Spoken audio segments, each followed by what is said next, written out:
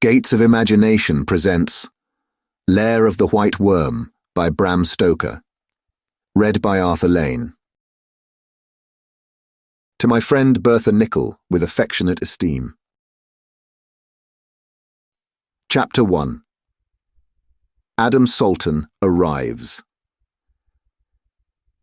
Adam Salton sauntered into the Empire Club, Sydney, and found awaiting him a letter from his granduncle.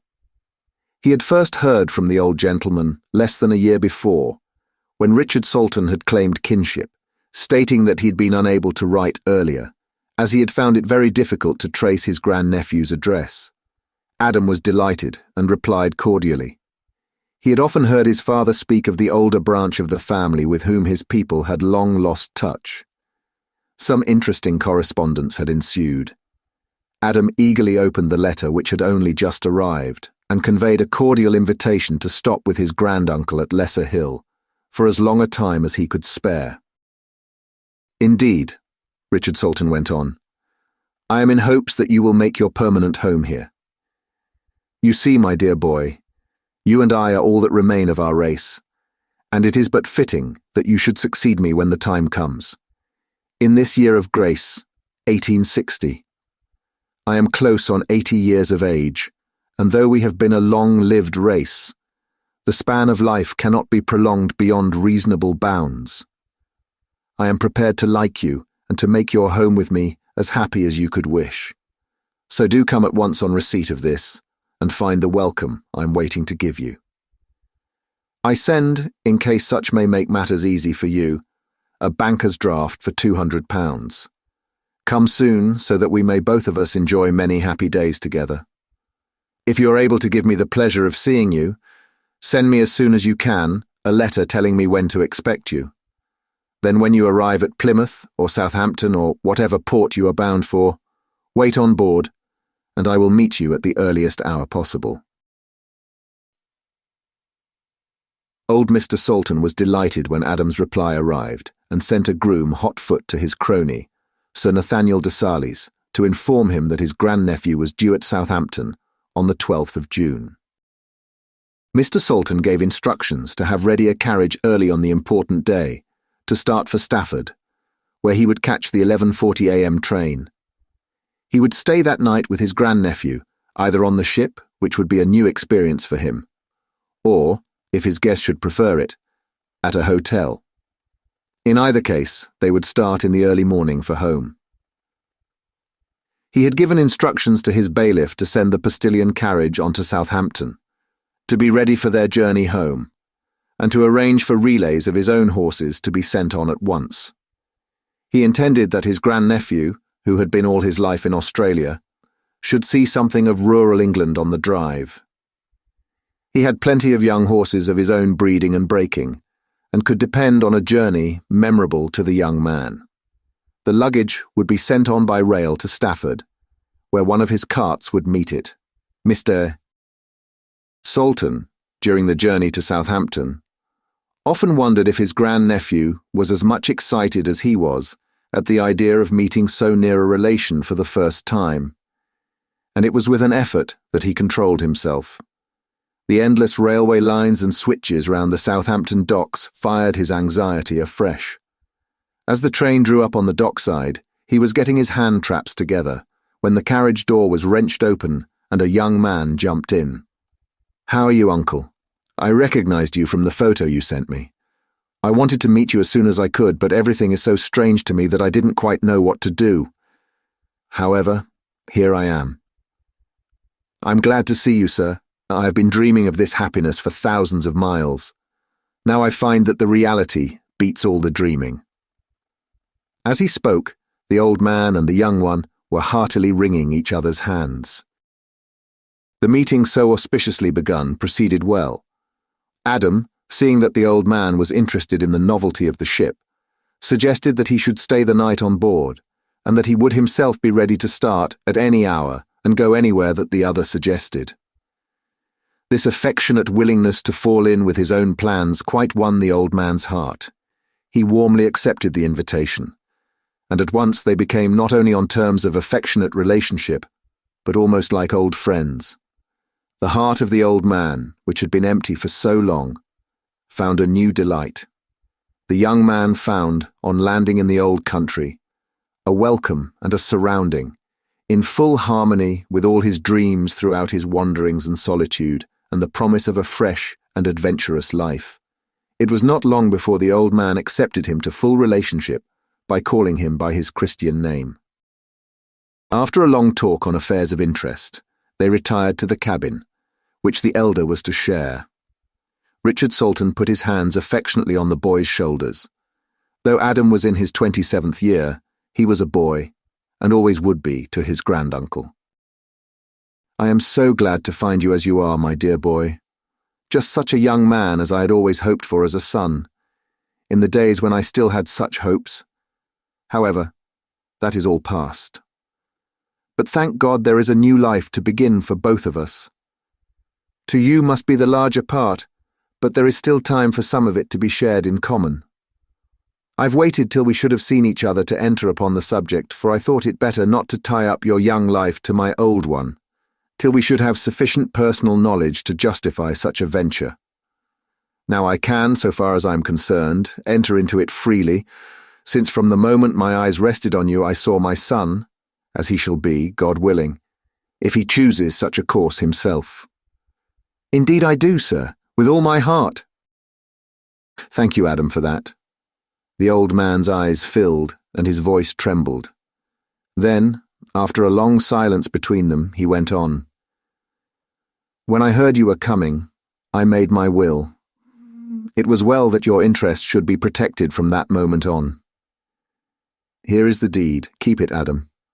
All I have shall belong to you, and if love and good wishes, or the memory of them, can make life sweeter, yours shall be a happy one.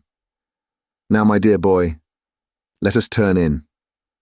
We start early in the morning and have a long drive before us. I hope you don't mind driving. I was going to have the old travelling carriage in which my grandfather, your great-granduncle, went to court when William IV was king. It is all right. They built well in those days, and it has been kept in perfect order. But I think I've done better. I've sent the carriage in which I travel myself. The horses are of my own breeding, and relays of them shall take us all the way. I hope you like horses.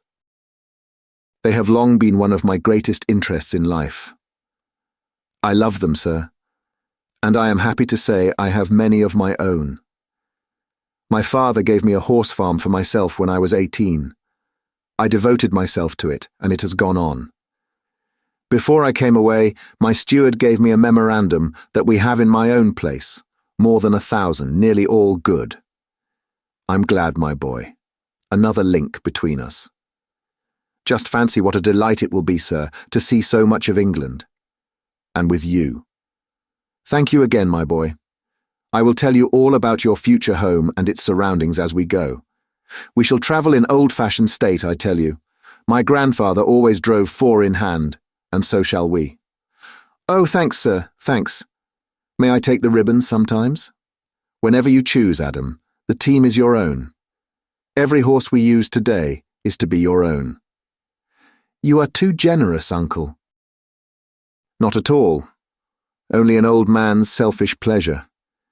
It is not every day that an heir to the old home comes back, and... Oh, by the way. No, we had better turn in now. I shall tell you the rest in the morning. Chapter 2. The Caswells of Castra Regis. Mr. Salton had all his life been an early riser, and necessarily an early waker. But early as he woke on the next morning, and although there was an excuse for not prolonging sleep in the constant whir and rattle of the donkey engine winches of the great ship, he met the eyes of Adam fixed on him from his birth. His grandnephew had given him the sofa, occupying the lower berth himself.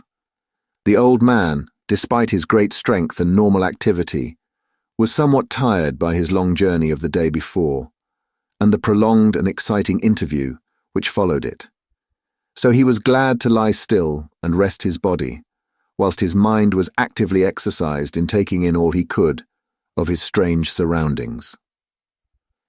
Adam, too, after the pastoral habit to which he had been bred, woke with the dawn, and was ready to enter on the experiences of the new day whenever it might suit his elder companion. It was little wonder, then, that so soon as each realized the other's readiness, they simultaneously jumped up and began to dress. The steward had by previous instructions early breakfast prepared, and it was not long before they went down the gangway on shore in search of the carriage. They found Mr. Salton's bailiff looking out for them on the dock, and he brought them at once to where the carriage was waiting in the street. Richard Salton pointed out with pride to his young companion the suitability of the vehicle for every need of travel. To it were harnessed 4 useful horses, with a postilion to each pair. "See," said the old man proudly, "how it has all the luxuries of useful travel, silence and isolation as well as speed. There is nothing to obstruct the view of those travelling, and no one to overhear what they may say. I have used that trap for 1/4 of a century, and I never saw one more suitable for travel. You shall test it shortly. We are going to drive through the heart of England, and as we go, I'll tell you what I was speaking of last night. Our route is to be by Salisbury, Bath, Bristol, Cheltenham, Worcester, Stafford, and so home." Adam remained silent a few minutes, during which he seemed all eyes, for he perpetually ranged the whole circle of the horizon. "Has our journey today, sir," he asked, "any special relation to what you said last night that you wanted to tell me?" "Not directly, but indirectly, everything." "Won't you tell me now? I see we cannot be overheard. And if anything strikes you as we go along, just run it in. I shall understand." So old Salton spoke. "To begin at the beginning, Adam, that lecture of yours on the Romans in Britain, a report of which you posted to me, set me thinking, in addition to telling me your tastes. I wrote to you at once and asked you to come home, for it struck me that if you were fond of historical research, as seemed a fact, this was exactly the place for you, in addition to its being the home of your own forebears. If you could learn so much of the British Romans so far away in New South Wales, where there cannot be even a tradition of them, what might you not make of the same amount of study on the very spot? Where we are going is in the real heart of the old kingdom of Mercia, where there are traces of all the various nationalities which made up the conglomerate which became Britain. I rather gathered that you had some more definite, more personal reason for my hurrying. After all, history can keep, except in the making." "Quite right, my boy. I had a reason such as you very wisely guessed. I was anxious for you to be here when a rather important phase of our local history occurred." "What is that, if I may ask, sir?" "Certainly. The principal landowner of our part of the county is on his way home, and there will be a great homecoming which you may care to see. The fact is, for more than a century, the various owners in the succession here, with the exception of a short time, have lived abroad." "How is that, sir, if I may ask?" "The great house and estate in our part of the world is Castra Regis, the family seat of the Caswell family. The last owner who lived here was Edgar Caswell, grandfather of the man who is coming here, and he was the only one who stayed even a short time. This man's grandfather, also named Edgar, they keep the tradition of the family Christian name, quarrelled with his family and went to live abroad, not keeping up any intercourse, good or bad, with his relatives, although this particular Edgar, as I told you, did visit his family estate, yet his son was born and lived and died abroad, while his grandson, the latest inheritor, was also born and lived abroad till he was over 30, his present age. This was the second line of absentees. The great estate of Castra Regis has had no knowledge of its owner for 5 generations, covering more than 120 years. It has been well administered, however, and no tenant or other connected with it has had anything of which to complain. All the same, there has been much natural anxiety to see the new owner, and we are all excited about the event of his coming. Even I am, though I own my own estate, which, though adjacent, is quite apart from Castra Regis." Here we are now, in new ground for you. That is the spire of Salisbury Cathedral, and when we leave, that we shall be getting close to the old Roman county, and you will naturally want your eyes. So we shall shortly have to keep our minds on old Mercia. However, you need not be disappointed. My old friend, Sir Nathaniel de Salis, who like myself is a freeholder near Castra Regis, his estate, Doom Tower, is over the border of Derbyshire, on the Peak, is coming to stay with me for the festivities to welcome Edgar Caswell. He is just the sort of man you will like. He is devoted to history, and is president of the Mercian Archaeological Society. He knows more of our own part of the country, with its history and its people, than anyone else. I expect he will have arrived before us, and we three can have a long chat after dinner. He is also our local geologist and natural historian, so you and he will have many interests in common. Amongst other things, he has a special knowledge of the Peak and its caverns, and knows all the old legends of prehistoric times. They spent the night at Cheltenham, and on the following morning resumed their journey to Stafford. Adam's eyes were in constant employment, and it was not till Salton declared that they had now entered on the last stage of their journey that he referred to Sir Nathaniel's coming. As the dusk was closing down, they drove on to Lesser Hill, Mr. Salton's house. It was now too dark to see any details of their surroundings. Adam could just see that it was on the top of a hill, not quite so high as that which was covered by the castle, on whose tower flew the flag, and which was all ablaze with moving lights, manifestly used in the preparations for the festivities on the morrow. So Adam deferred his curiosity till daylight. His granduncle was met at the door by a fine old man who greeted him warmly. "I came over early as you wished. I suppose this is your grandnephew. I am glad to meet you, Mr. Adam Salton. I am Nathaniel de Salis, and your uncle is one of my oldest friends." Adam, from the moment of their eyes meeting, felt as if they were already friends. The meeting was a new note of welcome to those that had already sounded in his ears. The cordiality with which Sir Nathaniel and Adam met made the imparting of information easy. Sir Nathaniel was a clever man of the world, who had travelled much and within a certain area studied deeply.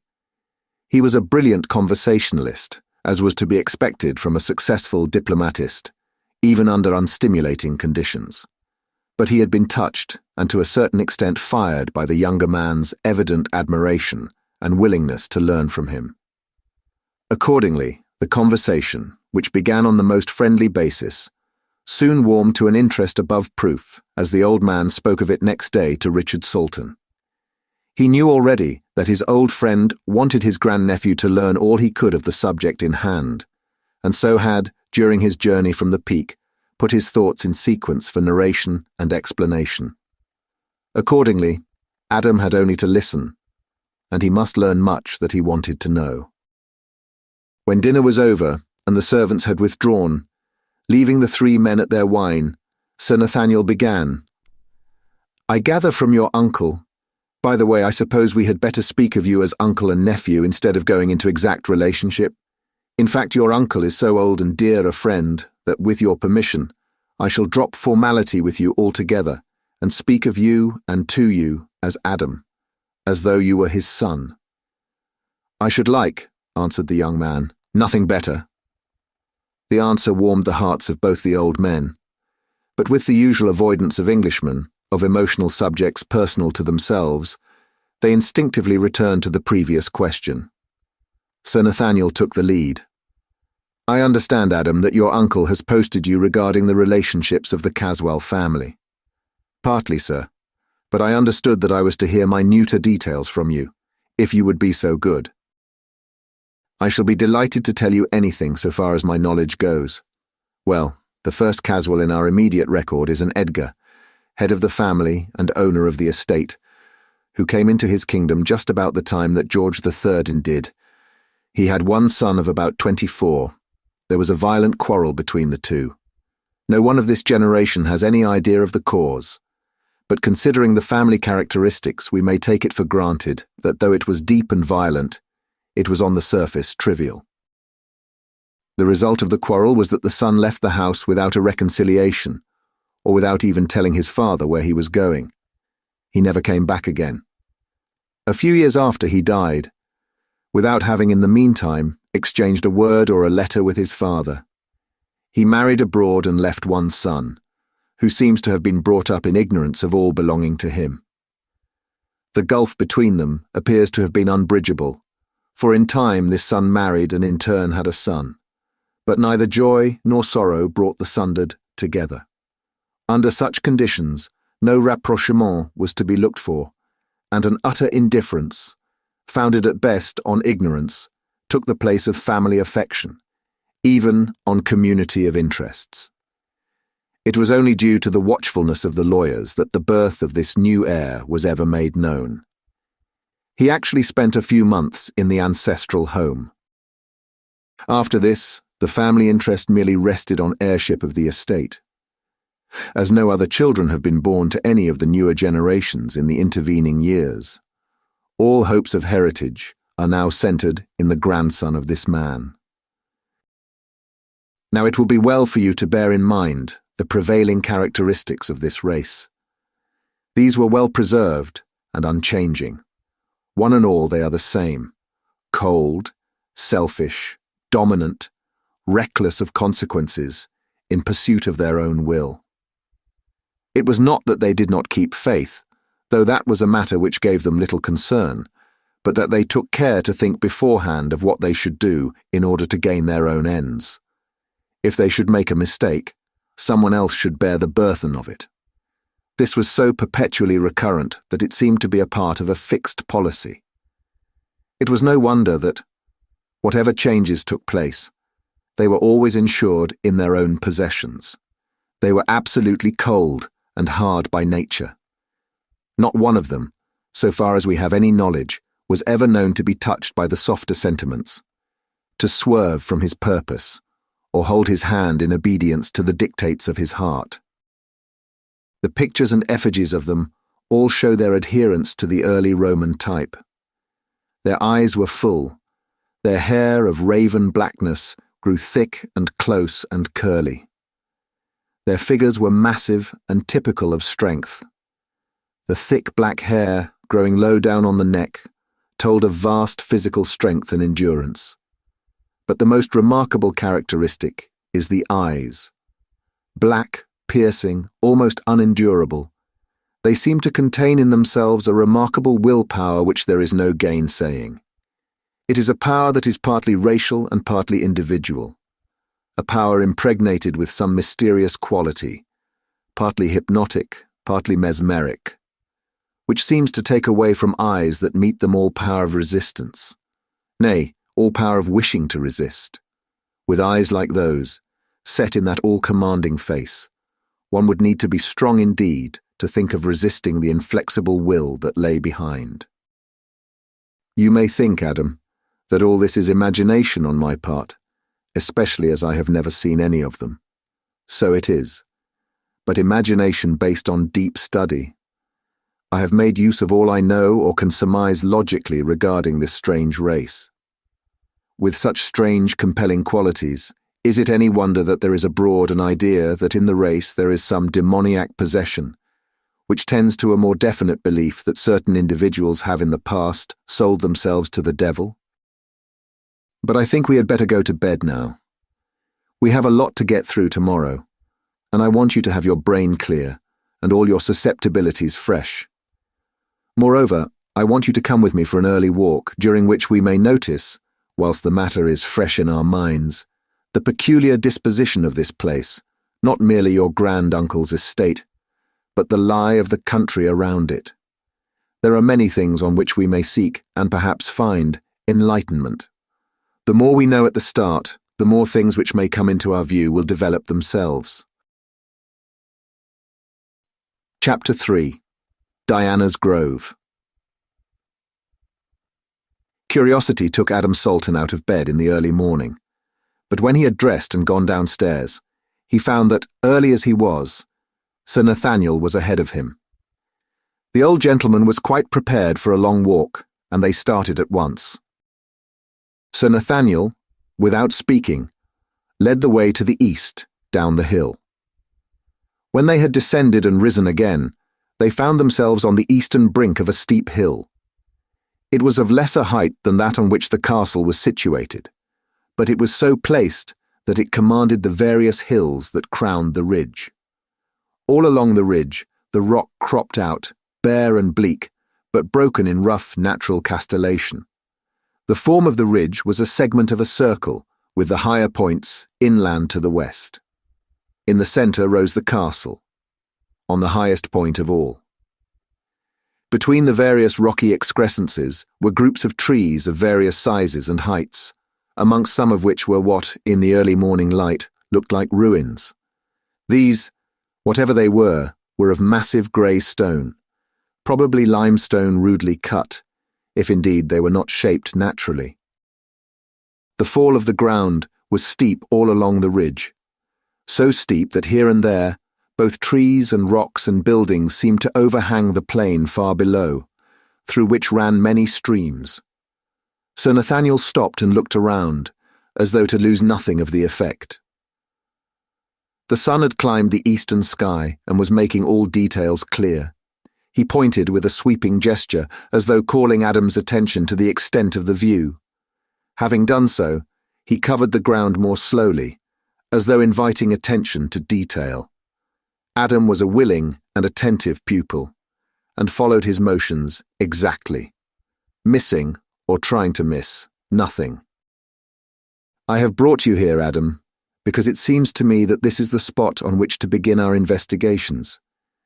You have now in front of you almost the whole of the ancient kingdom of Mercia. In fact, we see the whole of it except that furthest part, which is covered by the Welsh marches, and those parts which are hidden from where we stand, by the high ground of the immediate west. We can see, theoretically, the whole of the eastern bound of the kingdom which ran south from the Humber to the Wash. I want you to bear in mind the trend of the ground. For some time, sooner or later, we shall do well to have it in our mind's eye when we are considering the ancient traditions and superstitions, and are trying to find the rationale of them. Each legend, each superstition which we receive, will help in the understanding and possible elucidation of the others. And as all such have a local basis, we can come closer to the truth or the probability by knowing the local conditions as we go along. It will help us to bring to our aid such geological truth as we may have between us. For instance, the building materials used in various ages can afford their own lessons to understanding eyes. The very heights and shapes and materials of these hills, nay, even of the wide plain that lies between us and the sea, have in themselves the materials of enlightening books.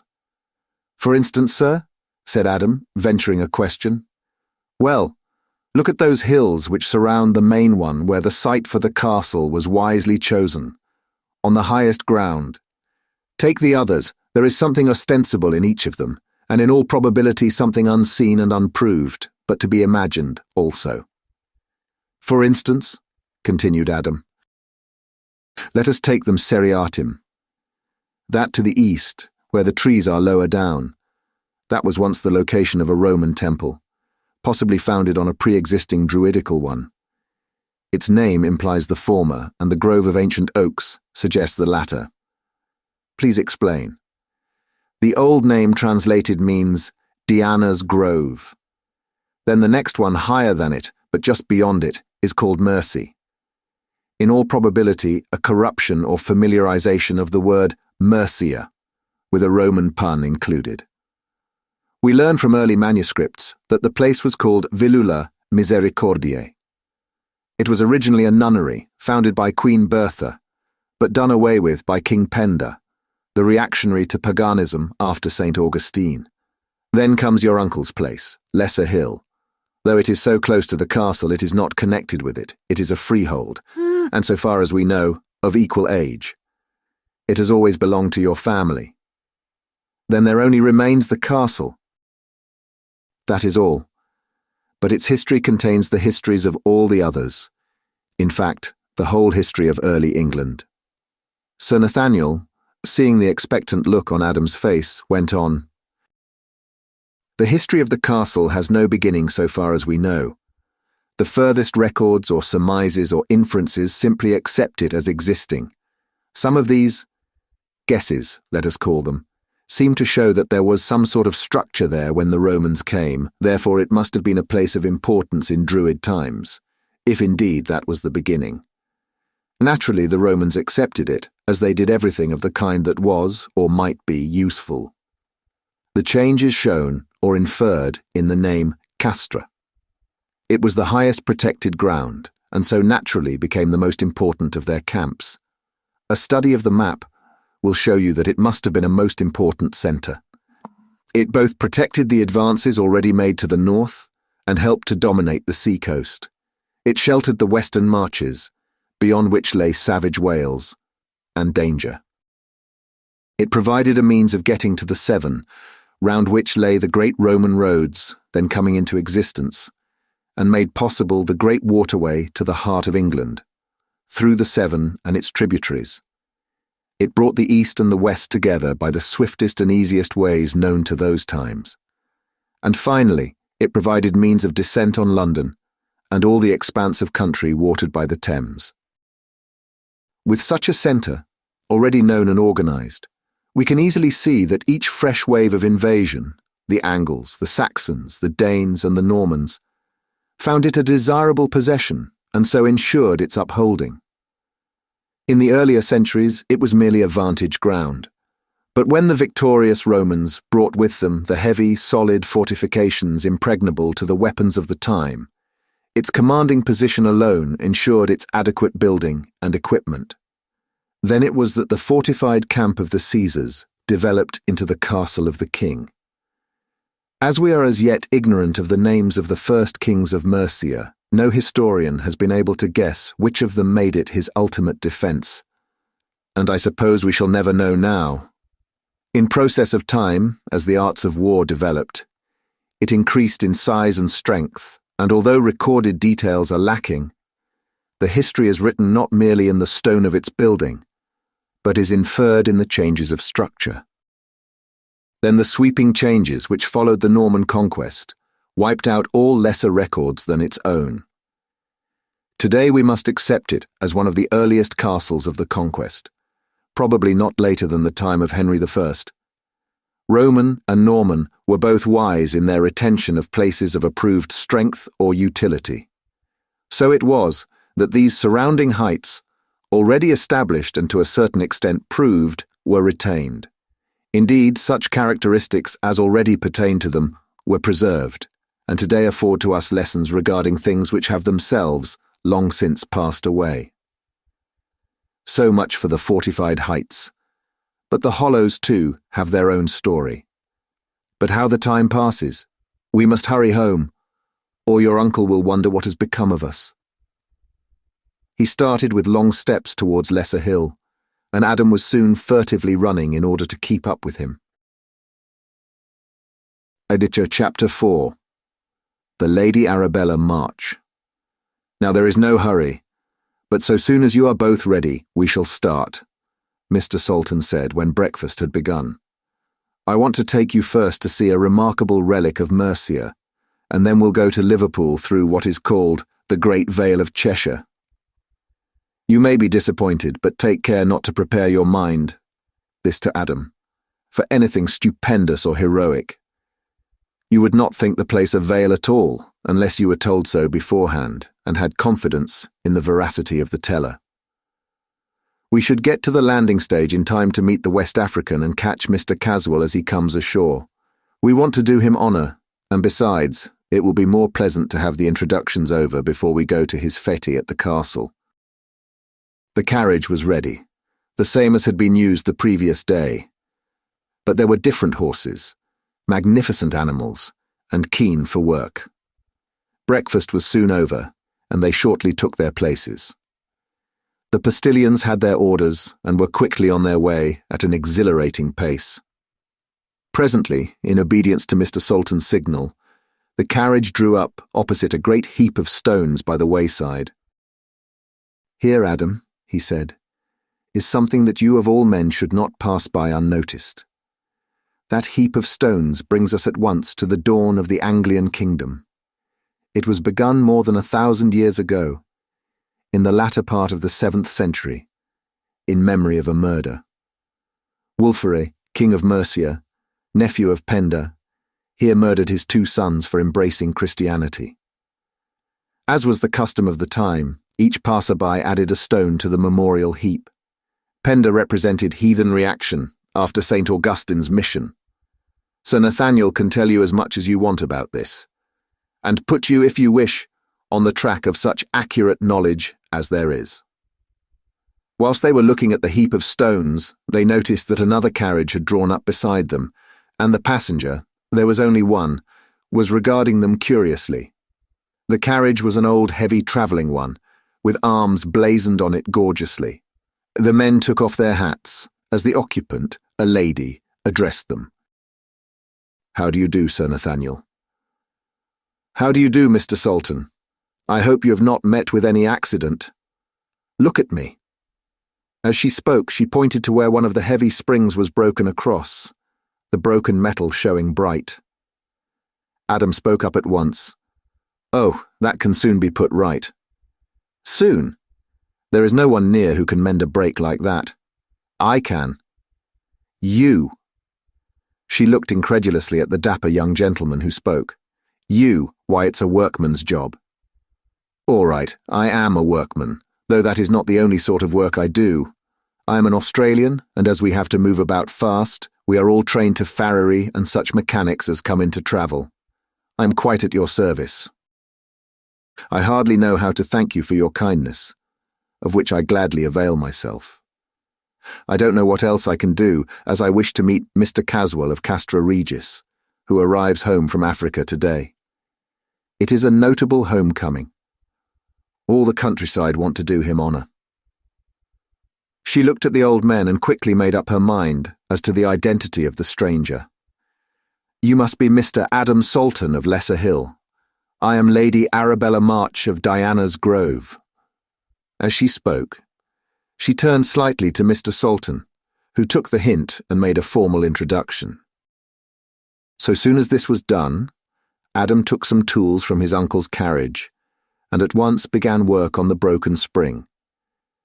He was an expert workman, and the breach was soon made good. Adam was gathering the tools which he had been using, which, after the manner of all workmen, had been scattered about, when he noticed that several black snakes had crawled out from the heap of stones and were gathering round him. This naturally occupied his mind, and he was not thinking of anything else, when he noticed Lady Arabella, who had opened the door of the carriage, slip from it with a quick gliding motion. She was already among the snakes when he called out to warn her, but there seemed to be no need of warning. The snakes had turned and were wriggling back to the mound as quickly as they could. He laughed to himself behind his teeth as he whispered, "No need to fear there. They seem much more afraid of her than she of them." All the same, he began to beat on the ground with a stick, which was lying close to him, with the instinct of one used to such vermin. In an instant, he was alone beside the mound with Lady Arabella, who appeared quite unconcerned at the incident. Then he took a long look at her, and her dress alone was sufficient to attract attention. She was clad in some kind of soft white stuff, which clung close to her form, showing to the full every movement of her sinuous figure. She wore a close-fitting cap of some fine fur of dazzling white. Coiled round her white throat was a large necklace of emeralds, whose profusion of colour dazzled when the sun shone on them. Her voice was peculiar, very low and sweet, and so soft that the dominant note was of sibilation. Her hands, too, were peculiar. Long, flexible, white, with a strange movement as of waving gently to and fro. She appeared quite at ease, and after thanking Adam said that if any of his uncle's party were going to Liverpool, she would be most happy to join forces. "Whilst you are staying here, Mr. Salton, you must look on the grounds of Diana's Grove as your own, so that you may come and go just as you do in Lesser Hill. There are some fine views, and not a few natural curiosities, which are sure to interest you, if you are a student of natural history, especially of an earlier kind. when the world was younger. The heartiness with which she spoke, and the warmth of her words, not of her manner, which was cold and distant, made him suspicious. In the meantime, both his uncle and Sir Nathaniel had thanked her for the invitation, of which, however, they said they were unable to avail themselves. Adam had a suspicion that though she answered regretfully, she was in reality relieved. When he had got into the carriage with the two old men and they had driven off, he was not surprised when Sir Nathaniel spoke. "I could not but feel that she was glad to be rid of us. She can play her game better alone." "What is her game?" asked Adam unthinkingly. "All the county knows it, my boy. Caswell is a very rich man. Her husband was rich when she married him, or seemed to be. When he committed suicide, it was found that he had nothing left, and the estate was mortgaged up to the hilt. Her only hope is in a rich marriage. I suppose I need not draw any conclusion. You can do that as well as I can." Adam remained silent nearly all the time they were travelling through the alleged Vale of Cheshire. He thought much during that journey and came to several conclusions, though his lips were unmoved. One of these conclusions was that he would be very careful about paying any attention to Lady Arabella. He was himself a rich man, how rich not even his uncle had the least idea, and would have been surprised had he known. The remainder of the journey was uneventful, and upon arrival at Liverpool, they went aboard the West African, which had just come to the landing stage. There his uncle introduced himself to Mr. Caswell, and followed this up by introducing Sir Nathaniel and then Adam. The newcomer received them graciously and said what a pleasure it was to be coming home after so long an absence of his family from their old seat. Adam was pleased at the warmth of the reception, but he could not avoid a feeling of repugnance at the man's face. He was trying hard to overcome this when a diversion was caused by the arrival of Lady Arabella. The diversion was welcome to all. The two Saltons and Sir Nathaniel were shocked at Caswell's face. So hard, so ruthless, so selfish, so dominant. God help any, was the common thought, who is under the domination of such a man. Presently, his African servant approached him, and at once their thoughts changed to a larger toleration. Caswell looked indeed a savage, but a cultured savage. In him were traces of the softening civilization of ages, of some of the higher instincts and education of man, no matter how rudimentary these might be. But the face of Ulanga, as his master called him, was unreformed, unsoftened savage, and inherent in it were all the hideous possibilities of a lost, devil-ridden child of the forest and the swamp, the lowest of all created things that could be regarded as in some form ostensibly human. Lady Arabella and Ulanga arrived almost simultaneously, and Adam was surprised to notice what effect their appearance had on each other. The woman seemed as if she would not, could not, condescend to exhibit any concern or interest in such a creature. On the other hand, the Negro's bearing was such as in itself to justify her pride. He treated her not merely as a slave treats his master, but as a worshipper would treat a deity. He knelt before her with his hands outstretched and his forehead in the dust. So long as she remained, he did not move. It was only when she went over to Caswell that he relaxed his attitude of devotion and stood by respectfully. Adam spoke to his own man, Davenport, who was standing by, having arrived with the bailiff of Lesser Hill, who had followed Mr. Salton in a pony trap. As he spoke, he pointed to an attentive ship's steward, and presently the two men were conversing. "I think we ought to be moving," Mr. Salton said to Adam. "I have some things to do in Liverpool, and I'm sure that both Mr. Caswell and Lady Arabella would like to get under way for Castra Regis." "I too, sir, would like to do something," replied Adam. "I want to find out where Ross, the animal merchant, lives. I want to take a small animal home with me, if you don't mind. He is only a little thing and will be no trouble." "Of course not, my boy. What kind of animal is it that you want?" "A mongoose." "A mongoose? What on earth do you want it for?" "To kill snakes," Good. The old man remembered the mound of stones. No explanation was needed. When Ross heard what was wanted, he asked, "Do you want something special, or will an ordinary mongoose do?" "Well, of course I want a good one, but I see no need for anything special. It is for ordinary use." "I can let you have a choice of ordinary ones. I only asked because I have in stock a very special one which I got lately from Nepal. He has a record of his own. He killed a king cobra that had been seen in the Raja's garden. But I don't suppose we have any snakes of the kind in this cold climate. I dare say an ordinary one will do." When Adam got back to the carriage, carefully carrying the box with the mongoose, Sir Nathaniel said, "Hello, what have you got there?" "A mongoose." "What for?" "To kill snakes." Sir Nathaniel laughed. "I heard Lady Arabella's invitation to you to come to Diana's Grove." "Well, what on earth has that got to do with it?" "Nothing directly that I know of, but we shall see." Adam waited, and the old man went on. "Have you by any chance heard the other name which was given long ago to that place?" "No, sir." "It was called— Look here, this subject wants a lot of talking over. Suppose we wait till we are alone and have lots of time before us." "All right, sir." Adam was filled with curiosity, but he thought it better not to hurry matters. All would come in good time. Then the three men returned home, leaving Mr. Caswell to spend the night in Liverpool. The following day, the Lesser Hill party set out for Castra Regis, and for the time Adam thought no more of Diana's Grove, or of what mysteries it had contained, or might still contain. The guests were crowding in, and special places were marked for important people. Adam, seeing so many persons of varied degree, looked round for Lady Arabella, but could not locate her.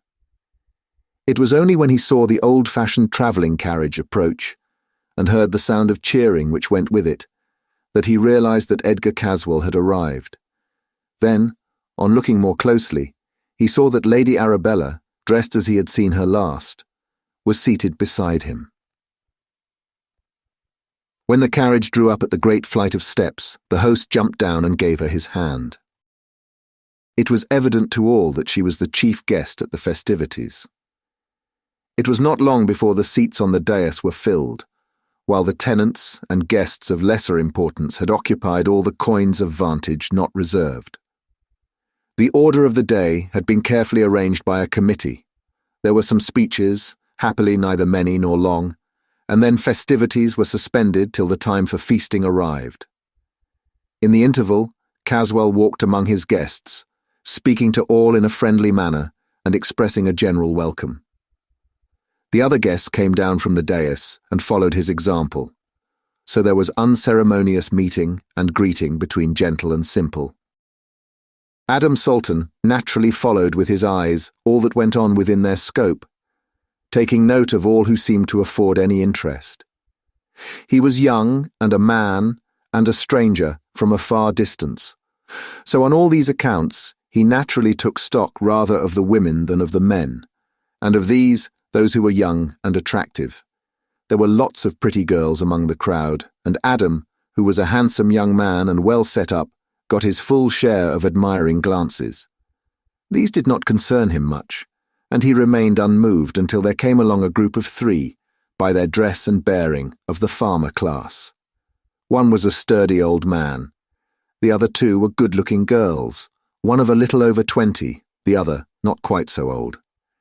So soon as Adam's eyes met those of the younger girl who stood nearest to him, some sort of electricity flashed. That divine spark which begins by recognition and ends in obedience. Men call it love. Both his companions noticed how much Adam was taken by the pretty girl, and spoke of her to him in a way which made his heart warm to them. "Did you notice that party that passed? The old man is Michael Watford, one of the tenants of Mr. Caswell. He occupies Mercy Farm, which Sir Nathaniel pointed out to you today. The girls are his granddaughters, the elder, Lilla, being the only child of his elder son, who died when she was less than a year old. His wife died on the same day. She's a good girl, as good as she is pretty." The other is her first cousin, the daughter of Watford's second son. He went for a soldier when he was just over 20 and was drafted abroad. He was not a good correspondent, though he was a good enough son. A few letters came, and then his father heard from the colonel of his regiment that he had been killed by dacoits in Burma.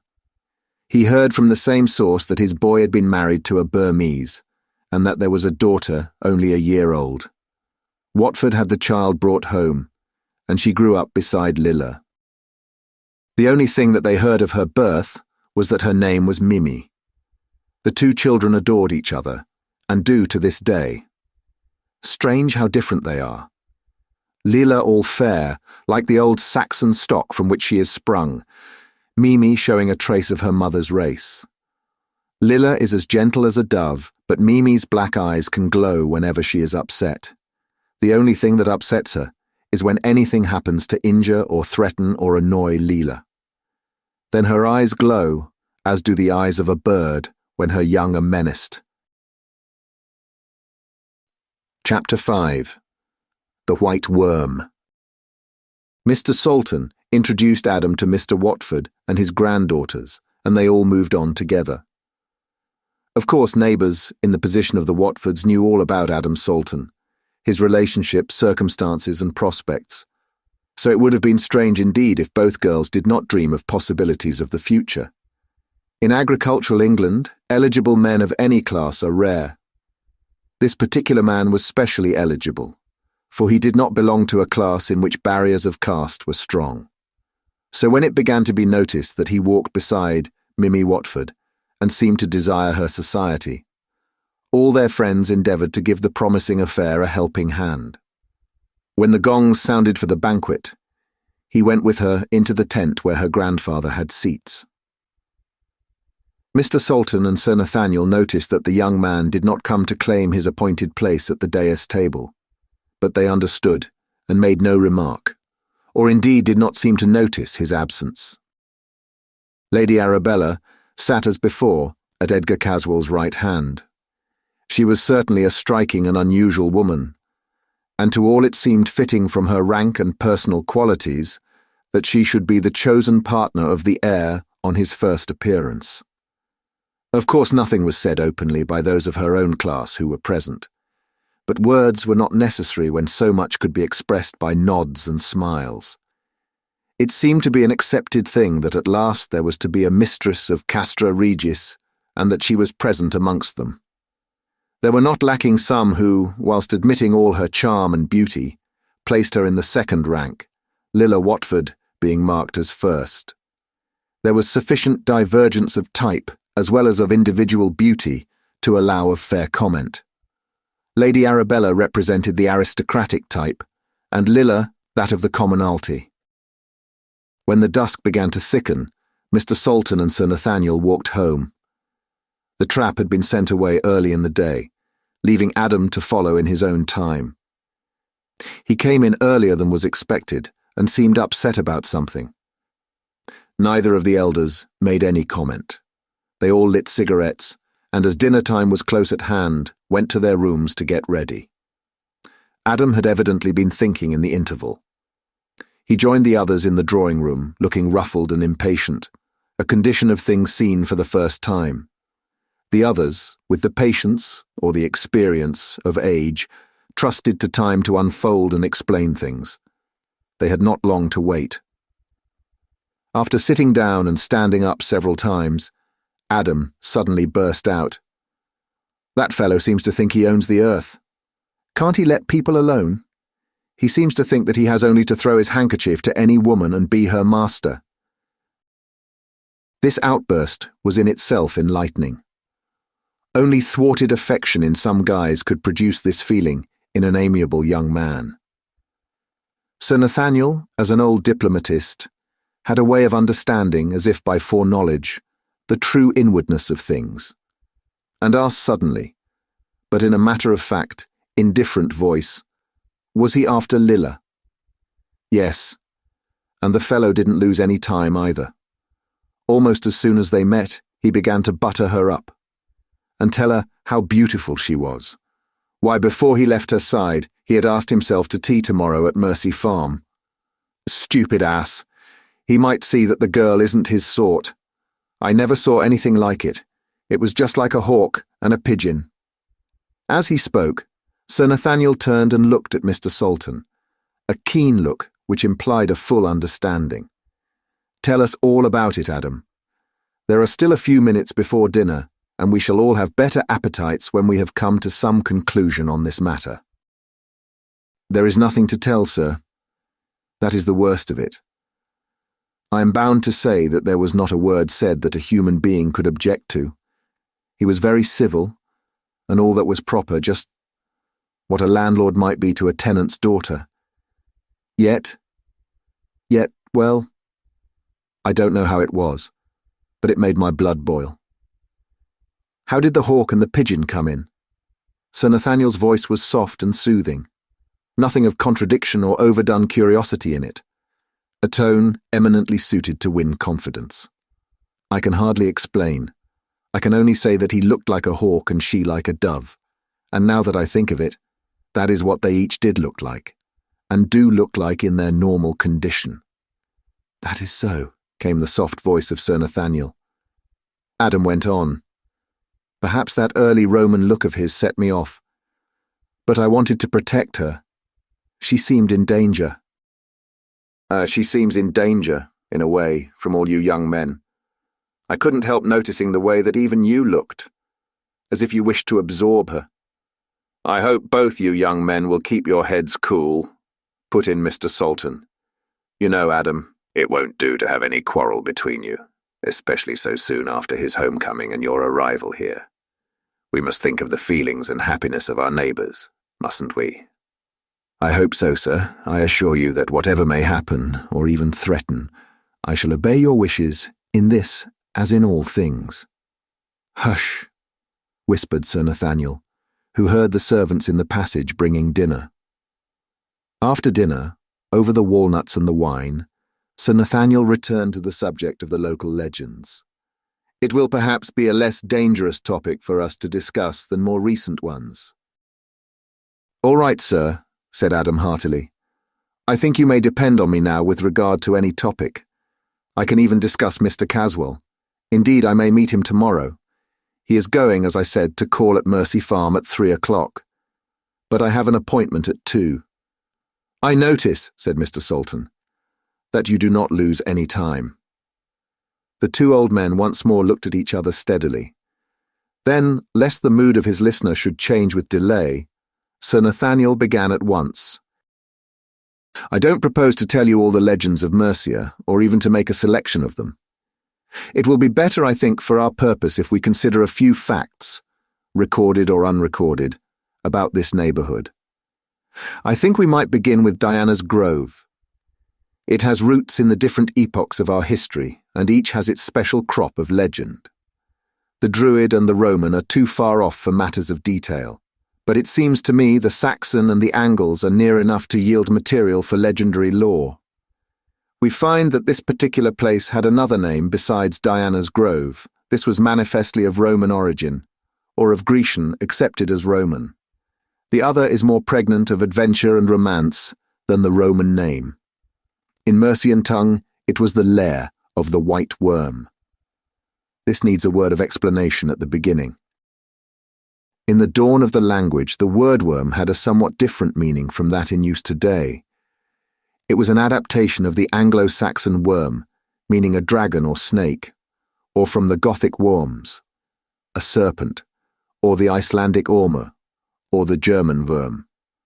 We gather that it conveyed originally an idea of size and power, not as now in the diminutive of both these meanings. Here legendary history helps us. We have the well-known legend of the Worm Well of Lambton Castle, and that of the Laidley Worm of Spindleston Her, near Bamborough. In both these legends, the worm was a monster of vast size and power, a veritable dragon or serpent, such as legend attributes to vast fens or quags where there was illimitable room for expansion.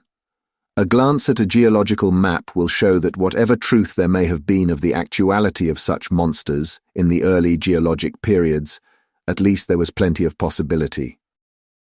In England, there were originally vast plains where the plentiful supply of water could gather.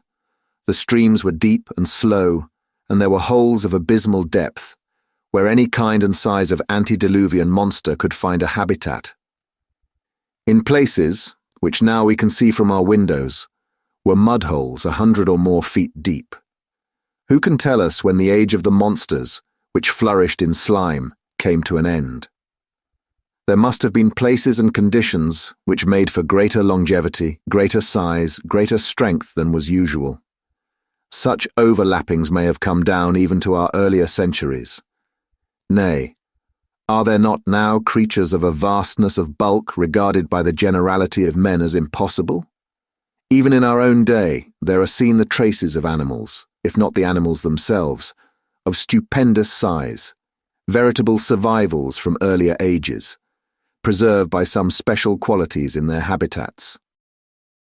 I remember meeting a distinguished man in India, who had the reputation of being a great shikaree, who told me that the greatest temptation he had ever had in his life was to shoot a giant snake which he had come across in the Terai of Upper India.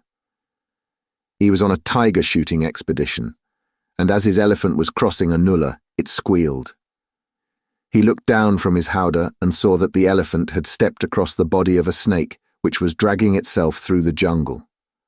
So far as I could see, he said, it must have been 80 or 100 feet in length. Fully 40 or 50 feet was on each side of the track, and though the weight which it dragged had thinned it, it was as thick round as a man's body. I suppose you know that when you are after tiger, it is a point of honor not to shoot at anything else, as life may depend on it. I could easily have spined this monster, but I felt that I must not. So with regret, I had to let it go. Just imagine such a monster anywhere in this country, and at once we could get a sort of idea of the worms, which possibly did frequent the great morasses which spread round the mouths of many of the great European rivers. I haven't the least doubt, sir, that there may have been such monsters as you have spoken of, still existing at a much later period than is generally accepted, replied Adam.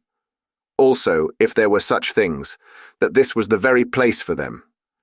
I have tried to think over the matter since you pointed out the configuration of the ground, but it seems to me that there is a hiatus somewhere. Are there not mechanical difficulties? In what way?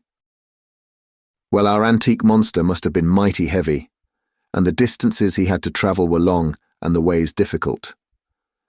From where we are now sitting down to the level of the mud holes is a distance of several hundred feet. I am leaving out of consideration altogether any lateral distance. Is it possible that there was a way by which a monster could travel up and down, and yet no chance recorder have ever seen him? Of course we have the legends, but is not some more exact evidence necessary in a scientific investigation? My dear Adam, all you say is perfectly right, and were we starting on such an investigation, we could not do better than follow your reasoning. But my dear boy, you must remember that all this took place thousands of years ago. You must remember, too, that all records of the kind that would help us are lacking. Also that the places to be considered were desert, so far as human habitation or population are considered. In the vast desolation of such a place as complied with the necessary conditions, there must have been such profusion of natural growth as would bar the progress of men, formed as we are. The lair of such a monster would not have been disturbed for hundreds or thousands of years. Moreover, these creatures must have occupied places quite inaccessible to man. A snake who could make himself comfortable in a quagmire, 100 feet deep, would be protected on the outskirts by such stupendous morasses as now no longer exist, or which, if they exist anywhere at all, can be on very few places on the earth's surface. Far be it from me to say that in more elemental times such things could not have been. The condition belongs to the geologic age, the great birth and growth of the world, when natural forces ran riot, when the struggle for existence was so savage that no vitality, which was not founded in a gigantic form, could have even a possibility of survival. That such a time existed, we have evidences in geology, but there only. We can never expect proofs such as this age demands. We can only imagine or surmise such things, or such conditions and such forces as overcame them. Chapter 6. Hawk and Pigeon. At breakfast time next morning, Sir Nathaniel and Mr. Salton were seated when Adam came hurriedly into the room. "Any news?" asked his uncle, mechanically. "4. "For what?" asked Sir Nathaniel. "Snakes," said Adam, helping himself to a grilled kidney. "4 snakes? I don't understand." "Mongoose," said Adam, and then added, explanatorily, "I was out with the mongoose just after 3. 4 snakes in one morning. Why, I didn't know there were so many on the local name for the western cliff. I hope that wasn't the consequence of our talk of last night." "It was, sir, but not directly." "But God bless my soul, you didn't expect to get a snake like the Lambton worm, did you?" "Why, a mongoose, to tackle a monster like that, if there were one, would have to be bigger than a haystack. These were ordinary snakes, about as big as a walking stick." "Well, it's pleasant to be rid of them, big or little. That is a good mongoose, I'm sure. He'll clear out all such vermin round here," said Mr. Salton. Adam went quietly on with his breakfast. Killing a few snakes in a morning was no new experience to him. He left the room the moment breakfast was finished and went to the study that his uncle had arranged for him. Both Sir Nathaniel and Mr. Salton took it that he wanted to be by himself, so as to avoid any questioning or talk of the visit that he was to make that afternoon. They saw nothing further of him till about half an hour before dinner time. Then he came quietly into the smoking room, where Mr. Salton and Sir Nathaniel were sitting together, ready dressed. "I suppose there is no use waiting. We had better get it over at once," remarked Adam. His uncle, thinking to make things easier for him, said, "Get what over?" There was a sign of shyness about him at this. He stammered a little at first, but his voice became more even as he went on. "My visit to Mercy Farm." Mr. Salton waited eagerly. The old diplomatist simply smiled. "I suppose you both know that I was much interested yesterday in the Watfords." There was no denial or fending off the question. Both the old men smiled acquiescence. Adam went on. "I meant you to see it, both of you. You, uncle, because you are my uncle and the nearest of my own kin. And moreover, you couldn't have been more kind to me or made me more welcome if you had been my own father." Mr. Salton said nothing. He simply held out his hand, and the other took it and held it for a few seconds. "And you, sir, because you have shown me something of the same affection which in my wildest dreams of home I had no right to expect." He stopped for an instant, much moved. Sir Nathaniel answered softly, laying his hand on the youth's shoulder. "You are right, my boy. Quite right. That is the proper way to look at it. And I may tell you that we old men, who have no children of our own, feel our hearts growing warm when we hear words like those." Then Adam hurried on, speaking with a rush, as if he wanted to come to the crucial point. And Mr. Watford had not come in. But Lila and Mimi were at home, and they made me feel very welcome. They have all a great regard for my uncle. I'm glad of that anyway, for I like them all. Much. We were having tea when Mr. Caswell came to the door, attended by the Negro. Lila opened the door herself. The window of the living room at the farm is a large one, and from within you cannot help seeing anyone coming.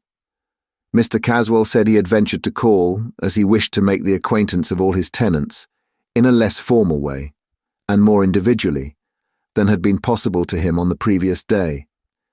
The girls made him welcome. They are very sweet girls, those, sir. Someone will be very happy some day there, with either of them. "And that man may be you, Adam," said Mr. Salton heartily. A sad look came over the young man's eyes, and the fire his uncle had seen there died out. Likewise the timbre left his voice, making it sound lonely. "Such might crown my life. But that happiness, I fear, is not for me, or not without pain and loss and woe." "Well, it's early days yet," cried Sir Nathaniel heartily. The young man turned on him his eyes, which had now grown excessively sad. "Yesterday, a few hours ago, that remark would have given me new hope, new courage, but since then I have learned too much." The old man, skilled in the human heart, did not attempt to argue in such a matter. "Too early to give in, my boy." "I'm not of a giving-in kind," replied the young man earnestly. "But after all, it is wise to realize a truth, and when a man, though he is young, feels as I do, as I have felt ever since yesterday, when I first saw Mimi's eyes, his heart jumps. He does not need to learn things. He knows." There was silence in the room, during which the twilight stole on imperceptibly. It was Adam who again broke the silence. "Do you know, Uncle, if we have any second sight in our family?" "No, not that I ever heard about. Why?" "Because," he answered slowly, "I have a conviction which seems to answer all the conditions of second sight." "And then?" asked the old man, much perturbed. "And then the usual inevitable. What in the Hebrides and other places where the sight is a cult, a belief, is called the doom, the court from which there is no appeal. I have often heard of second sight. We have many Western Scots in Australia. But I have realized more of its true inwardness in an instant of this afternoon than I did in the whole of my life previously. A granite wall stretching up to the very heavens, so high and so dark that the eye of God himself cannot see beyond. Well, if the doom must come, it must. That is all." The voice of Sir Nathaniel broke in, smooth and sweet and grave. "Can there not be a fight for it? There can for most things." "For most things, yes, but for the doom, no. What a man can do, I shall do. There will be, must be, a fight. When and where and how, I know not, but a fight there will be. But after all, what is a man in such a case? Adam, there are 3 of us." Salton looked at his old friend as he spoke, and that old friend's eyes blazed. "Aye, 3 of us," he said, and his voice rang. There was again a pause, and Sir Nathaniel endeavoured to get back to less emotional and more neutral ground. "Tell us of the rest of the meeting. Remember, we are all pledged to this. It is a fight à l'outrance, and we can afford to throw away or forgo no chance. We shall throw away or lose nothing that we can help. We fight to win, and the stake is a life. Perhaps more than one. We shall see." Then he went on in a conversational tone, such as he had used when he spoke of the coming to the farm of Edgar Caswell. When Mr. Caswell came in, the negro went a short distance away, and there remained. It gave me the idea that he expected to be called, and intended to remain in sight or within hail. Then Mimi got another cup and made fresh tea, and we all went on together. "Was there anything uncommon? Were you all quite friendly?" asked Sir Nathaniel quietly. "Quite friendly.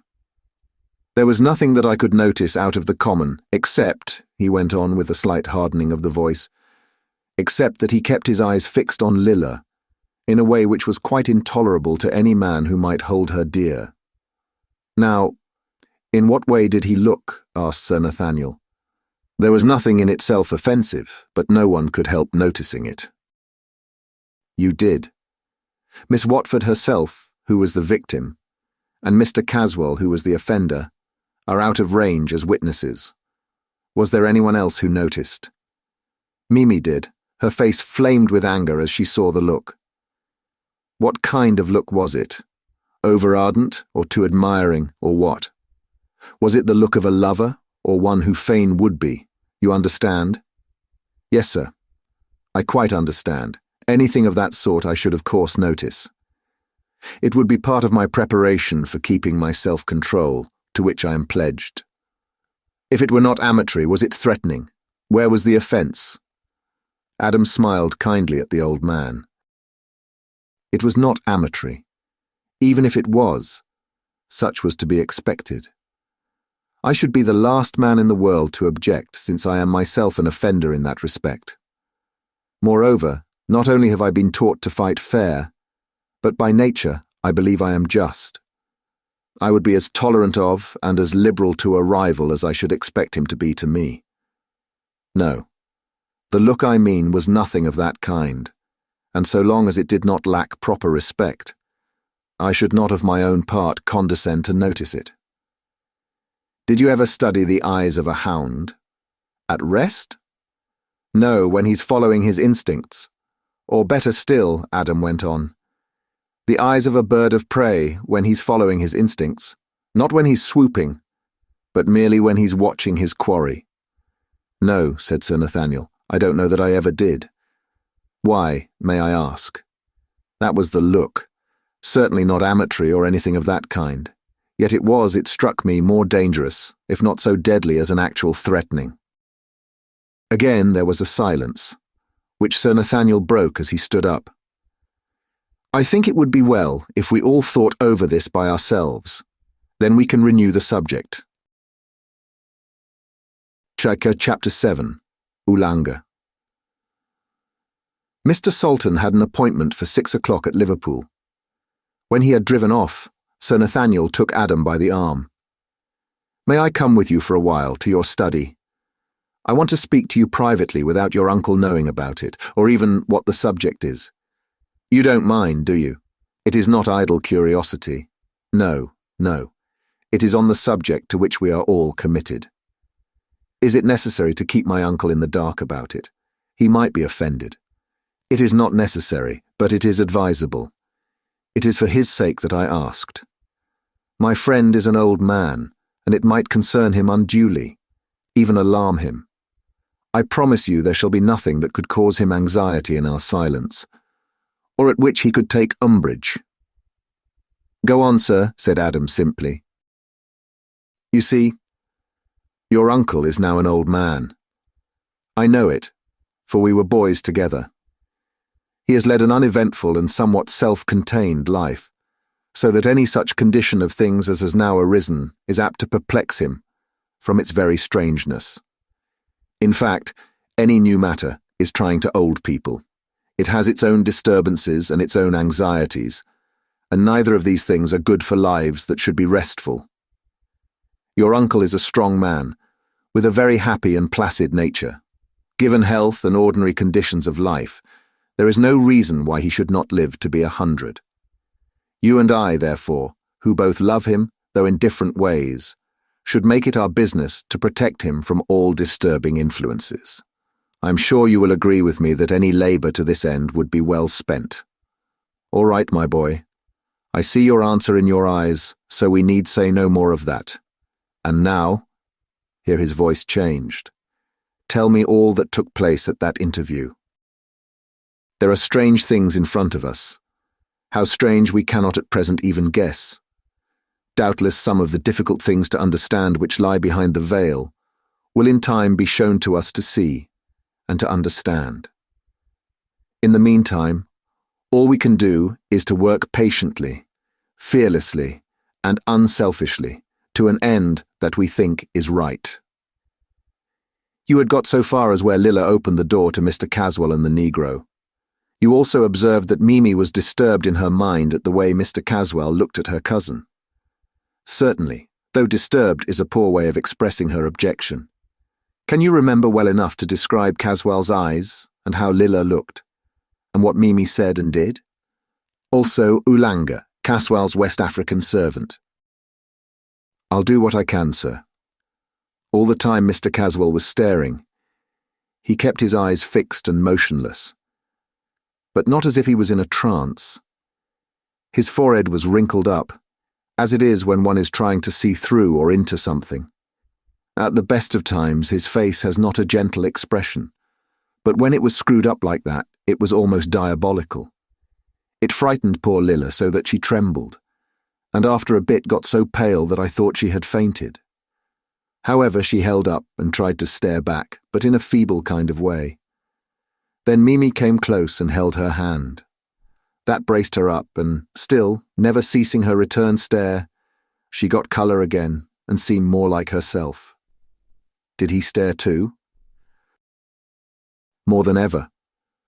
The weaker Leela seemed, the stronger he became, just as if he were feeding on her strength. All at once she turned round, threw up her hands, and fell down in a faint. I could not see what else happened just then, for Mimi had thrown herself on her knees beside her and hid her from me. Then there was something like a black shadow between us, and there was the nigger, looking more like a malignant devil than ever. I am not usually a patient man, and the sight of that ugly devil is enough to make one's blood boil. When he saw my face, he seemed to realize danger, immediate danger, and slunk out of the room as noiselessly as if he'd been blown out. I learned one thing, however. He is an enemy, if ever a man had one. That still leaves us 3-2, put in Sir Nathaniel. Then Caswell slunk out, much as the nigger had done. When he had gone, Lilla recovered at once. "Now," said Sir Nathaniel, anxious to restore peace, "have you found out anything yet regarding the Negro? I am anxious to be posted regarding him. I fear there will be, or may be, grave trouble with him." "Yes, sir. I've heard a good deal about him. Of course it is not official, but hearsay must guide us at first. You know my man Davenport, private secretary, confidential man of business and general factotum. He is devoted to me, and has my full confidence. I asked him to stay on board the West African and have a good look round, and find out what he could about Mr. Caswell. Naturally, he was struck with the aboriginal savage. He found one of the ship's stewards, who had been on the regular voyages to South Africa. He knew Ulanga and had made a study of him. He is a man who gets on well with niggers, and they open their hearts to him. It seems that this Ulanga is quite a great person in the black world of the African West Coast. He has the two things which men of his own colour respect. He can make them afraid, and he is lavish with money. I don't know whose money, but that does not matter. They are always ready to trumpet his greatness. Evil greatness it is, but neither does that matter. Briefly, this is his history. He was originally a witch-finder, about as low an occupation as exists amongst aboriginal savages. Then he got up in the world and became an Obi man, which gives an opportunity to wealth via blackmail. Finally, he reached the highest honour in hellish service. He became a user of voodoo, which seems to be a service of the utmost baseness and cruelty. I was told some of his deeds of cruelty which are simply sickening. They made me long for an opportunity of helping to drive him back to hell. You might think to look at him that you could measure in some way the extent of his vileness, but it would be a vain hope. Monsters such as he is belong to an earlier and more rudimentary stage of barbarism. He is in his way a clever fellow, for a nigger, but is none the less dangerous or the less hateful for that. The men in the ship told me that he was a collector. Some of them had seen his collections. Such collections. All that was potent for evil in bird or beast, or even in fish. Beaks that could break and rend and tear. All the birds represented were of a predatory kind. Even the fishes are those which are born to destroy, to wound, to torture. The collection, I assure you, was an object lesson in human malignity. This being has enough evil in his face to frighten even a strong man. It is little wonder that the sight of it put that poor girl into a dead faint.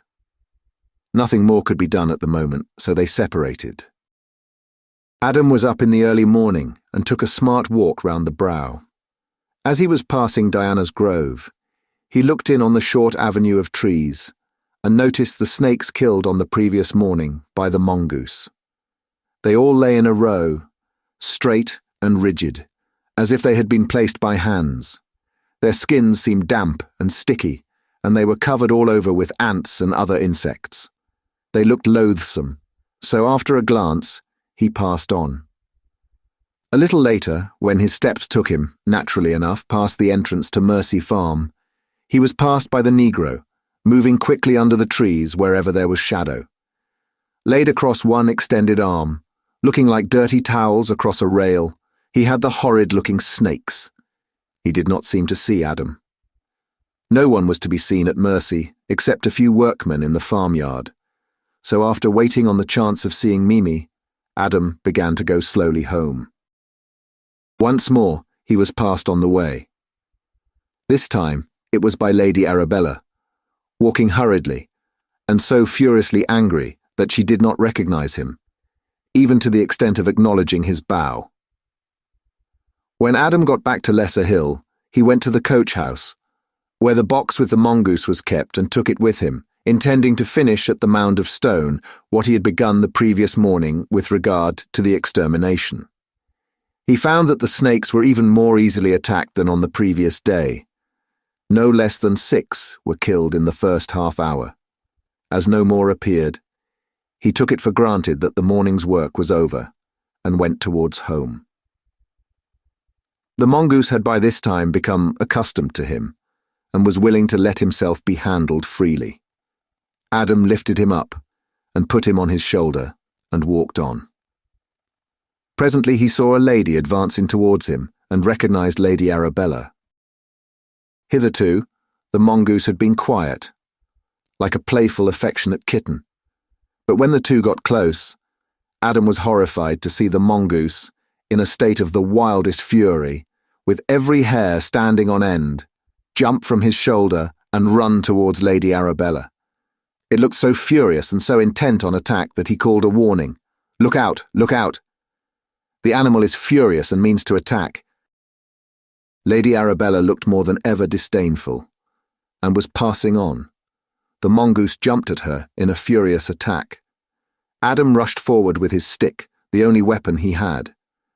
But just as he got within striking distance, the lady drew out a revolver and shot the animal, breaking his backbone.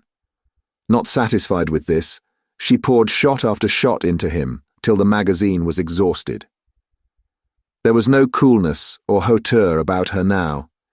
She seemed more furious even than the animal, her face transformed with hate, and as determined to kill as he had appeared to be.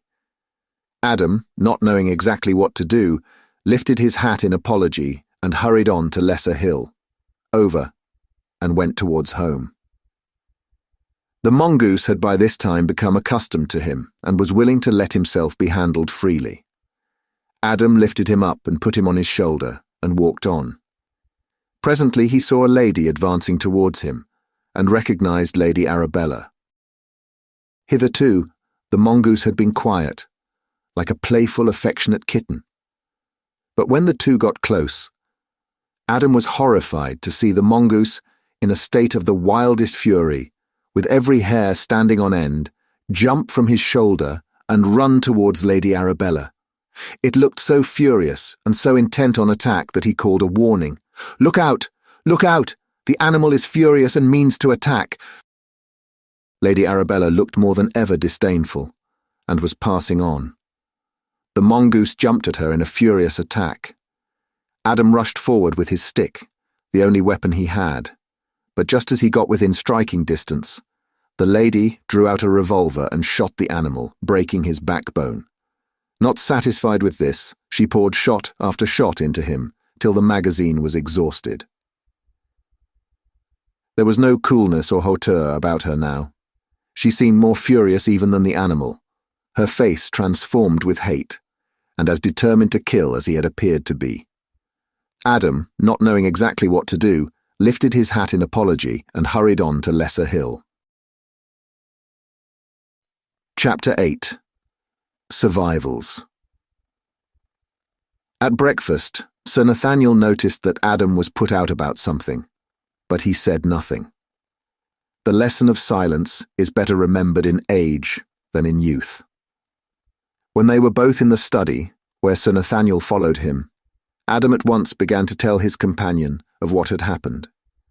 Sir Nathaniel looked graver and graver as the narration proceeded, and when Adam had stopped, he remained silent for several minutes before speaking.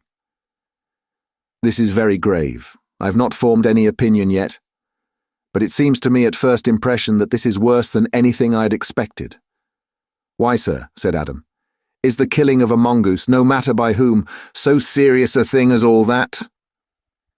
His companion smoked on quietly for quite another few minutes before he spoke. When I have properly thought it over, I may moderate my opinion.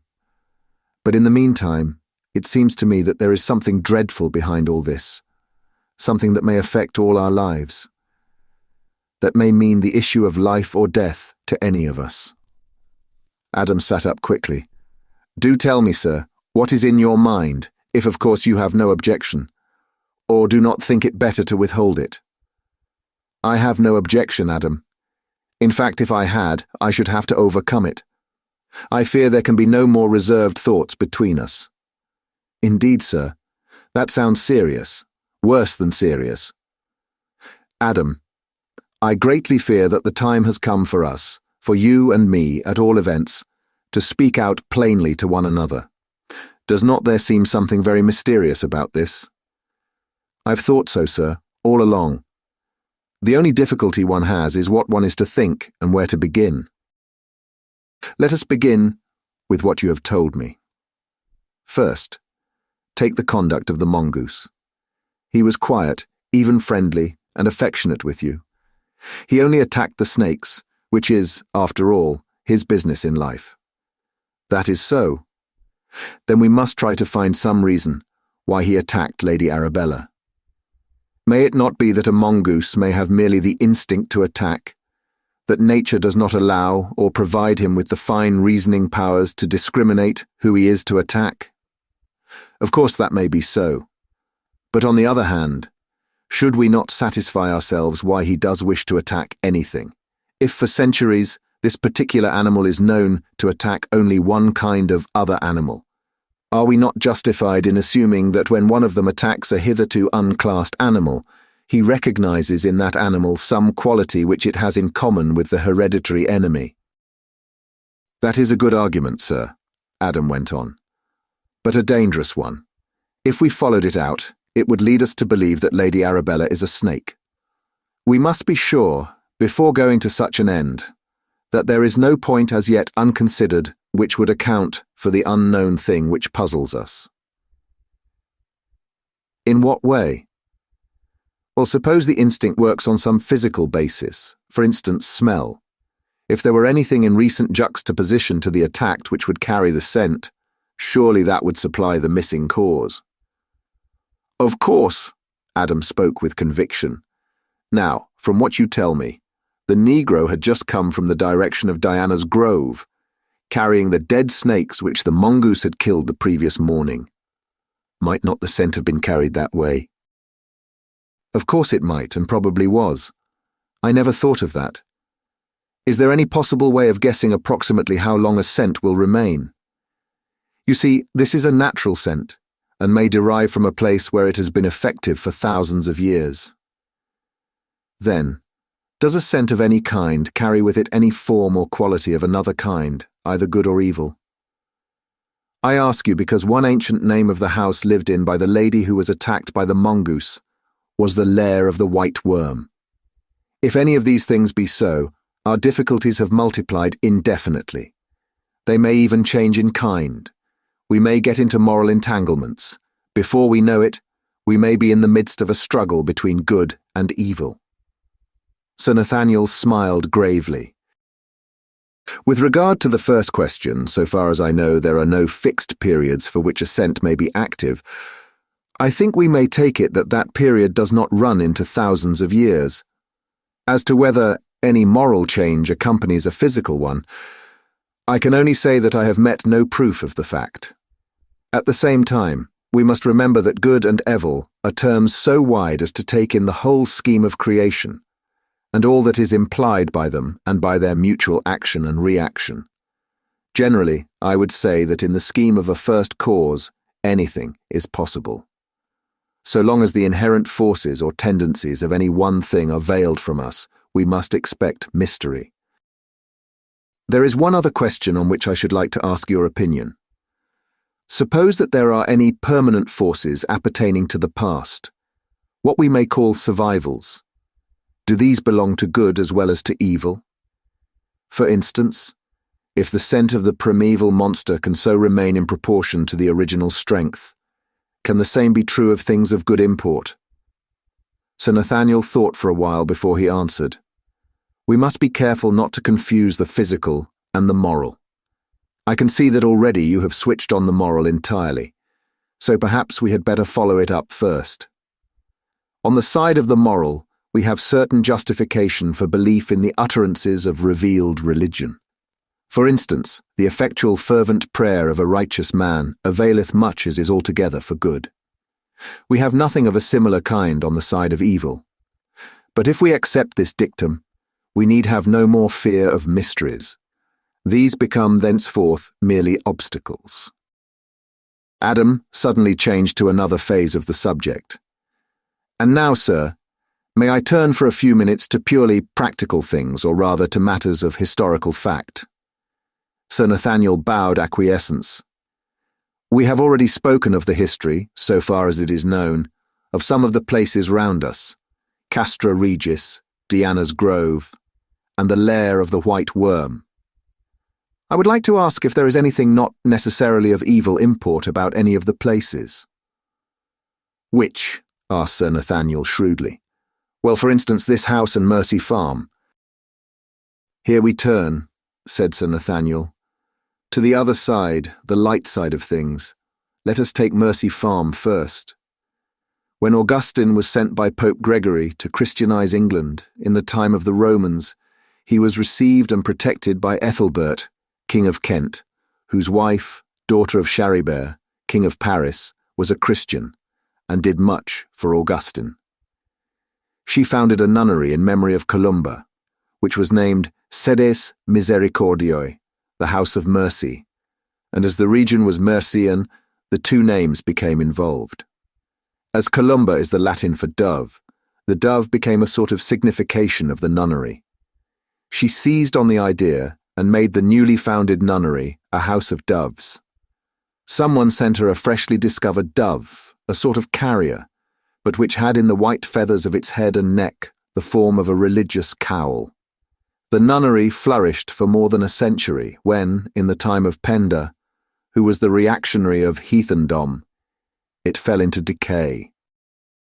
In the meantime, the doves, protected by religious feeling, had increased mightily, and were known in all Catholic communities. When King Offa ruled in Mercia, about 150 years later, he restored Christianity, and under its protection the nunnery of St. Columba was restored and its doves flourished again. In process of time, this religious house again fell into desuetude. But before it disappeared, it had achieved a great name for good works, and in especial for the piety of its members.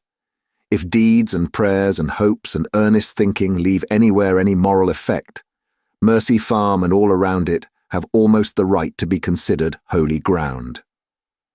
Thank you, sir, said Adam earnestly, and was silent. Sir Nathaniel understood. After lunch that day, Adam casually asked Sir Nathaniel to come for a walk with him. The keen-witted old diplomatist guessed that there must be some motive behind the suggestion, and he at once agreed. As soon as they were free from observation, Adam began. I'm afraid, sir, that there is more going on in this neighbourhood than most people imagine. I was out this morning, and on the edge of the small wood, I came upon the body of a child by the roadside. At first I thought she was dead, and while examining her, I noticed on her neck some marks that looked like those of teeth. Some wild dog, perhaps? Put in Sir Nathaniel. Possibly, sir, though I think not. But listen to the rest of my news. I glanced around, and to my surprise, I noticed something white moving among the trees. I placed the child down carefully and followed, but I could not find any further traces, so I returned to the child and resumed my examination, and, to my delight, I discovered that she was still alive. I chafed her hands, and gradually she revived. But to my disappointment, she remembered nothing, except that something had crept up quietly from behind and had gripped her round the throat. Then apparently, she fainted. Gripped her round the throat? Then it cannot have been a dog. No, sir, that is my difficulty, and explains why I brought you out here, where we cannot possibly be overheard. You have noticed, of course, the peculiar, sinuous way in which Lady Arabella moves. Well, I feel certain that the white thing that I saw in the wood was the mistress of Diana's grove. Good God, boy, be careful what you say. Yes, sir, I fully realize the gravity of my accusation, but I feel convinced that the marks on the child's throat were human, and made by a woman. Adam's companion remained silent for some time, deep in thought. Adam, my boy, he said at last. This matter appears to me to be far more serious even than you think. It forces me to break confidence with my old friend, your uncle. But in order to spare him, I must do so. For some time now, things have been happening in this district that have been worrying him dreadfully. Several people have disappeared without leaving the slightest trace. A dead child was found by the roadside, with no visible or ascertainable cause of death. Sheep and other animals have been found in the fields, bleeding from open wounds. There have been other matters, many of them apparently trivial in themselves. Some sinister influence has been at work, and I admit that I have suspected Lady Arabella. That is why I questioned you so closely about the mongoose and its strange attack upon Lady Arabella. You will think it strange that I should suspect the mistress of Diana's grove, a beautiful woman of aristocratic birth. Let me explain. The family seat is near my own place, Doom Tower, and at one time I knew the family well. When still a young girl, Lady Arabella wandered into a small wood near her home, and did not return. She was found unconscious and in a high fever. The doctor said that she had received a poisonous bite, and the girl being at a delicate and critical age, the result was serious, so much so that she was not expected to recover. A great London physician came down but could do nothing. Indeed, he said that the girl would not survive the night. All hope had been abandoned when, to everyone's surprise, Lady Arabella made a sudden and startling recovery. Within a couple of days she was going about as usual. But to the horror of her people, she developed a terrible craving for cruelty, maiming and injuring birds and small animals, even killing them. This was put down to a nervous disturbance due to her age, and it was hoped that her marriage to Captain March would put this right. However, it was not a happy marriage, and eventually her husband was found shot through the head. I have always suspected suicide, though no pistol was found near the body. He may have discovered something, God knows what. So possibly Lady Arabella may herself have killed him. Putting together many small matters that have come to my knowledge, I have come to the conclusion that the foul white worm obtained control of her body, just as her soul was leaving its earthly tenement. That would explain the sudden revival of energy, the strange and inexplicable craving for maiming and killing, as well as many other matters with which I need not trouble you now, Adam. As I said just now, God alone knows what poor Captain March discovered.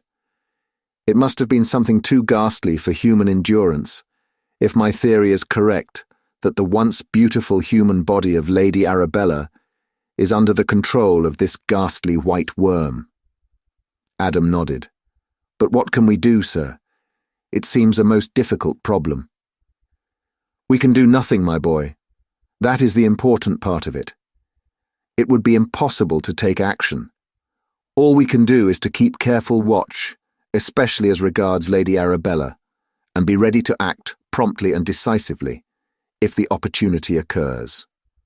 Adam agreed, and the two men returned to Lesser Hill. Chapter 9. Smelling Death. Adam Salton, though he talked little, did not let the grass grow under his feet in any matter which he had undertaken, or in which he was interested. He had agreed with Sir Nathaniel that they should not do anything with regard to the mystery of Lady Arabella's fear of the mongoose. But he steadily pursued his course in being prepared to act whenever the opportunity might come. He was in his own mind, perpetually casting about for information or clues which might lead to possible lines of action. Baffled by the killing of the mongoose, he looked around for another line to follow. He was fascinated by the idea of there being a mysterious link between the woman and the animal, but he was already preparing a second string to his bow. His new idea was to use the faculties of Ulanga, so far as he could, in the service of discovery. His first move was to send Davenport to Liverpool to try to find the steward of the West African, who had told him about Ulanga, and if possible secure any further information, and then try to induce, by bribery or other means, the black person to come to the brow. So soon as he himself could have speech of the voodoo man, he would be able to learn from him something useful. Davenport was successful in his missions, for he had to get another mongoose, and he was able to tell Adam that he had seen the steward, who told him much that he wanted to know, and had also arranged for Ulanga to come to Lesser Hill the following day. At this point, Adam saw his way sufficiently clear to admit Davenport to some extent into his confidence. He had come to the conclusion that it would be better, certainly at first, not himself to appear in the matter, with which Davenport was fully competent to deal. It would be time for himself to take a personal part when matters had advanced a little further. If what the black person said was in any wise true, the man had a rare gift which might be useful in the quest they were after. He could, as it were, smell death.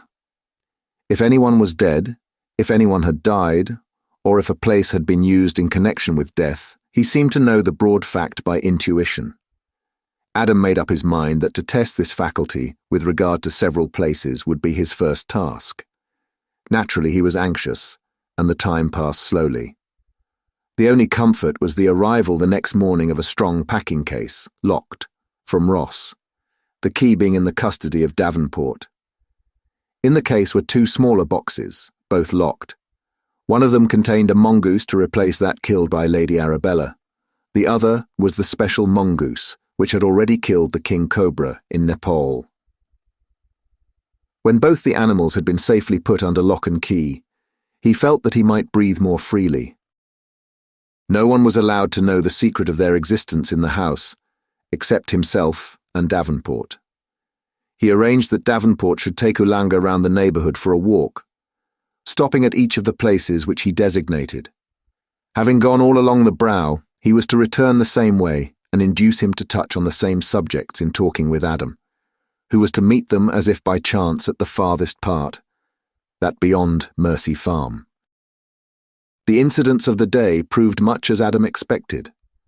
At Mercy Farm, at Diana's Grove, at Castra Regis, and a few other spots, the Negro stopped and, opening his wide nostrils as if to sniff boldly, said that he smelled death.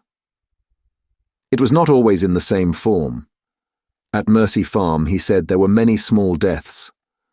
At Diana's Grove, his bearing was different.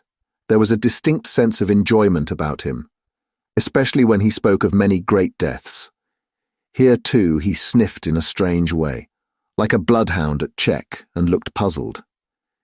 He said no word in either praise or disparagement, but in the centre of the grove, where, hidden amongst ancient oak stumps, was a block of granite slightly hollowed on the top, he bent low and placed his forehead on the ground. This was the only place where he showed distinct reverence. At the castle, though he spoke of much death, he showed no sign of respect. There was evidently something about Diana's Grove which both interested and baffled him. Before leaving, he moved all over the place unsatisfied, and in one spot, close to the edge of the brow where there was a deep hollow, he appeared to be afraid. After returning several times to this place, he suddenly turned and ran in a panic of fear to the higher ground, crossing as he did so the outcropping rock. Then he seemed to breathe more freely, and recovered some of his jaunty impudence. All this seemed to satisfy Adam's expectations. He went back to Lesser Hill with a serene and settled calm upon him. Sir Nathaniel followed him into his study. "By the way, I forgot to ask you details about one thing. When that extraordinary staring episode of Mr. Caswell went on, how did Lilla take it? How did she bear herself?" "She looked frightened and trembled just as I have seen a pigeon with a hawk, or a bird with a serpent." "Thanks. It is just as I expected. There have been circumstances in the Caswell family which lead one to believe that they have had from the earliest times some extraordinary mesmeric or hypnotic faculty. Indeed, a skilled eye could read so much in their physiognomy. That shot of yours, whether by instinct or intention, of the hawk and the pigeon, was peculiarly apposite. I think we may settle on that as a fixed trait to be accepted throughout our investigation. When dusk had fallen, Adam took the new mongoose, not the one from Nepal, and carrying the box slung over his shoulder, strolled towards Diana's grove. Close to the gateway he met Lady Arabella, clad as usual in tightly fitting white, which showed off her slim figure. To his intense astonishment, the mongoose allowed her to pet him, take him up in her arms, and fondle him. As she was going in his direction, they walked on together. Round the roadway between the entrances of Diana's grove and Lesser Hill were many trees, with not much foliage except at the top. In the dusk this place was shadowy, and the view was hampered by the clustering trunks. In the uncertain, tremulous light which fell through the treetops, it was hard to distinguish anything clearly, and at last, somehow, he lost sight of her altogether and turned back on his track to find her. Presently, he came across her close to her own gate. She was leaning over the paling of split oak branches which formed the paling of the avenue. He could not see the mongoose, so he asked her where it had gone. "He slipped out of my arms while I was petting him," she answered, and disappeared under the hedges. They found him at a place where the avenue widened so as to let carriages pass each other. The little creature seemed quite changed. He had been ebulliently active. Now he was dull and spiritless, seemed to be dazed. He allowed himself to be lifted by either of the pair, but when he was alone with Lady Arabella, he kept looking round him in a strange way, as though trying to escape. When they had come out on the roadway, Adam held the mongoose tight to him, and lifting his hat to his companion, moved quickly towards Lesser Hill. He and Lady Arabella lost sight of each other in the thickening gloom. When Adam got home, he put the mongoose in his box and locked the door of the room. The other mongoose, the one from Nepal, was safely locked in his own box, but he lay quiet and did not stir. When he got to his study, Sir Nathaniel came in, shutting the door behind him. "I have come," he said, "while we have an opportunity of being alone, to tell you something of the Caswell family, which I think will interest you. There is, or used to be, a belief in this part of the world that the Caswell family had some strange power of making the wills of other persons subservient to their own. There are many allusions to the subject in memoirs and other unimportant works, but I only know of one where the subject is spoken of definitely. It is Mercia and its Worthies, written by Ezra Toms more than 100 years ago. The author goes into the question of the close association of the then Edgar Caswell with Mesmer in Paris. He speaks of Caswell being a pupil and the fellow worker of Mesmer, and states that though, when the latter left France, he took away with him a vast quantity of philosophical and electric instruments, he was never known to use them again. He once made it known to a friend that he had given them to his old pupil. The term he used was odd, for it was bequeathed. But no such bequest of Mesmer was ever made known. At any rate, the instruments were missing and never turned up. A servant came into the room to tell Adam that there was some strange noise coming from the locked room into which he had gone when he came in. He hurried off to the place at once, Sir Nathaniel going with him. Having locked the door behind them, Adam opened the packing case where the boxes of the 2 mongooses were locked up.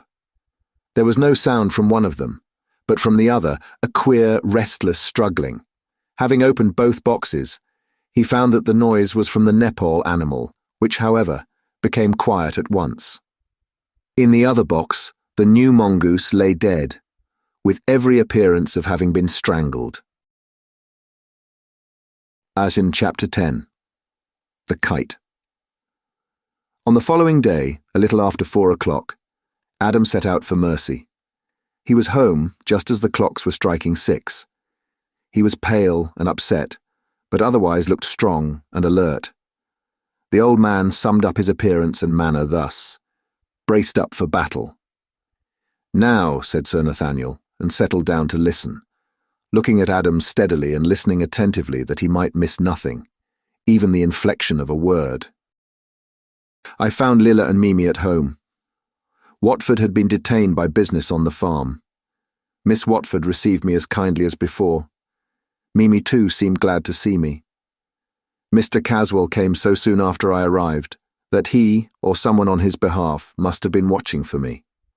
He was followed closely by the Negro, who was puffing hard as if he had been running, so it was probably he who watched. Mr. Caswell was very cool and collected, but there was a more than usually iron look about his face that I did not like. However, we got on very well. He talked pleasantly on all sorts of questions. The black waited a while and then disappeared, as on the other occasion. Mr. Caswell's eyes were as usual fixed on Lilla. True, they seemed to be very deep and earnest, but there was no offence in them. Had it not been for the drawing down of the brows and the stern set of the jaws, I should not at first have noticed anything. But the stare, when presently it began, increased in intensity. I could see that Lilla began to suffer from nervousness, as on the first occasion, but she carried herself bravely. However, the more nervous she grew, the harder Mr. Caswell stared. It was evident to me that he had come prepared for some sort of mesmeric or hypnotic battle. After a while he began to throw glances round him, and then raised his hand, without letting either Lilla or Mimi see the action. It was evidently intended to give some sign to the Negro, for he came, in his usual stealthy way, quietly in by the hall door, which was open. Then Mr. Caswell's efforts at staring became intensified, and poor Lilla's nervousness grew greater. Mimi, seeing that her cousin was distressed, came close to her, as if to comfort or strengthen her with the consciousness of her presence. This evidently made a difficulty for Mr. Caswell, for his efforts, without appearing to get feebler, seemed less effective. This continued for a little while, to the gain of both Lilla and Mimi. Then there was a diversion. Without word or apology, the door opened, and Lady Arabella March entered the room. I had seen her coming through the great window.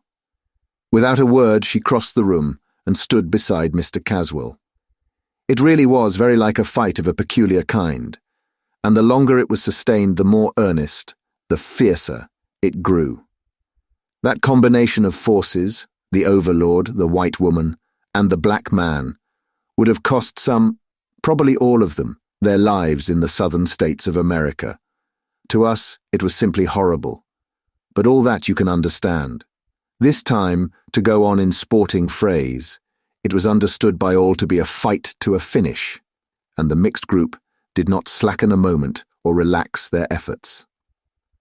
On Lilla, the strain began to tell disastrously. She grew pale, a patchy pallor, which meant that her nerves were out of order.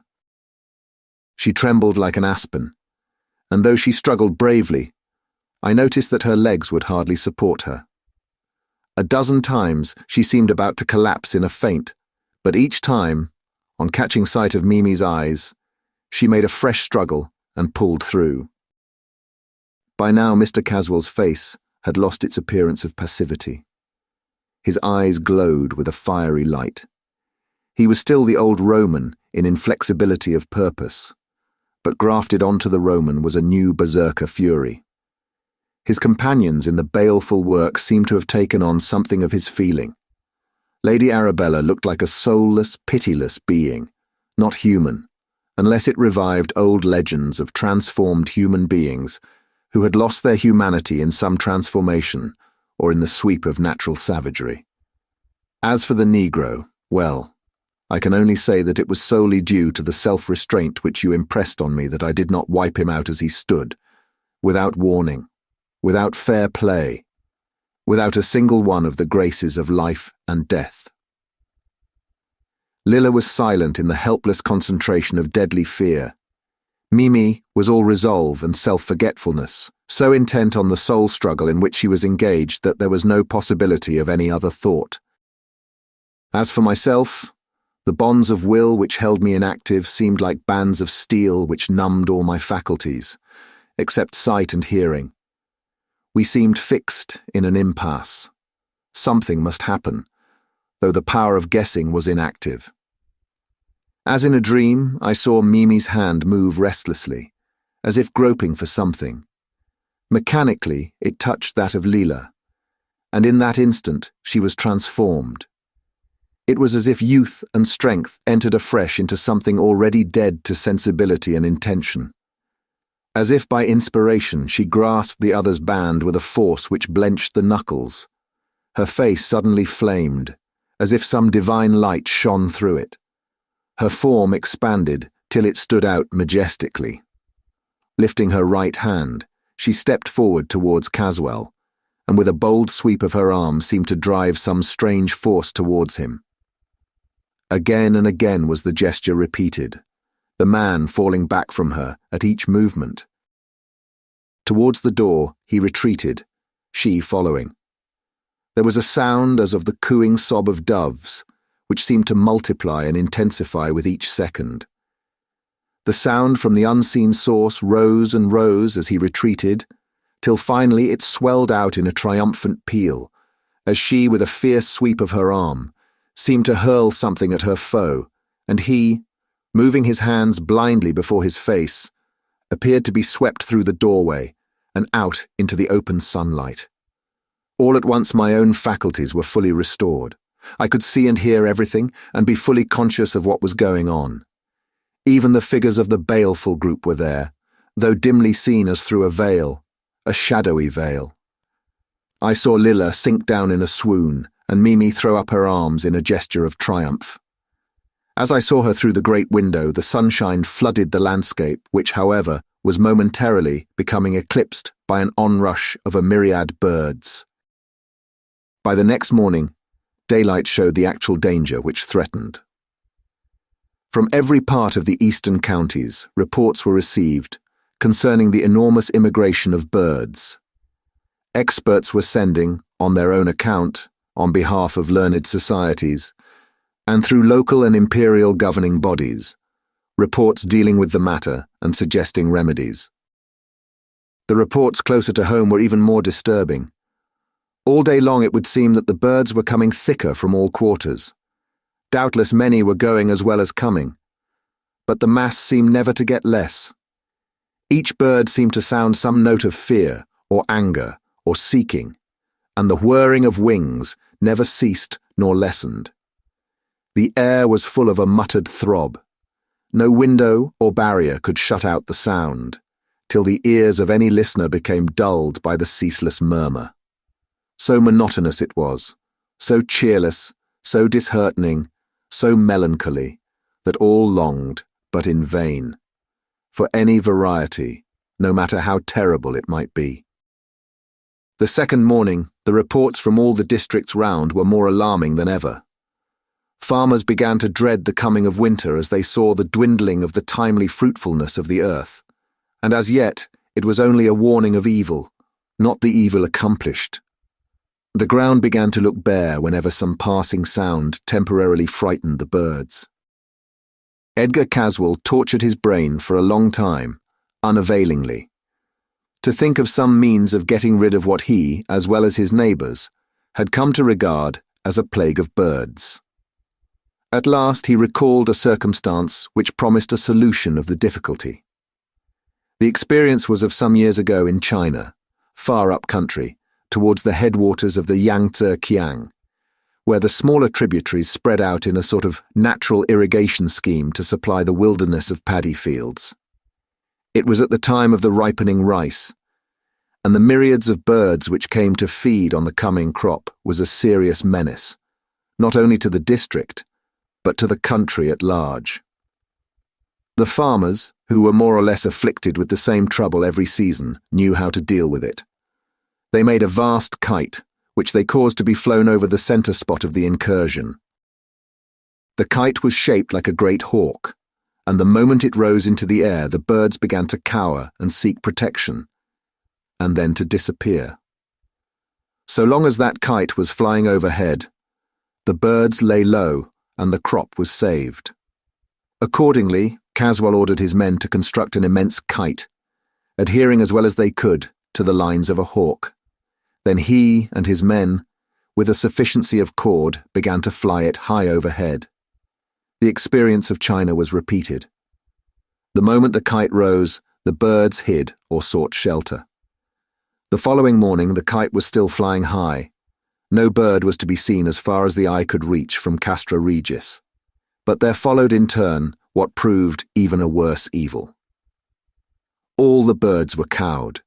Their sounds stopped. Neither song nor chirp was heard.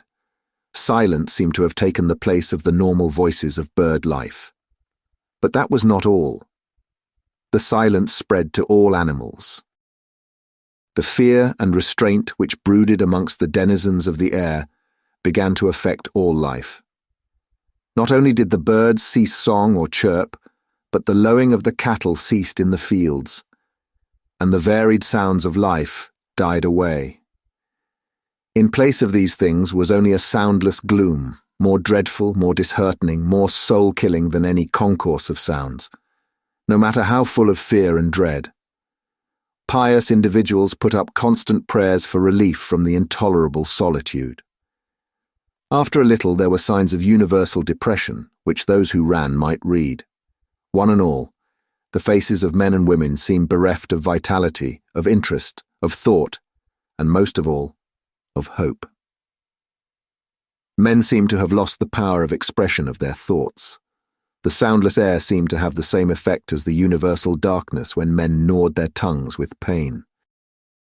From this infliction of silence, there was no relief. Everything was affected. Gloom was the predominant note. Joy appeared to have passed away as a factor of life, and this creative impulse had nothing to take its place. That giant spot in high air was a plague of evil influence. It seemed like a new, misanthropic belief which had fallen on human beings, carrying with it the negation of all hope. After a few days, men began to grow desperate. Their very words, as well as their senses, seemed to be in chains. Edgar Caswell again tortured his brain to find any antidote or palliative of this greater evil than before. He would gladly have destroyed the kite, or caused its flying to cease. But the instant it was pulled down, the birds rose up in even greater numbers. All those who depended in any way on agriculture sent pitiful protests to Castra Regis. It was strange indeed what influence that weird kite seemed to exercise. Even human beings were affected by it, as if both it and they were realities. As for the people at Mercy Farm, it was like a taste of actual death. Leela felt it most. If she had been indeed a real dove, with a real kite hanging over her in the air, she could not have been more frightened or more affected by the terror this created. Of course, some of those already drawn into the vortex noticed the effect on individuals. Those who were interested took care to compare their information. Strangely enough, as it seemed to the others, the person who took the ghastly silence least to heart was the Negro. By nature he was not sensitive to or afflicted by nerves. This alone would not have produced the seeming indifference, so they set their minds to discover the real cause. Adam came quickly to the conclusion that there was for him some compensation that the others did not share, and he soon believed that that compensation was in one form or another the enjoyment of the sufferings of others. Thus the black had a never-failing source of amusement. Lady Arabella's cold nature rendered her immune to anything in the way of pain or trouble concerning others. Edgar Caswell was far too haughty a person, and too stern of nature, to concern himself about poor or helpless people, much less the lower order of mere animals. Mr. Watford, Mr. Salton, and Sir Nathaniel were all concerned in the issue, partly from kindness of heart, for none of them could see suffering, even of wild birds, unmoved, and partly on account of their property, which had to be protected or ruin would stare them in the face before long. Lilla suffered acutely. As time went on, her face became pinched, and her eyes dull with watching and crying. Mimi suffered too on account of her cousin's suffering. But as she could do nothing, she resolutely made up her mind to self-restraint and patience. Adam's frequent visits comforted her. Chapter 11. Mesmer's Chest. After a couple of weeks had passed, the kite seemed to give Edgar Caswell a new zest for life. He was never tired of looking at its movements. He had a comfortable armchair put out on the tower, wherein he sat sometimes all day long, watching as though the kite was a new toy, and he a child lately come into possession of it. He did not seem to have lost interest in Lilla, for he still paid an occasional visit at Mercy Farm. Indeed, his feeling towards her, whatever it had been at first, had now so far changed that it had become a distinct affection of a purely animal kind. Indeed, it seemed as though the man's nature had become corrupted, and that all the baser and more selfish and more reckless qualities had become more conspicuous. There was not so much sternness apparent in his nature, because there was less self-restraint. Determination had become indifference. The visible change in Edgar was that he grew morbid, sad, silent. The neighbours thought he was going mad. He became absorbed in the kite and watched it not only by day, but often all night long. It became an obsession to him. Caswell took a personal interest in the keeping of the great kite flying. He had a vast coil of cord efficient for the purpose, which worked on a roller fixed on the parapet of the tower. There was a winch for the pulling in of the slack, the outgoing line being controlled by a racket. There was invariably one man at least, day and night, on the tower to attend to it. At such an elevation, there was always a strong wind, and at times the kite rose to an enormous height, as well as travelling for great distances laterally. In fact, the kite became, in a short time, one of the curiosities of Castra Regis and all around it. Edgar began to attribute to it, in his own mind, almost human qualities. It became to him a separate entity, with a mind and a soul of its own. Being idle-handed all day, he began to apply to what he considered the service of the kite some of his spare time, and found a new pleasure, a new object in life, in the old schoolboy game of sending up runners to the kite. The way this is done is to get round pieces of paper so cut that there is a hole in the centre, through which the string of the kite passes. The natural action of the wind pressure takes the paper along the string, and so up to the kite itself, no matter how high or how far it may have gone. In the early days of this amusement, Edgar Caswell spent hours. Hundreds of such messengers flew along the string, until soon he bethought him of writing messages on these papers so that he could make known his ideas to the kite. It may be that his brain gave way under the opportunities given by his illusion of the entity of the toy and its power of separate thought. From sending messages, he came to making direct speech to the kite, without, however, ceasing to send the runners. Doubtless the height of the tower, seated as it was on the hilltop, the rushing of the ceaseless wind, the hypnotic effect of the lofty altitude of the speck in the sky at which he gazed, and the rushing of the paper messengers up the string till sight of them was lost in distance. All helped to further affect his brain, undoubtedly giving way under the strain of beliefs and circumstances which were at once stimulating to the imagination, occupative of his mind, and absorbing. The next step of intellectual decline was to bring to bear on the main idea of the conscious identity of the kite all sorts of subjects which had imaginative force or tendency of their own. He had, in Castra Regis, a large collection of curious and interesting things formed in the past by his forebears, of similar tastes to his own. There were all sorts of strange anthropological specimens, both old and new, which had been collected through various travels in strange places, ancient Egyptian relics from tombs and mummies, curios from Australia, New Zealand and the South Seas, idols and images, from Tartar icons to ancient Egyptian, Persian and Indian objects of worship, objects of death and torture, of American Indians, and above all, a vast collection of lethal weapons of every kind and from every place. Chinese high pinders, double knives, Afghan double-edged scimitars made to cut a body in two, heavy knives from all the eastern countries, ghost daggers from Tibet, the terrible kukri of the Gurkha, and other hill tribes of India, assassins' weapons from Italy and Spain, even the knife which was formerly carried by the slave drivers of the Mississippi region. Death and pain of every kind were fully represented in that gruesome collection. That it had a fascination for Ulanga goes without saying.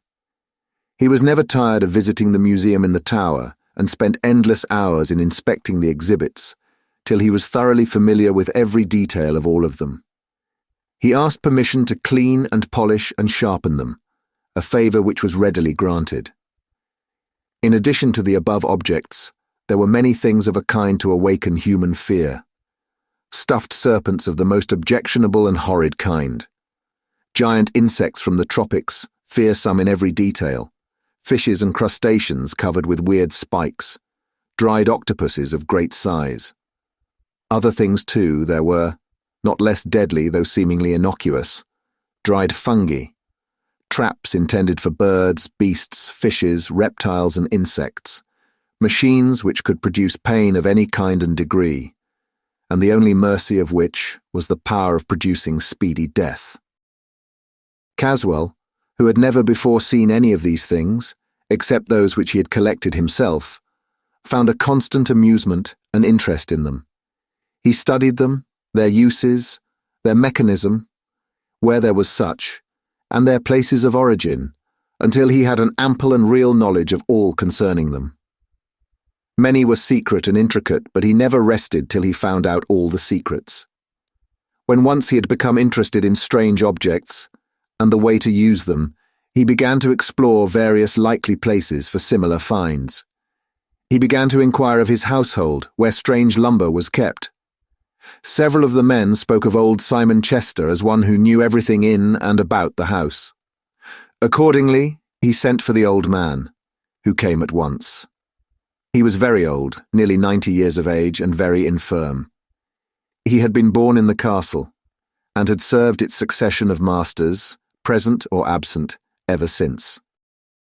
When Edgar began to question him on the subject regarding which he had sent for him, old Simon exhibited much perturbation.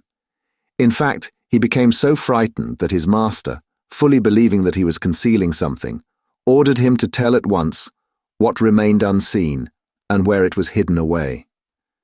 Face to face with discovery of his secret, the old man, in a pitiable state of concern, spoke out even more fully than Mr. Caswell had expected. Indeed, sir, everything is here in the tower that has ever been put away in my time, except... Here he began to shake and tremble it, except the chest which Mr. Edgar, he who was Mr. Edgar when I first took service, brought back from France after he had been with Dr. Mesmer. The trunk has been kept in my room for safety, but I shall send it down here now. What is in it? Asked Edgar sharply. That I do not know. Moreover, it is a peculiar trunk without any visible means of opening. Is there no lock? I suppose so, sir, but I do not know. There is no keyhole. Send it here, and then come to me yourself. The trunk, a heavy one with steel bands round it, but no lock or keyhole, was carried in by 2 men. Shortly afterwards, old Simon attended his master. When he came into the room, Mr. Caswell himself went and closed the door. Then he asked, "How do you open it?" "I do not know, sir." "Do you mean to say that you never opened it?" "Most certainly I say so, Your Honour. How could I? It was entrusted to me with the other things by my master. To open it would have been a breach of trust." Caswell sneered. "Quite remarkable. Leave it with me. Close the door behind you.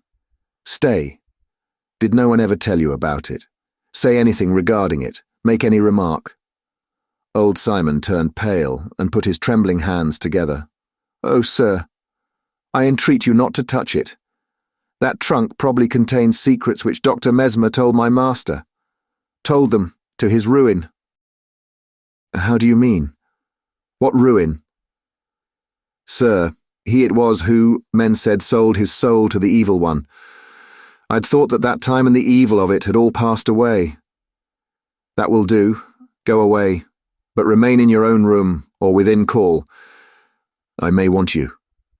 The old man bowed deeply and went out trembling, but without speaking a word. Chapter 12. The chest opened. Left alone in the turret room, Edgar Caswell carefully locked the door and hung a handkerchief over the keyhole. Next, he inspected the windows and saw that they were not overlooked from any angle of the main building. Then he carefully examined the trunk, going over it with a magnifying glass. He found it intact. The steel bands were flawless, the whole trunk was compact. After sitting opposite to it for some time, and the shades of evening beginning to melt into darkness, he gave up the task and went to his bedroom, after locking the door of the turret room behind him and taking away the key. He woke in the morning at daylight and resumed his patient but unavailing study of the metal trunk. This he continued during the whole day with the same result: humiliating disappointment which overwrought his nerves and made his head ache. The result of the long strain was seen later in the afternoon, when he sat locked within the turret room before the still, baffling trunk, distrait, listless and yet agitated, sunk in a settled gloom. As the dusk was falling, he told the steward to send him 2 men, strong ones. These he ordered to take the trunk to his bedroom. In that room he then sat on into the night, without pausing even to take any food. His mind was in a whirl, a fever of excitement. The result was that when, late in the night, he locked himself in his room, his brain was full of odd fancies. He was on the high road to mental disturbance. He lay down on his bed in the dark, still brooding over the mystery of the closed trunk. Gradually he yielded to the influences of silence and darkness. After lying there quietly for some time, his mind became active again. But this time there were round him no disturbing influences. His brain was active and able to work freely, and to deal with memory. 1,000 forgotten, or only half-known, incidents, fragments of conversations or theories long ago guessed at and long forgotten, crowded on his mind. He seemed to hear again around him the legions of whirring wings to which he had been so lately accustomed. Even to himself he knew that was an effort of imagination founded on imperfect memory. But he was content that imagination should work, for out of it might come some solution of the mystery which surrounded him. And in this frame of mind, sleep made another and more successful essay. This time he enjoyed peaceful slumber, restful alike to his wearied body and his overwrought brain. In his sleep he arose, and, as if in obedience to some influence beyond and greater than himself, lifted the great trunk and set it on a strong table at one side of the room, from which he had previously removed a quantity of books. To do this, he had to use an amount of strength which was, he knew, far beyond him in his normal state. As it was, it seemed easy enough. Everything yielded before his touch. Then he became conscious that somehow, how he never could remember, the chest was open. He unlocked his door and, taking the chest on his shoulder, carried it up to the turret room, the door of which also he unlocked. Even at the time, he was amazed at his own strength and wondered whence it had come. His mind, lost in conjecture, was too far off to realize more immediate things. He knew that the chest was enormously heavy. He seemed, in a sort of vision which lit up the absolute blackness around, to see the 2 sturdy servant men staggering under its great weight. He locked himself again in the turret room and laid the open chest on a table, and in the darkness began to unpack it, laying out the contents, which were mainly of metal and glass, great pieces in strange forms, on another table. He was conscious of being still asleep, and of acting rather in obedience to some unseen and unknown command than in accordance with any reasonable plan, to be followed by results which he understood. This phase completed, he proceeded to arrange in order the component parts of some large instruments, formed mostly of glass. His fingers seemed to have acquired a new and exquisite subtlety, and even a volition of their own. Then weariness of brain came upon him. His head sank down on his breast, and little by little everything became wrapped in gloom. He awoke in the early morning in his bedroom, and looked around him, now clear-headed in amazement. In its usual place on the strong table stood the great steel-hooped chest without lock or key, but it was now locked. He arose quietly and stole to the turret room. There everything was as it had been on the previous evening. He looked out of the window, where high in air flew, as usual, the giant kite. He unlocked the wicket gate of the turret stair and went out on the roof. Close to him was the great coil of cord on its reel. It was humming in the morning breeze, and when he touched the string it sent a quick thrill through hand and arm. There was no sign anywhere that there had been any disturbance or displacement of anything during the night. Utterly bewildered, he sat down in his room to think. Now for the first time he felt that he was asleep and dreaming. Presently he fell asleep again, and slept for a long time. He awoke hungry and made a hearty meal. Then towards evening, having locked himself in, he fell asleep again. When he woke, he was in darkness, and was quite at sea as to his whereabouts. He began feeling about the dark room, and was recalled to the consequences of his position by the breaking of a large piece of glass. Having obtained a light, he discovered this to be a glass wheel, part of an elaborate piece of mechanism which he must in his sleep have taken from the chest, which was now opened. He had once again opened it whilst asleep, but he had no recollection of the circumstances. Caswell came to the conclusion that there had been some sort of dual action of his mind, which might lead to some catastrophe or some discovery of his secret plans. So he resolved to forego for a while the pleasure of making discoveries regarding the chest. To this end, he applied himself to quite another matter, an investigation of the other treasures and rare objects in his collections. He went amongst them in simple, idle curiosity, his main object being to discover some strange item which he might use for experiment with the kite. He had already resolved to try some runners other than those made of paper. He had a vague idea that with such a force as the great kite straining at its leash, this might be used to lift to the altitude of the kite itself heavier articles. His first experiment with articles of little but increasing weight was eminently successful.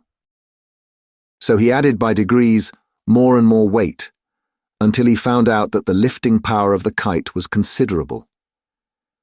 He then determined to take a step further, and send to the kite some of the articles which lay in the steel-hooped chest. The last time he had opened it in sleep, it had not been shut again, and he had inserted a wedge so that he could open it at will. He made examination of the contents, but came to the conclusion that the glass objects were unsuitable. They were too light for testing weight, and they were so frail as to be dangerous to send to such a height. So he looked around for something more solid with which to experiment. His eye caught sight of an object which at once attracted him.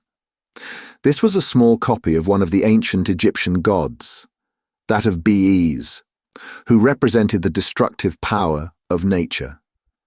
It was so bizarre and mysterious as to commend itself to his mad humour. In lifting it from the cabinet, he was struck by its great weight in proportion to its size. He made accurate examination of it by the aid of some instruments, and came to the conclusion that it was carved from a lump of lodestone. He remembered that he had read somewhere of an ancient Egyptian god cut from a similar substance, and, thinking it over, he came to the conclusion that he must have read it in Sir Thomas Browne's Popular Errors, a book of the 17th century. He got the book from the library and looked out the passage. A great example we have from the observation of our learned friend Mr. Graves, in an Egyptian idol cut out of lodestone and found among the mummies, which still retains its attraction, though probably taken out of the mine about 2,000 years ago. The strangeness of the figure and its being so close akin to his own nature, attracted him. He made from thin wood a large circular runner, and in front of it placed the weighty god, sending it up to the flying kite along the throbbing cord. Chapter 13. Ulanga's Hallucinations. During the last few days, Lady Arabella had been getting exceedingly impatient. Her debts, always pressing, were growing to an embarrassing amount. The only hope she had of comfort in life was a good marriage.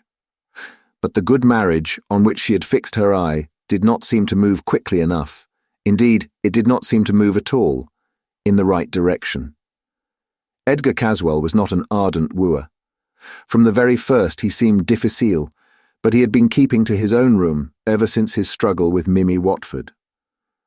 On that occasion, Lady Arabella had shown him in an unmistakable way what her feelings were. Indeed, she had made it known to him in a more overt way than pride should allow, that she wished to help and support him. The moment when she had gone across the room to stand beside him in his mesmeric struggle had been the very limit of her voluntary action. It was quite bitter enough, she felt, that he did not come to her, but now that she had made that advance, she felt that any withdrawal on his part would, to a woman of her class, be nothing less than a flaming insult. Had she not classed herself with his nigger servant, an unreformed savage? Had she not shown her preference for him at the festival of his homecoming? Had she not?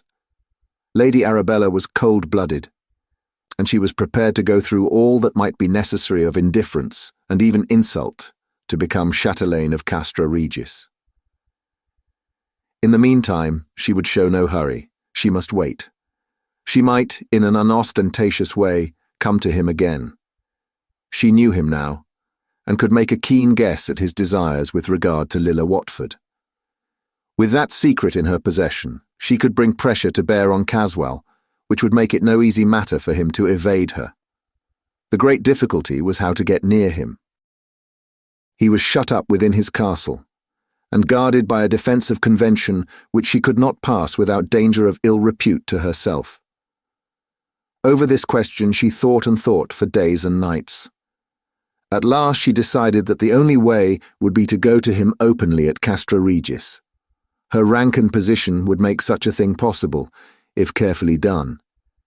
She could explain matters afterwards if necessary. Then when they were alone, she would use her arts and her experience to make him commit himself. After all, he was only a man, with a man's dislike of difficult or awkward situations. She felt quite sufficient confidence in her own womanhood to carry her through any difficulty which might arise. From Diana's Grove, she heard each day the luncheon gong from Castra Regis sound, and knew the hour when the servants would be in the back of the house. She would enter the house at that hour, and pretending that she could not make anyone hear her, would seek him in his own rooms. The tower was, she knew, away from all the usual sounds of the house, and moreover she knew that the servants had strict orders not to interrupt him when he was in the turret chamber. She'd found out, partly by the aid of an opera glass and partly by judicious questioning, that several times lately a heavy chest had been carried to and from his room, and that it rested in the room each night. She was, therefore, confident that he had some important work on hand which would keep him busy for long spells. Meanwhile, another member of the household at Castra Regis had schemes which he thought were working to fruition. A man in the position of a servant has plenty of opportunity of watching his betters and forming opinions regarding them. Ulanga was in his way a clever, unscrupulous rogue, and he felt that with things moving round him in this great household there should be opportunities of self-advancement. Being unscrupulous and stealthy, and a savage, he looked to dishonest means. He saw plainly enough that Lady Arabella was making a dead set at his master, and he was watchful of the slightest sign of anything which might enhance this knowledge. Like the other men in the house, he knew of the carrying to and fro of the great chest, and had got it into his head that the care exercised in its porterage indicated that it was full of treasure. He was forever lurking around the turret rooms on the chance of making some useful discovery. but he was as cautious as he was stealthy, and took care that no one else watched him. It was thus that the Negro became aware of Lady Arabella's venture into the house, as she thought, unseen. He took more care than ever, since he was watching another, that the positions were not reversed. More than ever, he kept his eyes and ears open and his mouth shut. Seeing Lady Arabella gliding up the stairs towards his master's room, he took it for granted that she was there for no good, and doubled his watching intentness and caution. Ulanga was disappointed, but he dared not exhibit any feeling lest it should betray that he was hiding. Therefore he slunk downstairs again noiselessly, and waited for a more favourable opportunity of furthering his plans. It must be borne in mind that he thought that the heavy trunk was full of valuables, and that he believed that Lady Arabella had come to try to steal it. His purpose of using for his own advantage the combination of these two ideas was seen later in the day. Ulanga secretly followed her home. He was an expert at this game and succeeded admirably on this occasion. He watched her enter the private gate of Diana's Grove, and then, taking a roundabout course and keeping out of her sight, he at last overtook her in a thick part of the grove where no one could see the meeting. Lady Arabella was much surprised. She had not seen the Negro for several days, and had almost forgotten his existence. Ulanga would have been startled had he known and been capable of understanding the real value placed on him, his beauty, his worthiness, by other persons, and compared it with the value in these matters in which he held himself. Doubtless Ulanga had his dreams like other men. In such cases he saw himself as a young sun god, as beautiful as the eye of dusky or even white womanhood had ever dwelt upon. He would have been filled with all noble and captivating qualities, or those regarded as such, in West Africa. Women would have loved him, and would have told him so in the overt and fervid manner, usual in affairs of the heart in the shadowy depths of the forest of the Gold Coast. Ulanga came close behind Lady Arabella, and in a hushed voice, suitable to the importance of his task, and in deference to the respect he had for her and the place, began to unfold the story of his love. Lady Arabella was not usually a humorous person, but no man or woman of the white race could have checked the laughter which rose spontaneously to her lips. The circumstances were too grotesque, the contrast too violent, for subdued mirth. The man, a debased specimen of one of the most primitive races of the earth, and of an ugliness which was simply devilish. The woman of high degree, beautiful, accomplished. She thought that her first moment's consideration of the outrage, it was nothing less in her eyes, had given her the full material for thought. But every instant, after threw new and varied lights on the affront. Her indignation was too great for passion. Only irony or satire would meet the situation. Her cold, cruel nature helped, and she did not shrink to subject this ignorant savage to the merciless firelash of her scorn. Ulanga was dimly conscious that he was being flouted, but his anger was no less keen because of the measure of his ignorance, so he gave way to it, as does a tortured beast. He ground his great teeth together, raved, stamped, and swore in barbarous tongues and with barbarous imagery. Even Lady Arabella felt that it was well she was within reach of help, or he might have offered her brutal violence, even have killed her.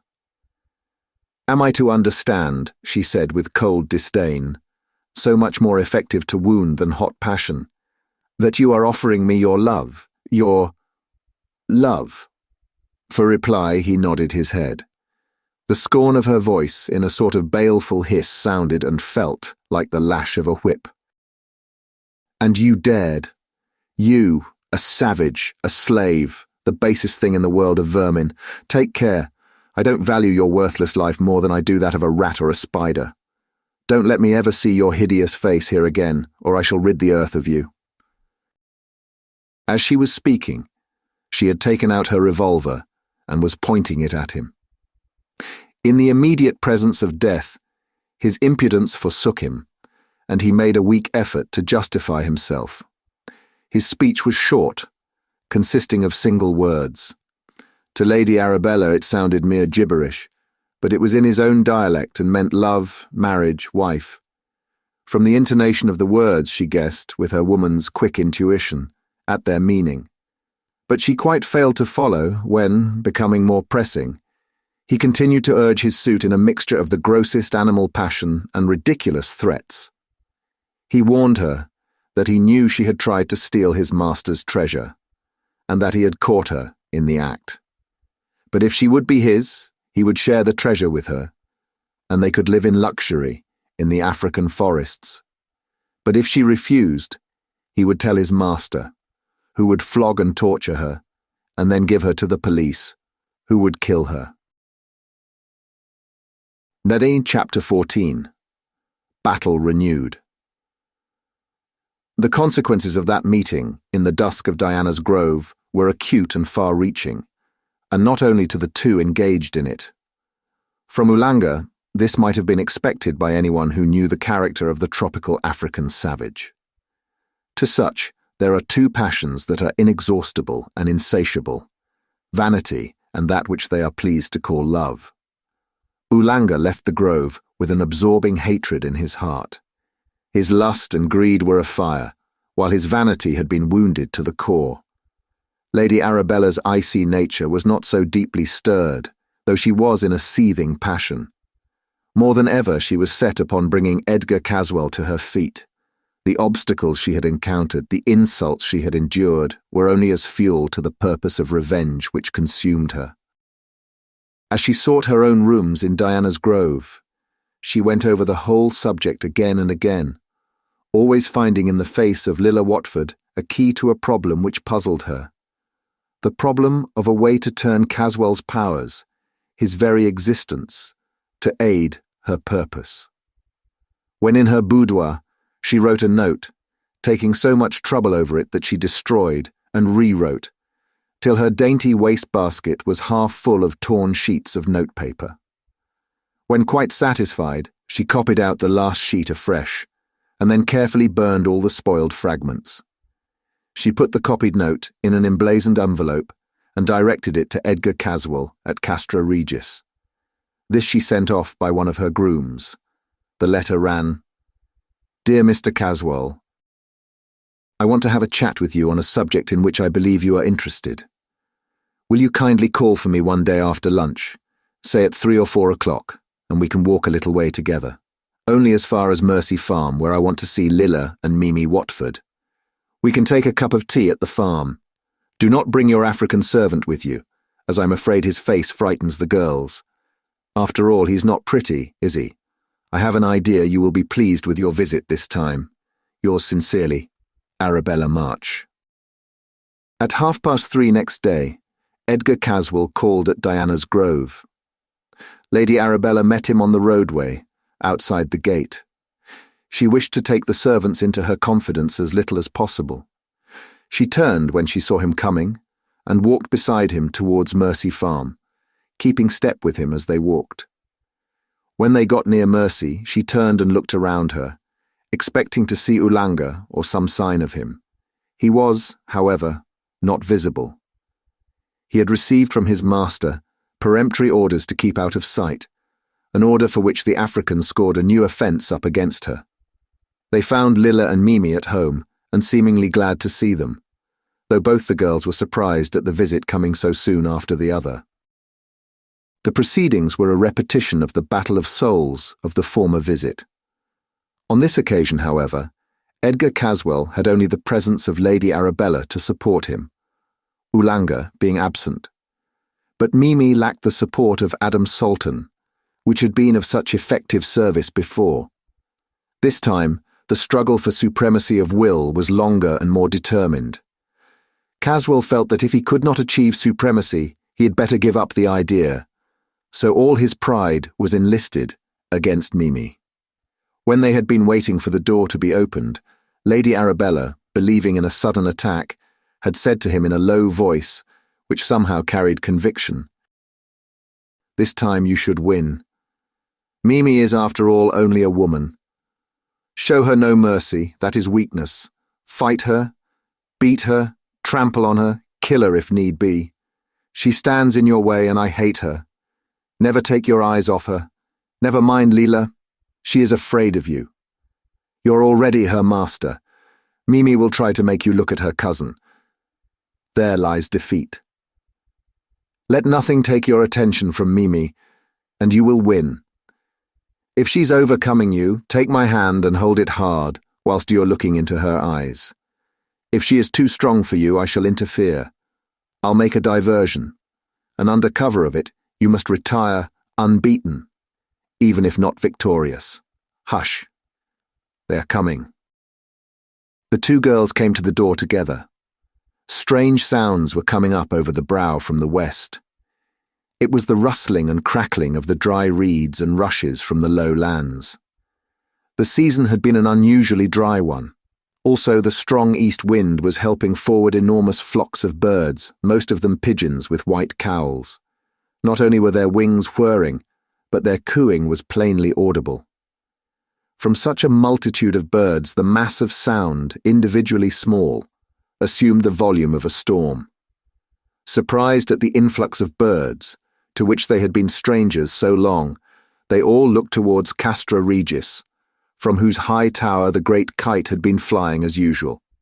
But even as they looked, the cord broke, and the great kite fell headlong in a series of sweeping dives. Its own weight, and the aerial force opposed to it, which caused it to rise, combined with the strong easterly breeze, had been too much for the great length of cord holding it. Somehow, the mishap to the kite gave new hope to Mimi. It was as though the side issues had been shorn away, so that the main struggle was thenceforth on simpler lines. She had a feeling in her heart, as though some religious chord had been newly touched. It may, of course, have been that, with the renewal of the bird voices, a fresh courage, a fresh belief in the good issue of the struggle came too. In the misery of silence, from which they had all suffered for so long, any new train of thought was almost bound to be a boon. As the inrush of birds continued, their wings beating against the crackling rushes, Lady Arabella grew pale and almost fainted. "What is that?" she asked suddenly.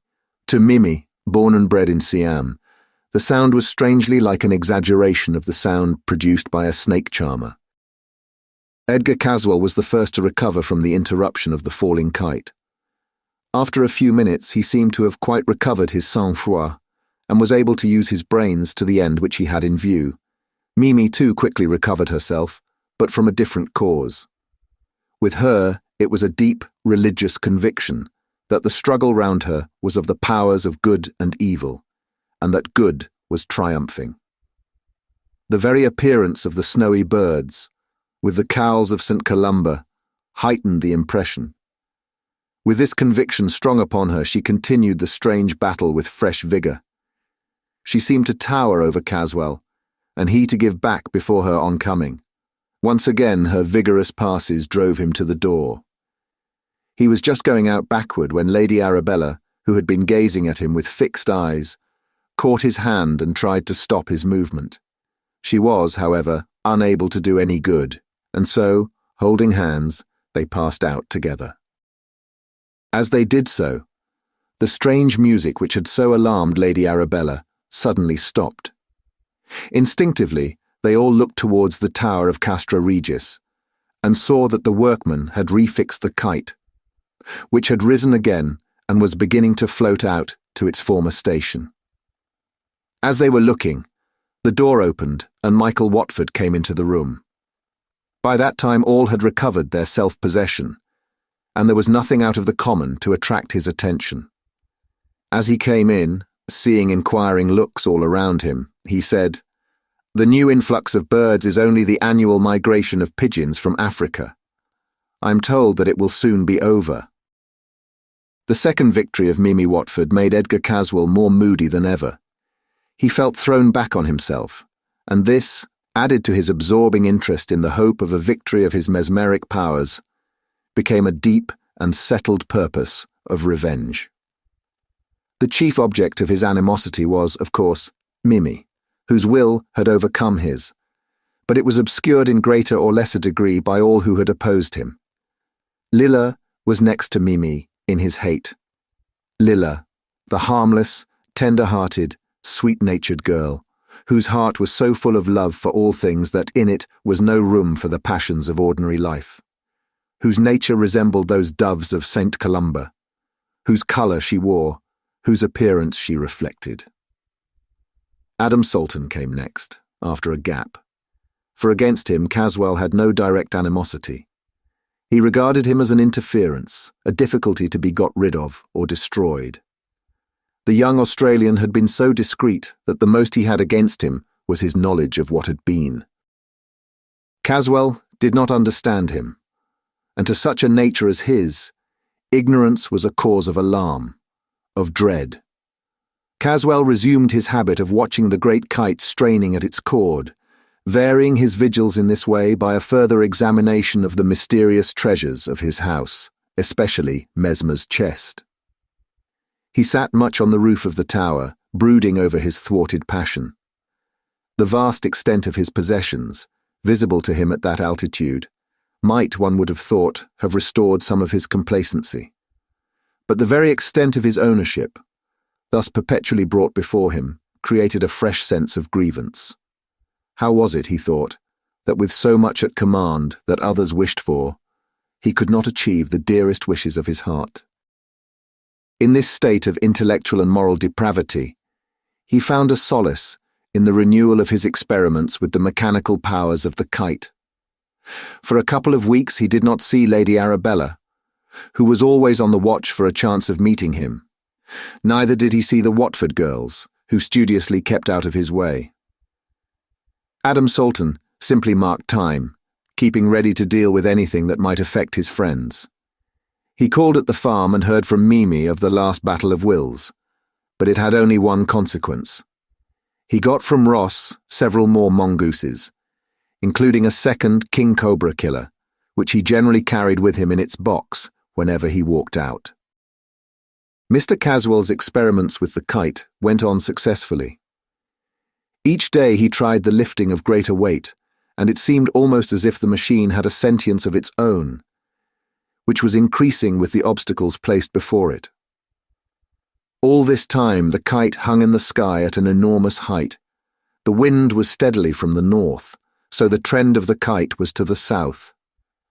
All day long, runners of increasing magnitude were sent up. These were only of paper or thin cardboard or leather or other flexible materials. The great height at which the kite hung made a great concave curve in the string, so that as the runners went up, they made a flapping sound.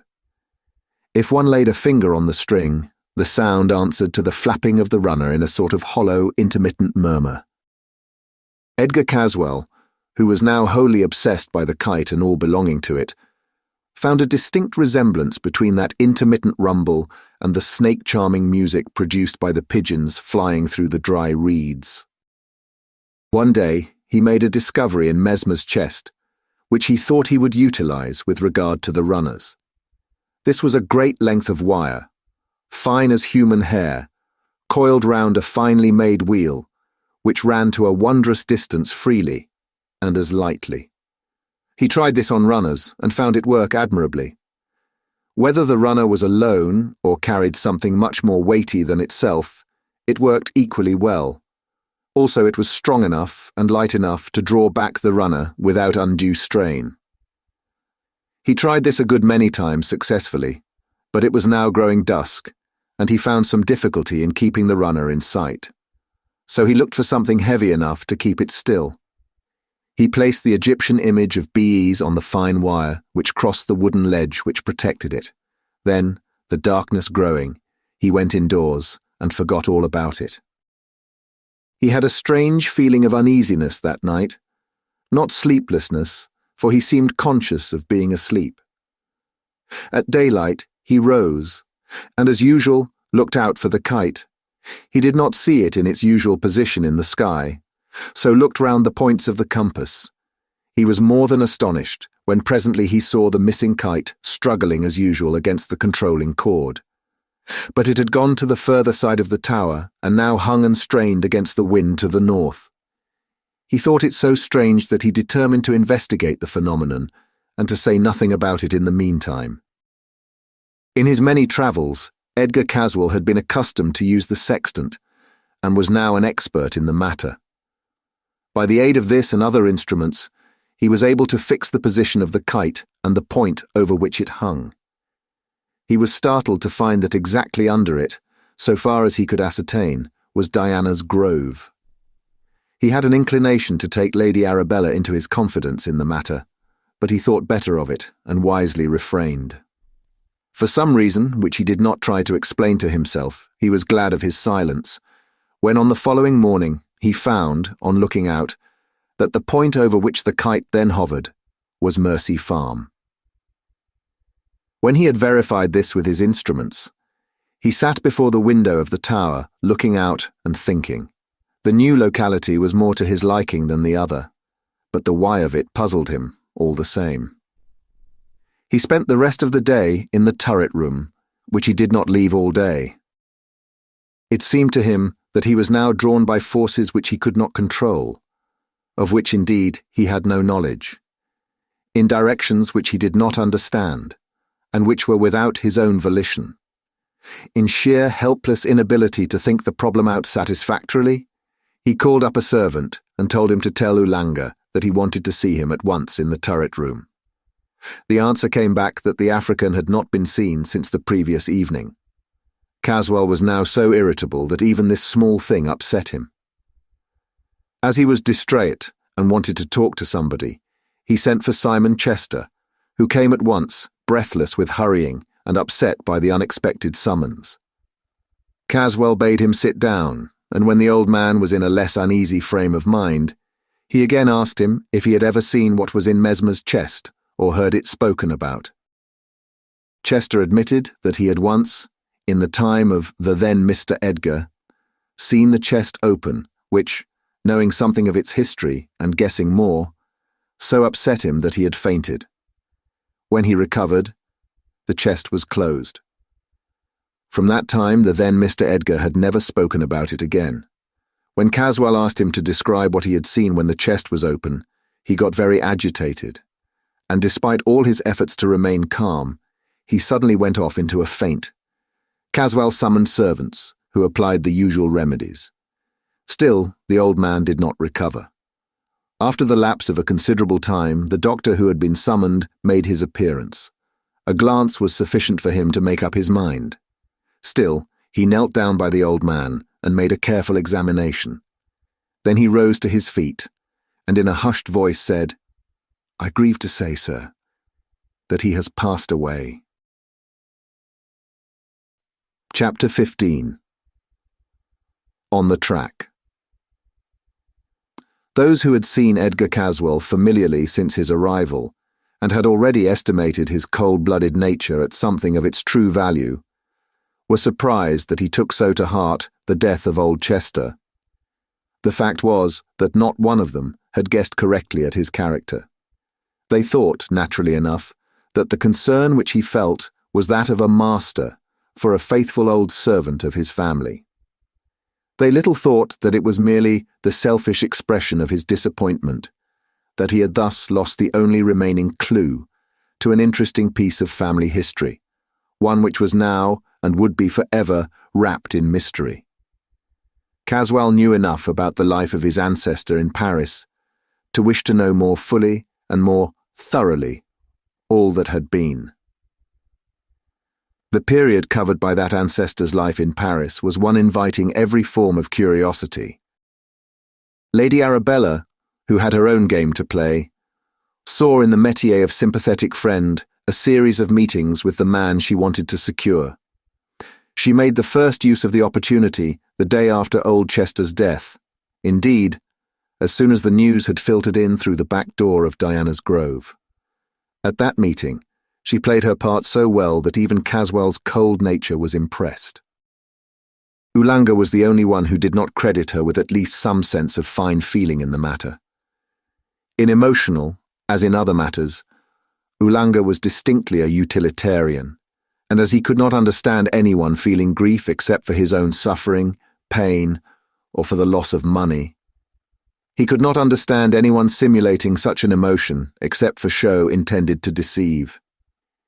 He thought that she'd come to Castra Regis again for the opportunity of stealing something, and was determined that on this occasion the chance of pressing his advantage over her should not pass. He felt, therefore, that the occasion was one for extra carefulness in the watching of all that went on.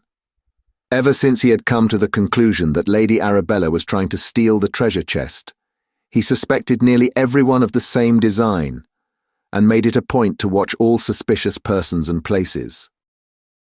As Adam was engaged on his own researches regarding Lady Arabella, it was only natural that there should be some crossing of each other's tracks. This is what did actually happen. Adam had gone for an early morning survey of the place in which he was interested, taking with him the mongoose in its box. He arrived at the gate of Diana's Grove, just as Lady Arabella was preparing to set out for Castra Regis, on what she considered her mission of comfort. Seeing Adam from her window, going through the shadows of the trees round the gate, she thought that he must be engaged on some purpose similar to her own, so quickly making her toilet, she quietly left the house, and taking advantage of every shadow and substance which could hide her, followed him on his walk.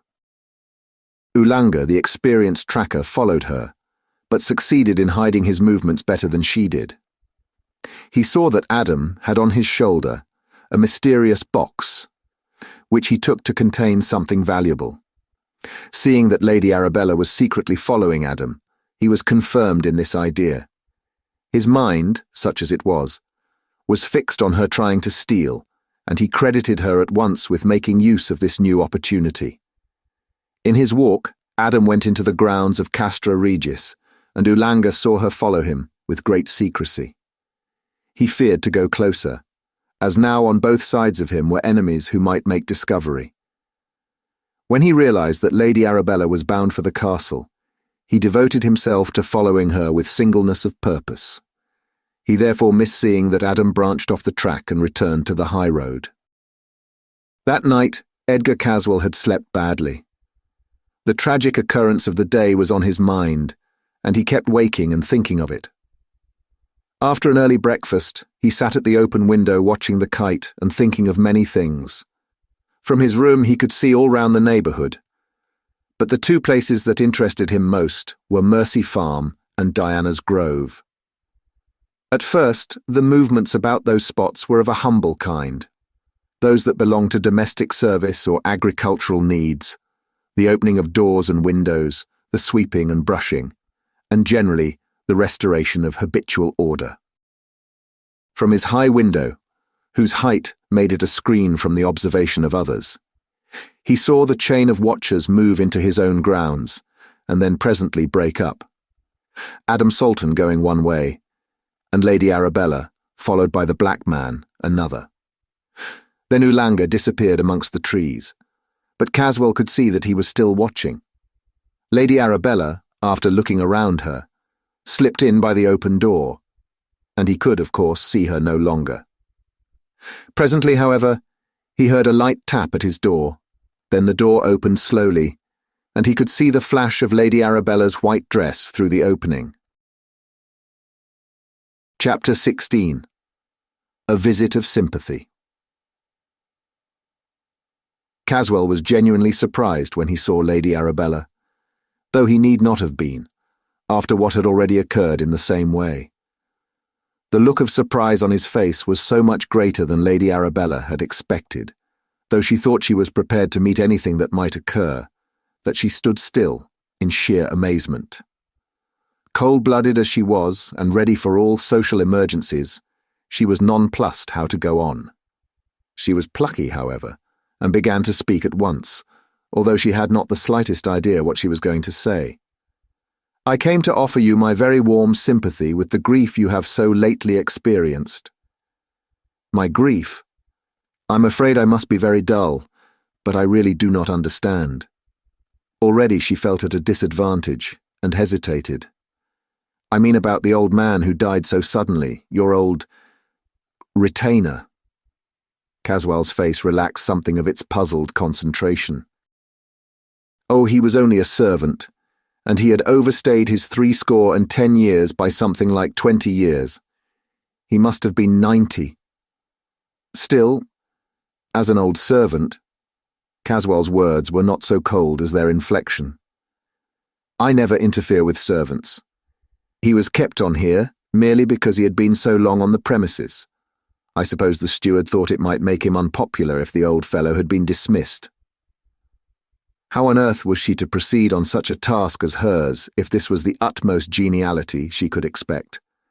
So she at once tried another tack, this time a personal one.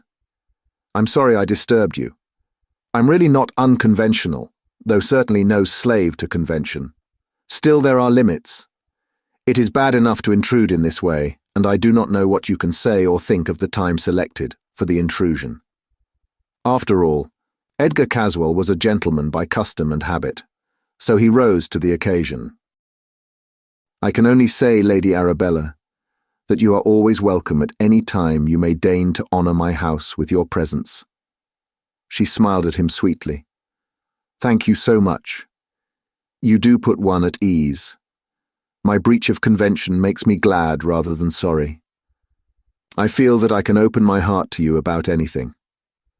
Forthwith, she proceeded to tell him about Ulanga and his strange suspicions of her honesty. Caswell laughed and made her explain all the details. His final comment was enlightening. Let me give you a word of advice. If you have the slightest fault to find with that infernal nigger, shoot him at sight. A swelled-headed nigger, with a bee in his bonnet, is one of the worst difficulties in the world to deal with. So better make a clean job of it and wipe him out at once. But what about the law, Mr. Caswell? Oh, the law doesn't concern itself much about dead niggers. A few more or less do not matter. To my mind, it's rather a relief. I'm afraid of you, was her only comment, made with a sweet smile and in a soft voice. All right, he said. Let us leave it at that. Anyhow, we shall be rid of one of them. I don't love niggers any more than you do, she replied, and I suppose one mustn't be too particular where that sort of cleaning up is concerned. Then she changed in voice and manner, and asked genially, And now tell me, am I forgiven? You are, dear lady, if there is anything to forgive. As he spoke, seeing that she had moved to go, he came to the door with her, and in the most natural way accompanied her downstairs. He passed through the hall with her and down the avenue. As he went back to the house, she smiled to herself. Well, that's all right. I don't think the morning has been altogether thrown away, and she walked slowly back to Diana's Grove. Adam Salton followed the line of the brow, and refreshed his memory as to the various localities. He got home to Lesser Hill just as Sir Nathaniel was beginning lunch. Mr. Salton had gone to Walsall to keep an early appointment, so he was all alone. When the meal was over, seeing in Adam's face that he had something to speak about, he followed into the study and shut the door. When the two men had lighted their pipes, Sir Nathaniel began. I have remembered an interesting fact about Diana's Grove. There is, I have long understood, some strange mystery about that house. It may be of some interest, or it may be trivial, in such a tangled skein as we are trying to unravel. Please tell me all you know or suspect. To begin, then, of what sort is the mystery? Physical, mental, moral, historical, scientific, occult? Any kind of hint will help me. Quite right. I shall try to tell you what I think, but I have not put my thoughts on the subject in sequence, so you must forgive me if due order is not observed in my narration. I suppose you have seen the house at Diana's Grove. The outside of it. But I have that in my mind's eye, and I can fit into my memory whatever you may mention. The house is very old. Probably the first house of some sort that stood there was in the time of the Romans. This was probably renewed, perhaps several times at later periods. The house stands, or rather used to stand here when Mercia was a kingdom.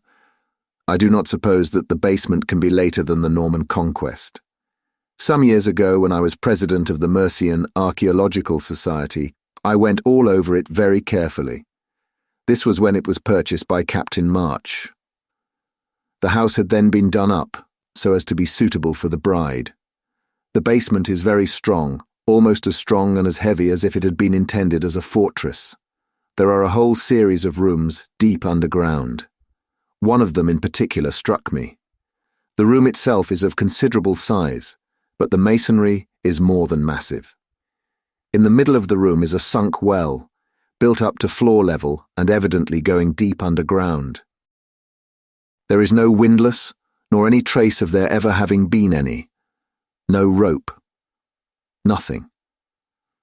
Now we know that the Romans had wells of immense depth from which the water was lifted by the old rag rope, that at Woodhull used to be nearly 1,000 feet. Here, then, we have simply an enormously deep well hole.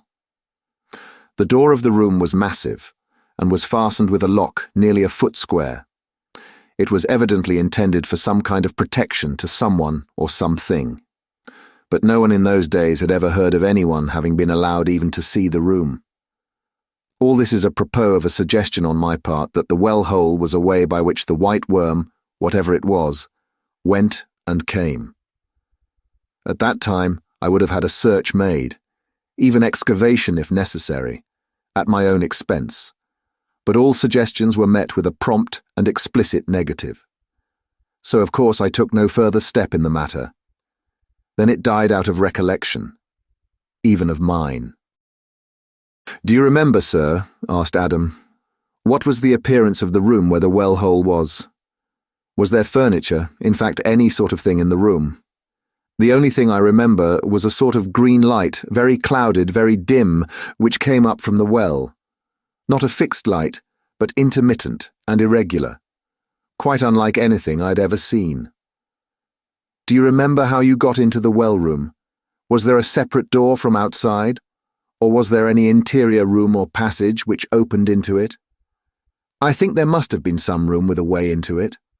I remember going up some steep steps. They must have been worn smooth by long use or something of the kind, for I could hardly keep my feet as I went up. Once I stumbled and nearly fell into the well hole.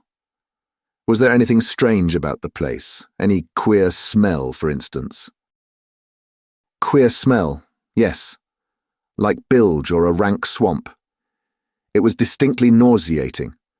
When I came out, I felt as if I had just been going to be sick. I shall try back on my visit and see if I can recall any more of what I saw or felt. Then, perhaps, sir, later in the day, you will tell me anything you may chance to recollect."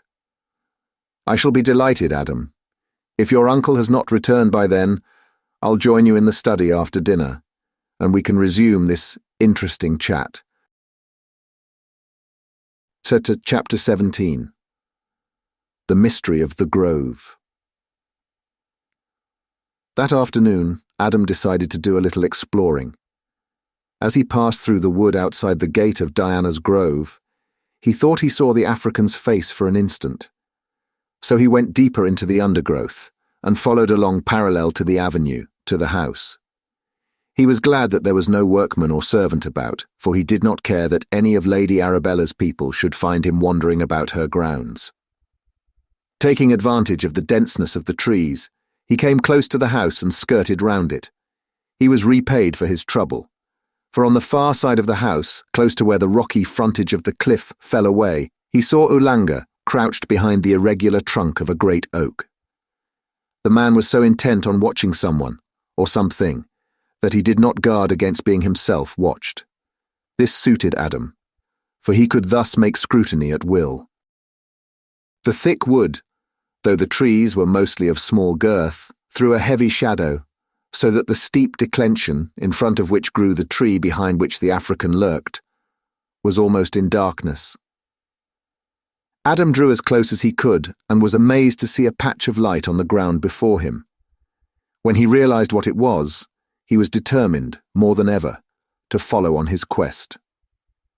The black person had a dark lantern in his hand and was throwing the light down the steep incline. The glare showed a series of stone steps which ended in a low-lying, heavy iron door fixed against the side of the house. All the strange things he had heard from Sir Nathaniel, and all those, little and big, which he had himself noticed, crowded into his mind in a chaotic way. Instinctively he took refuge behind a thick oak stem and set himself down to watch what might occur. After a short time, it became apparent that the African was trying to find out what was behind the heavy door. There was no way of looking in, for the door fitted tight into the massive stone slabs. The only opportunity for the entrance of light was through a small hole between the great stones above the door.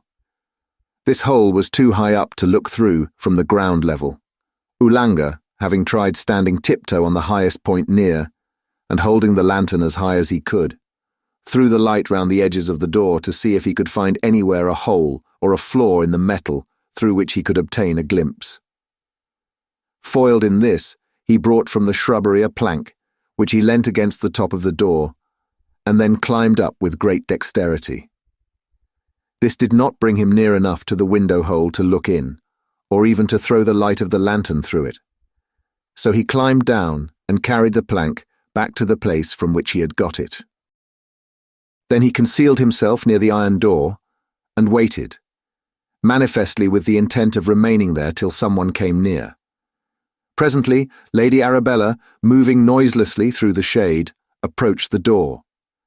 When he saw her close enough to touch it, Ulanga stepped forward from his concealment and spoke in a whisper, which through the gloom sounded like a hiss. "I want to see you, Missy, soon and secret." "What do you want?" "You know well, Missy, I told you already." She turned on him with blazing eyes, the green tint in them glowing like emeralds.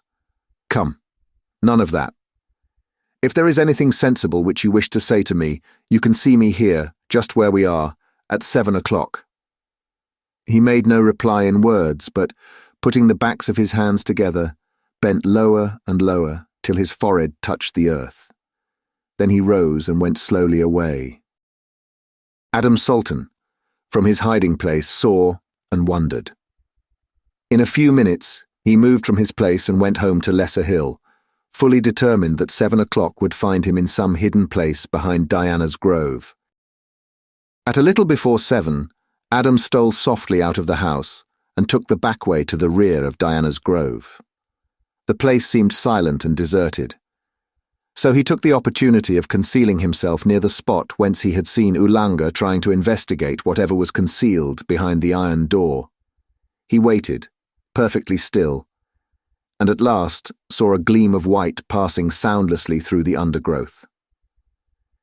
He was not surprised when he recognized the color of Lady Arabella's dress. She came close and waited, with her face to the iron door. From some place of concealment near at hand, Ulanga appeared and came close to her. Adam noticed, with surprised amusement, that over his shoulder was the box with the mongoose. Of course, the African did not know that he was seen by anyone, least of all by the man whose property he had with him. Silent-footed as he was, Lady Arabella heard him coming and turned to meet him. It was somewhat hard to see in the gloom, for, as usual, he was all in black, only his collar and cuffs showing white. Lady Arabella opened the conversation which ensued between the two. "What do you want? To rob me or murder me?" "No, to love you." This frightened her a little, and she tried to change the tone. "Is that a coffin you have with you? If so, you are wasting your time. It would not hold me." When a black person suspects he is being laughed at, all the ferocity of his nature comes to the front, and this man was of the lowest kind. "Dis ain't no coffin for nobody. Dis box is for you. Somefin you lub. Me give him to you." Still anxious to keep off the subject of affection, on which she believed him to have become crazed, she made another effort to keep his mind elsewhere. "Is this why you want to see me?" He nodded. "Then come round to the other door. But be quiet. I have no desire to be seen so close to my own house in conversation with a nigger like you." She had chosen the word deliberately. She wished to meet his passion with another kind. Such would, at all events, help to keep him quiet. In the deep gloom she could not see the anger which suffused his face. Rolling eyeballs and grinding teeth are, however, sufficient signs of anger to be decipherable in the dark. She moved round the corner of the house to her right. Ulanga was following her when she stopped him by raising her hand. "No, not that door," she said. "That is not for niggers. The other door will do well enough for you." Lady Arabella took in her hand a small key, which hung at the end of her watch chain, and moved to a small door, low down, round the corner, and a little downhill from the edge of the brow.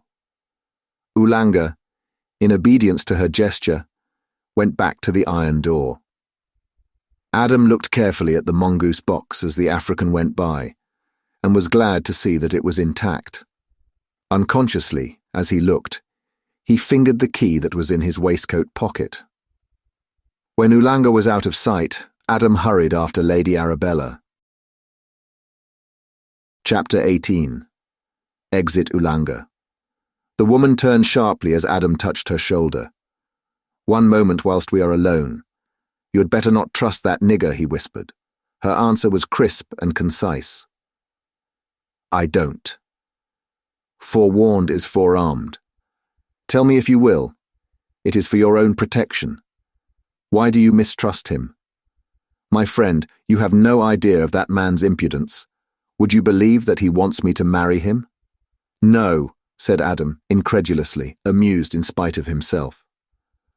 "Yes, and wanted to bribe me to do it by sharing a chest of treasure, at least he thought it was, stolen from Mr. Caswell. Why do you distrust him, Mr. Salton? Did you notice that box he had slung on his shoulder? That belongs to me. I left it in the gun room when I went to lunch. He must have crept in and stolen it.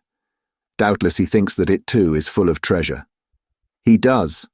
How on earth do you know?" asked Adam. "A little while ago he offered to give it to me. Another bribe to accept him. Faugh! I'm ashamed to tell you such a thing. The beast!" Whilst they had been speaking, she had opened the door, a narrow iron one, well hung, for it opened easily and closed tightly without any creaking or sound of any kind. Within all was dark, but she entered as freely and with as little misgiving or restraint as if it had been broad daylight. For Adam, there was just sufficient green light from somewhere for him to see that there was a broad flight of heavy stone steps leading upward, but Lady Arabella, after shutting the door behind her, when it closed tightly without a clang, tripped up the steps lightly and swiftly. For an instant all was dark, but there came again the faint green light which enabled him to see the outlines of things. Another iron door, narrow like the first and fairly high, led into another large room, the walls of which were of massive stones, so closely joined together as to exhibit only one smooth surface. This presented the appearance of having at one time been polished. On the far side, also smooth like the walls, was the reverse of a wide, but not high, iron door. Here there was a little more light, for the high-up aperture over the door opened to the air. Lady Arabella took from her girdle another small key, which she inserted in a keyhole in the centre of a massive lock. The great bolt seemed wonderfully hung. For the moment the small key was turned, the bolts of the great lock moved noiselessly, and the iron doors swung open. On the stone steps outside stood Ulanga, with the mongoose box slung over his shoulder. Lady Arabella stood a little on one side, and the African, accepting the movement as an invitation, entered in an obsequious way. The moment, however, that he was inside, he gave a quick look around him. Much death here. Big death. Many deaths. Good, good. He sniffed round as if he was enjoying the scent. The matter and manner of his speech were so revolting that instinctively Adam's hand wandered to his revolver, and with his finger on the trigger, he rested satisfied that he was ready for any emergency.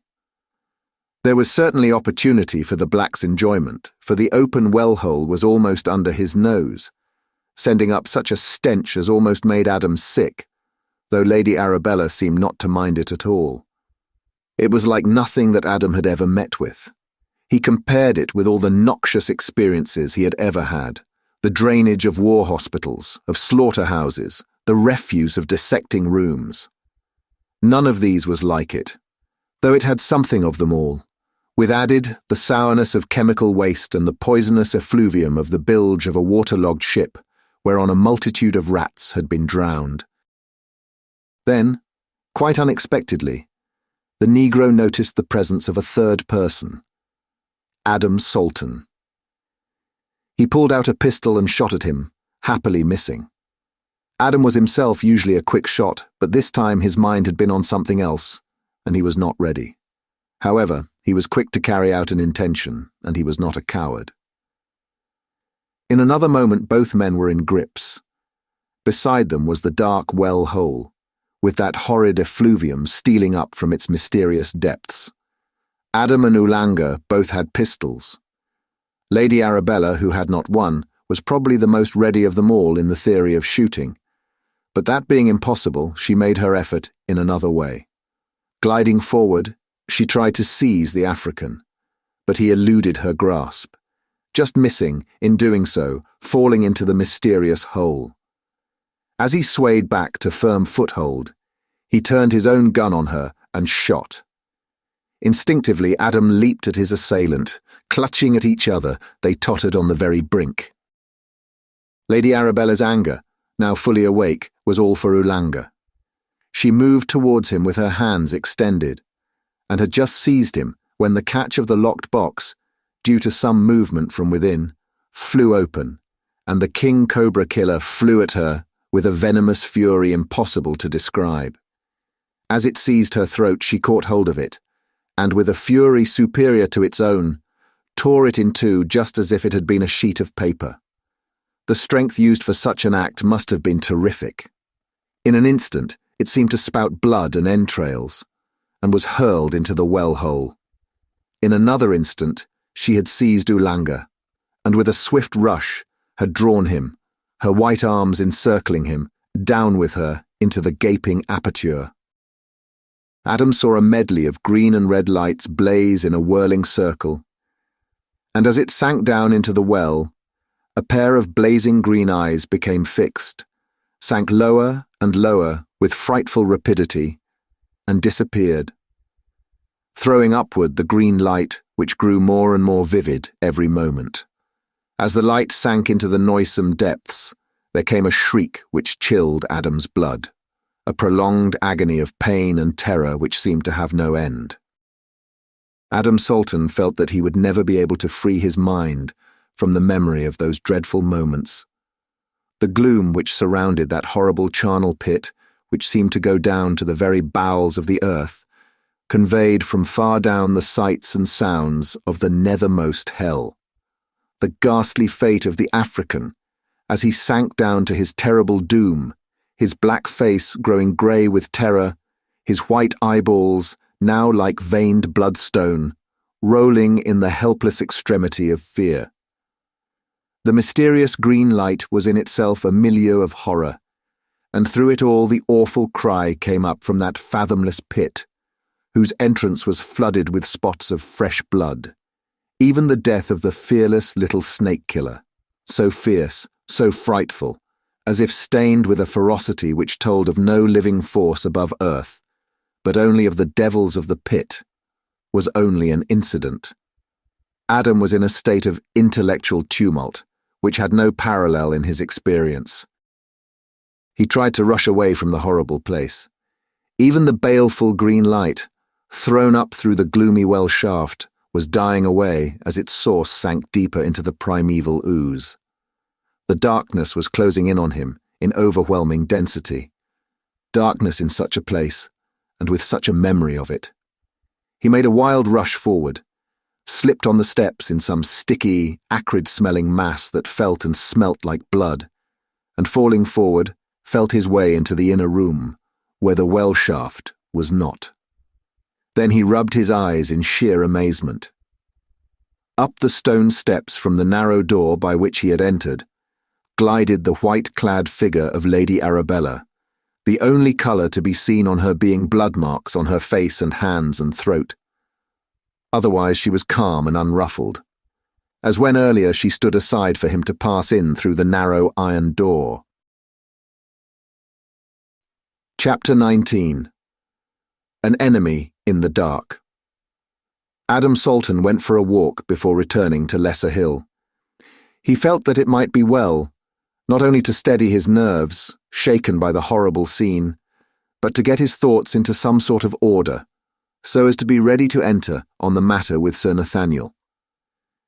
He was a little embarrassed as to telling his uncle, for affairs had so vastly progressed beyond his original view that he felt a little doubtful as to what would be the old gentleman's attitude when he should hear of the strange events for the first time.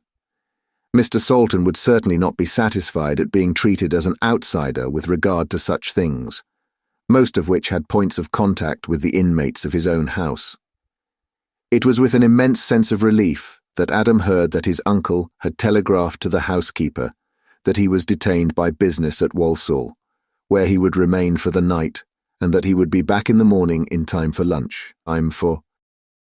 When Adam got home after his walk, he found Sir Nathaniel just going to bed. He did not say anything to him then of what had happened, but contented himself with arranging that they would walk together in the early morning, as he had much to say that would require serious attention. Strangely enough, he slept well, and awoke at dawn with his mind clear and his nerves in their usual unshaken condition. The maid brought up with his early morning cup of tea a note which had been found in the letterbox. It was from Lady Arabella, and was evidently intended to put him on his guard as to what he should say about the previous evening. He read it over carefully several times before he was satisfied that he had taken in its full import. Dear Mr. Salton, I cannot go to bed until I have written to you, so you must forgive me if I disturb you, and at an unseemly time. Indeed, you must also forgive me if, in trying to do what is right, I err in saying too much or too little. The fact is that I am quite upset and unnerved by all that has happened in this terrible night. I find it difficult even to write. My hands shake so that they are not under control, and I am trembling all over with memory of the horrors we saw enacted before our eyes. I am grieved beyond measure that I should be, however remotely, a cause of this horror coming on you. Forgive me if you can, and do not think too hardly of me. This I ask with confidence, for since we shared together the danger, the very pangs of death, I feel that we should be to one another something more than mere friends, that I may lean on you and trust you, assured that your sympathy and pity are for me. You really must let me thank you for the friendliness, the help, the confidence, the real aid at a time of deadly danger and deadly fear which you showed me. That awful man, I shall see him forever in my dreams. His black, malignant face will shut out all memory of sunshine and happiness. I shall eternally see his evil eyes as he threw himself into that well-hole in a vain effort to escape from the consequences of his own misdoing. The more I think of it, the more apparent it seems to me that he had premeditated the whole thing, of course, except his own horrible death. Perhaps you have noticed a fur collar I occasionally wear. It is one of my most valued treasures, an ermine collar studded with emeralds. I had often seen the nigger's eyes gleam covetously when he looked at it. Unhappily, I wore it yesterday. That may have been the cause that lured the poor man to his doom.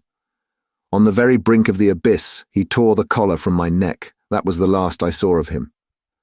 When he sank into the hole, I was rushing to the iron door, which I pulled behind me. When I heard that soul-sickening yell, which marked his disappearance in the chasm, I was more glad than I can say that my eyes were spared the pain and horror which my ears had to endure. When I tore myself out of the Negro's grasp as he sank into the well-hole, I realized what freedom meant. Freedom. Freedom. Not only from that noisome prison house, which has now such a memory, but from the more noisome embrace of that hideous monster. Whilst I live, I shall always thank you for my freedom. A woman must sometimes express her gratitude, otherwise it becomes too great to bear. I am not a sentimental girl who merely likes to thank a man. I am a woman who knows all, of bad as well as good, that life can give. I have known what it is to love and to lose. But you must not let me bring any unhappiness into your life. I must live on, as I have lived, alone. And in addition, bear with other woes the memory of this latest insult and horror. In the meantime, I must get away as quickly as possible from Diana's grove. In the morning I shall go up to town, where I shall remain for a week. I cannot stay longer, as business affairs demand my presence here. I think, however, that a week in the rush of busy London, surrounded with multitudes of commonplace people, will help to soften, I cannot expect total obliteration, the terrible images of the bygone night. When I can sleep easily, which will be, I hope, after a day or two, I shall be fit to return home and take up again the burden which will, I suppose, always be with me. I shall be most happy to see you on my return, or earlier if my good fortune sends you on any errand to London. I shall stay at the Mayfair Hotel. In that busy spot we may forget some of the dangers and horrors we have shared together. Adieu, and thank you, again and again, for all your kindness and consideration to me. Arabella Marsh. Adam was surprised by this effusive epistle, but he determined to say nothing of it to Sir Nathaniel until he should have thought it well over. When Adam met Sir Nathaniel at breakfast, he was glad that he had taken time to turn things over in his mind. The result had been that not only was he familiar with the facts in all their bearings, but he had already so far differentiated them that he was able to arrange them in his own mind according to their values. Breakfast had been a silent function, so it did not interfere in any way with the process of thought. So soon as the door was closed, Sir Nathaniel began. "I see, Adam, that something has occurred and that you have much to tell me." "That is so, sir. I suppose I'd better begin by telling you all I know, all that has happened since I left you yesterday." Accordingly, Adam gave him details of all that had happened during the previous evening. He confined himself rigidly to the narration of circumstances, taking care not to colour events by any comment of his own, or any opinion of the meaning of things which he did not fully understand. At first, Sir Nathaniel seemed disposed to ask questions, but shortly gave this up when he recognised that the narration was concise and self-explanatory. Thenceforth, he contented himself with quick looks and glances, easily interpreted or by some acquiescent motions of his hands when such could be convenient, to emphasise his idea of the correctness of any inference. Until Adam ceased speaking. Having evidently come to an end of what he had to say with regard to this section of his story, the elder man made no comment whatever. Even when Adam took from his pocket Lady Arabella's letter, with the manifest intention of reading it, he did not make any comment. Finally, when Adam folded up the letter and put it, in its envelope, back in his pocket, as an intimation that he had now quite finished, the old diplomatist carefully made a few notes in his pocket-book. "Your narrative, my dear Adam, is altogether admirable. I think I may now take it that we are both well versed in the actual facts, and that our conference had better take the shape of a mutual exchange of ideas. Let us both ask questions as they may arise, and I do not doubt that we shall arrive at some enlightening conclusions. Will you kindly begin, sir? I do not doubt that, with your longer experience, you will be able to dissipate some of the fog which envelops certain of the things which we have to consider." "I hope so, my dear boy. For a beginning, then, let me say that Lady Arabella's letter makes clear some things which she intended, and also some things which she did not intend.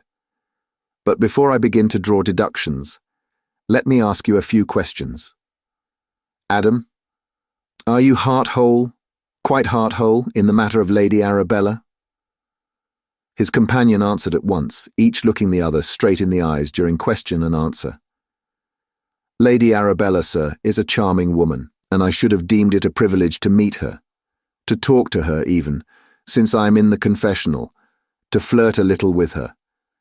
But if you mean to ask if my affections are in any way engaged, I can emphatically answer, no, as indeed you will understand when presently I give you the reason. Apart from that, there are the unpleasant details we discussed the other day. Would you mind giving me the reason now? It will help us to understand what is before us in the way of difficulty. Certainly, sir.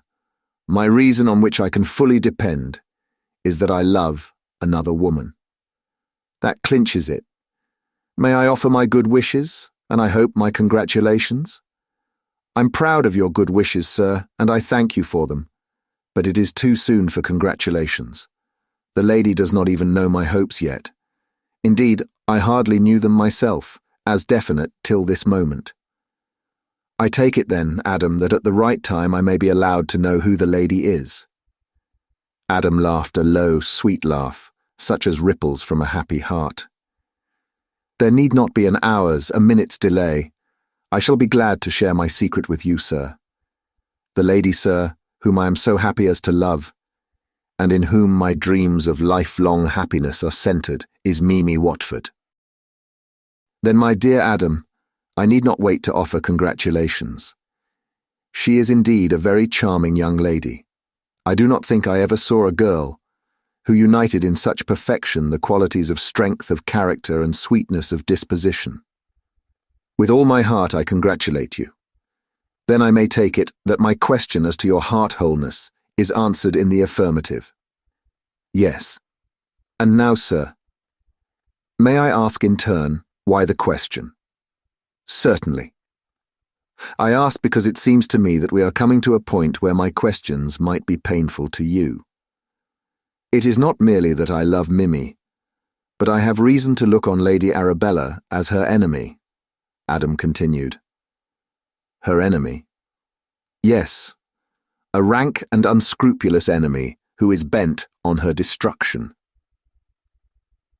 Sir Nathaniel went to the door, looked outside it and returned, locking it carefully behind him. Chapter 20. Metabolism.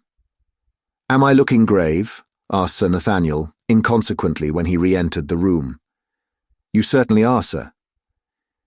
We little thought, when first we met, that we should be drawn into such a vortex. Already we are mixed up in robbery and probably murder, but 1,000 times worse than all the crimes in the calendar.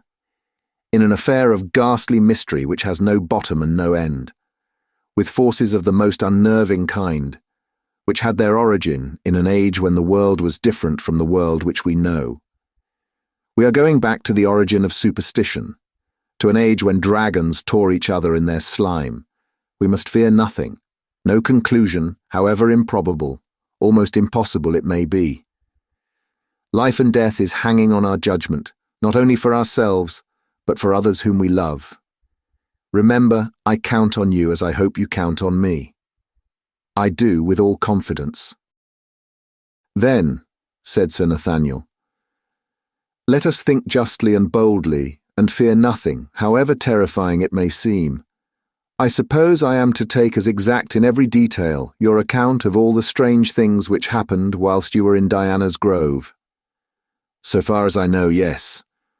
Of course, I may be mistaken in recollection of some detail or another, but I'm certain that in the main what I have said is correct. You feel sure that you saw Lady Arabella seize the Negro round the neck and drag him down with her into the hole? Absolutely certain, sir. Otherwise I should have gone to her assistance. We have then an account of what happened, from an eyewitness whom we trust, that is yourself. We have also another account written by Lady Arabella under her own hand.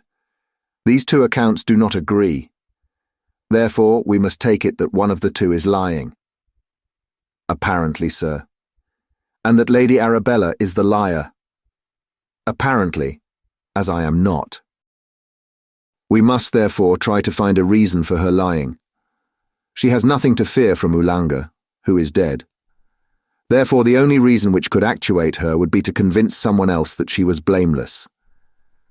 This someone could not be you, for you had the evidence of your own eyes. There was no one else present, therefore it must have been an absent person. That seems beyond dispute, sir. There is only one other person whose good opinion she could wish to keep, Edgar Caswell. He is the only one who fills the bill. Her lies point to other things besides the death of the African.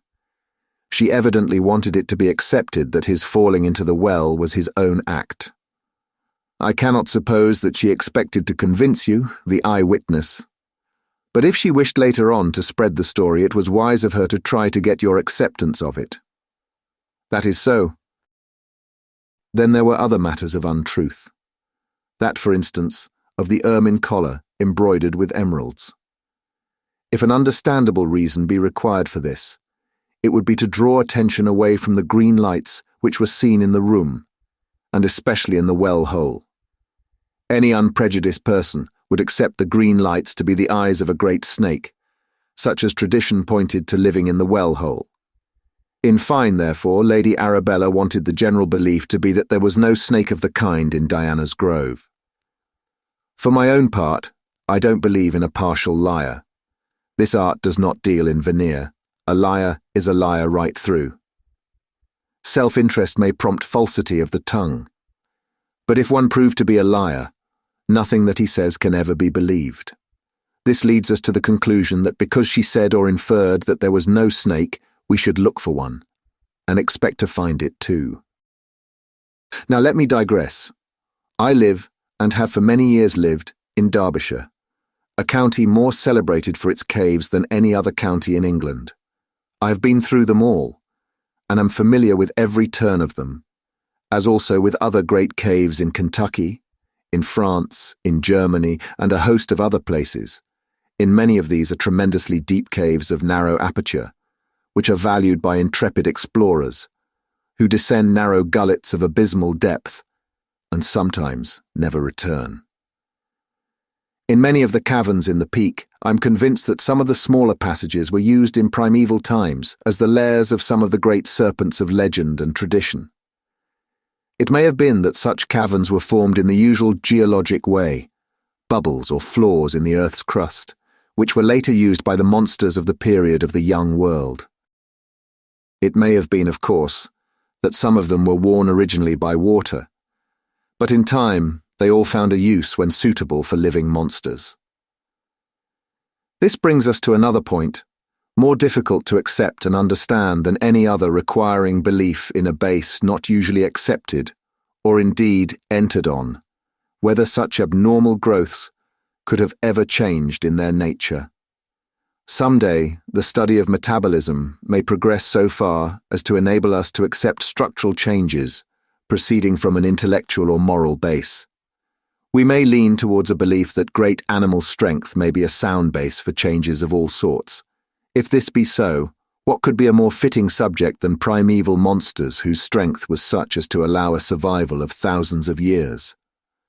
We do not know yet if brain can increase and develop independently of other parts of the living structure. After all, the medieval belief in the philosopher's stone, which could transmute metals, has its counterpart in the accepted theory of metabolism, which changes living tissue. In an age of investigation like our own, when we are returning to science as the base of wonders, almost of miracles, we should be slow to refuse to accept facts, however impossible they may seem to be. Let us suppose a monster of the early days of the world, a dragon of the prime, of vast age running into thousands of years, to whom had been conveyed in some way, it matters not, a brain just sufficient for the beginning of growth. Suppose the monster to be of incalculable size and of a strength quite abnormal, a veritable incarnation of animal strength. Suppose this animal is allowed to remain in one place, thus being removed from accidents of interrupted development. Might not, would not this creature, in process of time, ages if necessary, have that rudimentary intelligence developed? There is no impossibility in this. It is only the natural process of evolution. In the beginning, the instincts of animals are confined to alimentation, self-protection, and the multiplication of their species. As time goes on, and the needs of life become more complex, power follows need. We have been long accustomed to consider growth as applied almost exclusively to size, in its various aspects. But nature, who has no doctrinaire ideas, may equally apply it to concentration. A developing thing may expand in any given way or form. Now, it is a scientific law that increase implies gain and loss of various kinds. What a thing gains in one direction, it may lose in another. May it not be that Mother Nature may deliberately encourage decrease as well as increase? That it may be an axiom that what is gained in concentration is lost in size? Take, for instance, monsters that tradition has accepted and localized, such as the worm of Lambton or that of Spindleston Her. If such a creature were, by its own process of metabolism, to change much of its bulk for intellectual growth, we should at once arrive at a new class of creature, more dangerous perhaps than the world has ever had any experience of. A force which can think, which has no soul and no morals, and therefore no acceptance of responsibility. A snake would be a good illustration of this, for it is cold-blooded, and therefore removed from the temptations which often weaken or restrict warm-blooded creatures. If, for instance, the worm of Lambton, if such ever existed, were guided to its own ends by an organized intelligence capable of expansion, what form of creature could we imagine which would equal it in potentialities of evil? Why, such a being would devastate a whole country.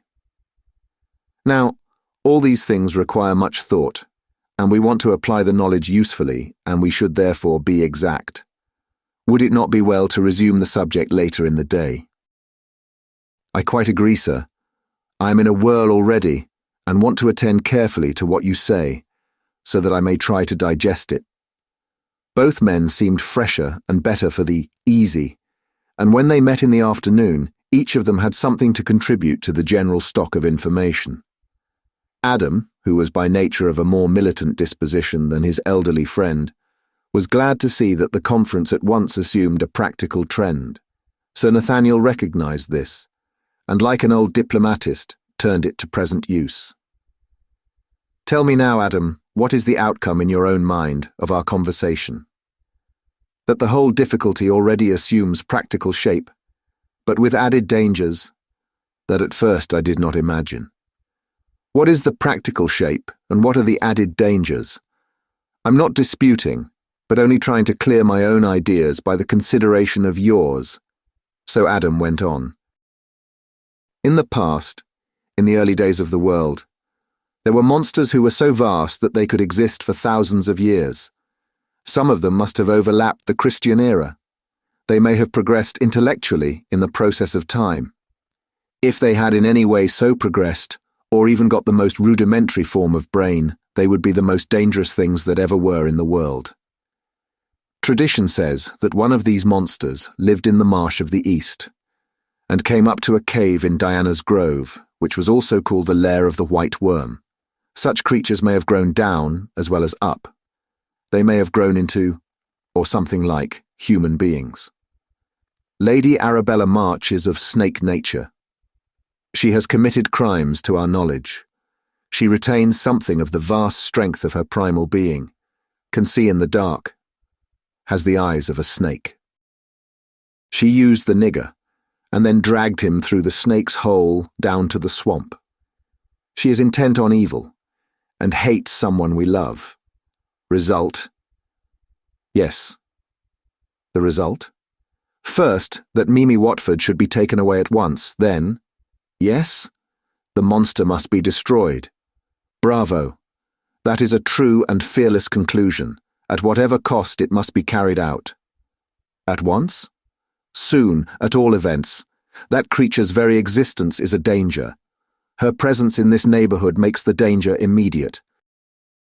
As he spoke, Sir Nathaniel's mouth hardened, and his eyebrows came down till they met. There was no doubting his concurrence in the resolution, or his readiness to help in carrying it out. But he was an elderly man with much experience and knowledge of law and diplomacy. It seemed to him to be a stern duty to prevent anything irrevocable taking place, till it had been thought out and all was ready. There were all sorts of legal cruxes to be thought out, not only regarding the taking of life, even of a monstrosity in human form, but also of property.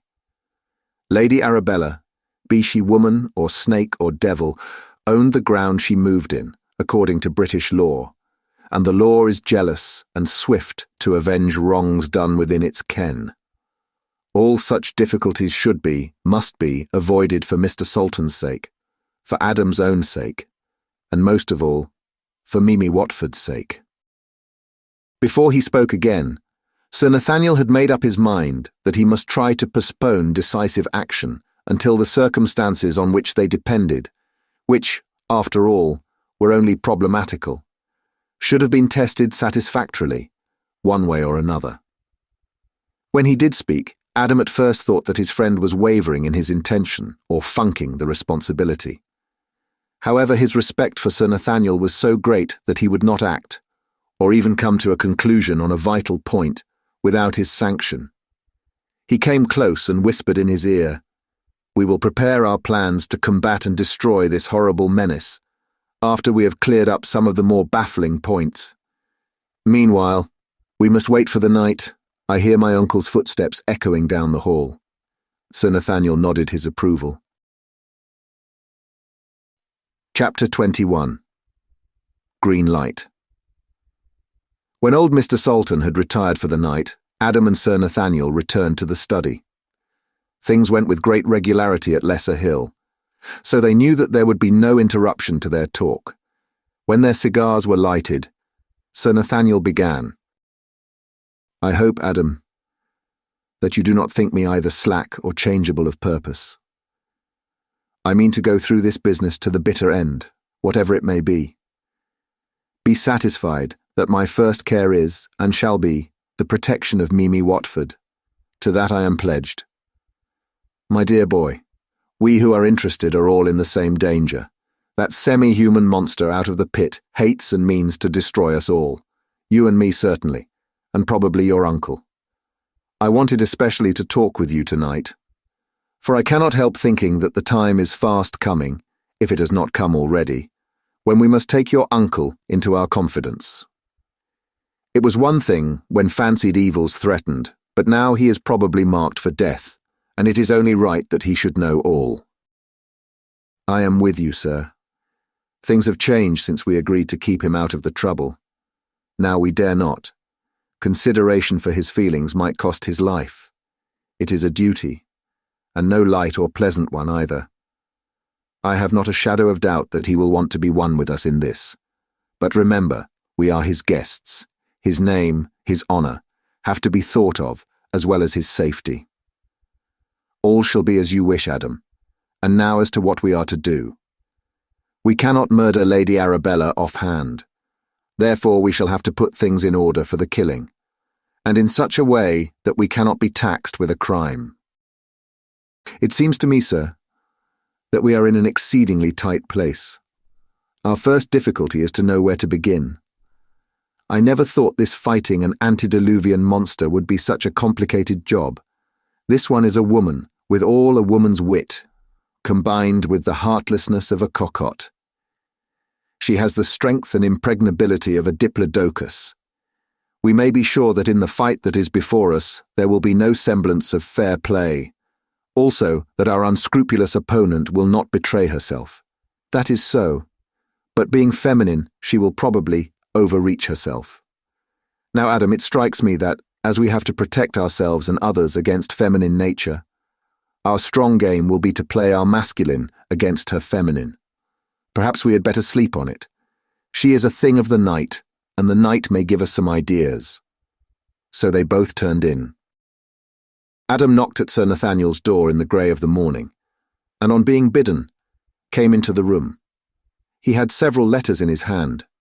Sir Nathaniel sat up in bed. "Well, I should like to read you a few letters, but of course I shall not send them unless you approve. In fact," with a smile and a blush, "there are several things which I want to do, but I hold my hand and my tongue till I have your approval." "Go on," said the other kindly. "Tell me all, and count at any rate on my sympathy. and on my approval and help, if I can see my way. Accordingly, Adam proceeded. When I told you the conclusions at which I had arrived, I put in the foreground that Mimi Watford should, for the sake of her own safety, be removed, and that the monster which had wrought all the harm should be destroyed. Yes, that is so.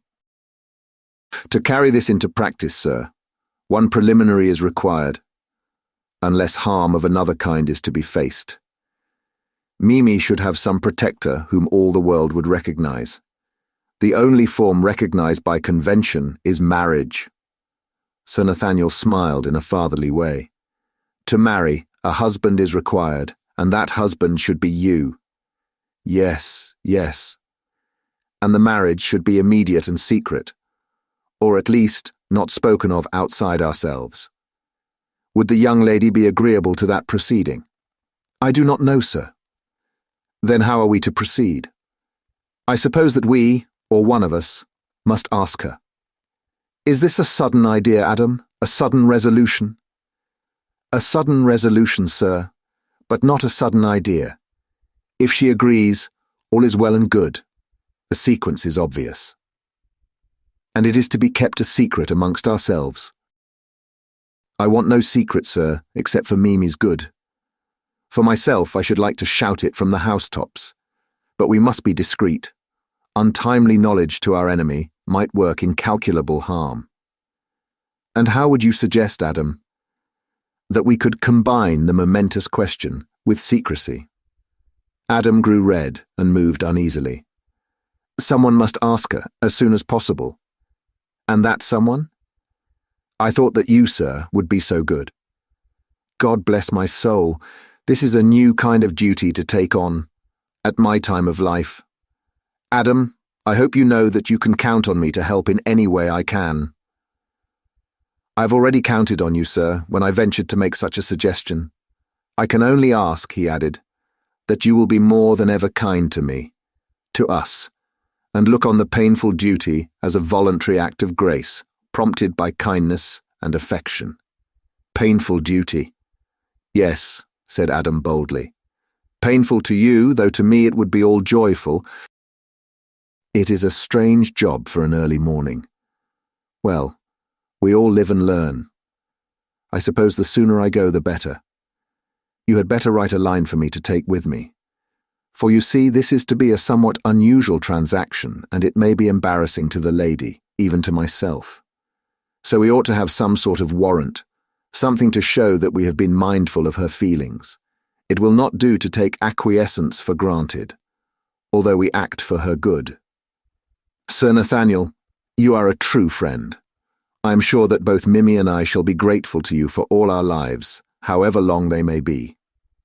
So, the two talked it over, and agreed as to points to be borne in mind by the ambassador. It was striking 10 when Sir Nathaniel left the house, Adam seeing him quietly off. As the young man followed him with wistful eyes, almost jealous of the privilege which his kind deed was about to bring him, he felt that his own heart was in his friend's breast. The memory of that morning was like a dream to all those concerned in it. Sir Nathaniel had a confused recollection of detail and sequence, though the main facts stood out in his memory boldly and clearly. Adam Salton's recollection was of an illimitable weight, filled with anxiety, hope, and chagrin, all dominated by a sense of the slow passage of time and accompanied by vague fears. Mimi could not for a long time think at all, or recollect anything, except that Adam loved her and was saving her from a terrible danger. When she had time to think, later on, she wondered when she had any ignorance of the fact that Adam loved her, and that she loved him with all her heart. Everything, every recollection, however small, every feeling, seemed to fit into those elemental facts as though they had all been moulded together. The main and crowning recollection was her saying goodbye to Sir Nathaniel, and entrusting to him loving messages straight from her heart to Adam Salton, and of his bearing when, with an impulse which she could not check, she put her lips to his and kissed him. Later, when she was alone and had time to think, it was a passing grief to her that she would have to be silent. For a time, to Lilla on the happy events of that strange mission. She had, of course, agreed to keep all secret until Adam should give her leave to speak. The advice and assistance of Sir Nathaniel was a great help to Adam in carrying out his idea of marrying Mimi Watford without publicity. He went with him to London, and with his influence, the young man obtained the license of the Archbishop of Canterbury for a private marriage. Sir Nathaniel then persuaded old Mr. Salton to allow his nephew to spend a few weeks with him at Doom Tower, and it was here that Mimi became Adam's wife. But that was only the first step in their plans. Before going further, however, Adam took his bride off to the Isle of Man. He wished to place a stretch of sea between Mimi and the White Worm, while things matured. On their return, Sir Nathaniel met them and drove them at once to Doom, taking care to avoid anyone that he knew on the journey. Sir Nathaniel had taken care to have the doors and windows shut and locked, all but the door used for their entry. The shutters were up and the blinds down. Moreover, heavy curtains were drawn across the windows. When Adam commented on this, Sir Nathaniel said in a whisper, "Wait till we are alone, and I'll tell you why this is done. In the meantime, not a word or a sign. You will approve when we have had a talk together." They said no more on the subject till after dinner, when they were ensconced in Sir Nathaniel's study, which was on the top story. Doom Tower was a lofty structure, situated on an eminence high up in the peak. The top commanded a wide prospect, ranging from the hills above the Ribble to the near side of the Brow, which marked the northern bound of ancient Mercia. It was of the early Norman period, less than a century younger than Castra Regis. The windows of the study were barred and locked, and heavy dark curtains closed them in. When this was done, not a gleam of light from the tower could be seen from outside. When they were alone, Sir Nathaniel explained that he had taken his old friend, Mr. Salton, into full confidence, and that in future all would work together. "It is important for you to be extremely careful, in spite of the fact that our marriage was kept secret, as also your temporary absence. Both are known." "How?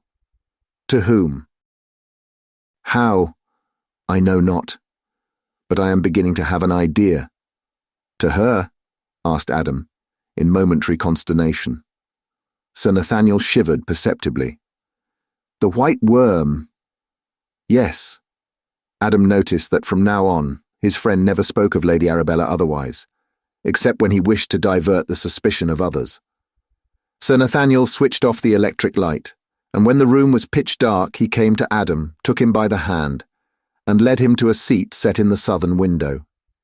Then he softly drew back a piece of the curtain and motioned his companion to look out. Adam did so, and immediately shrank back as though his eyes had opened on pressing danger. His companion set his mind at rest by saying in a low voice, "It is all right, you may speak, but speak low. There is no danger here, at present." Adam leaned forward, taking care, however, not to press his face against the glass. What he saw would not under ordinary circumstances have caused concern to anybody. With his special knowledge, it was appalling, though the night was now so dark that in reality there was little to be seen. On the western side of the tower stood a grove of old trees, of forest dimensions. They were not grouped closely, but stood a little apart from each other, producing the effect of a row widely planted. Over the tops of them was seen a green light, something like the danger signal at a railway crossing.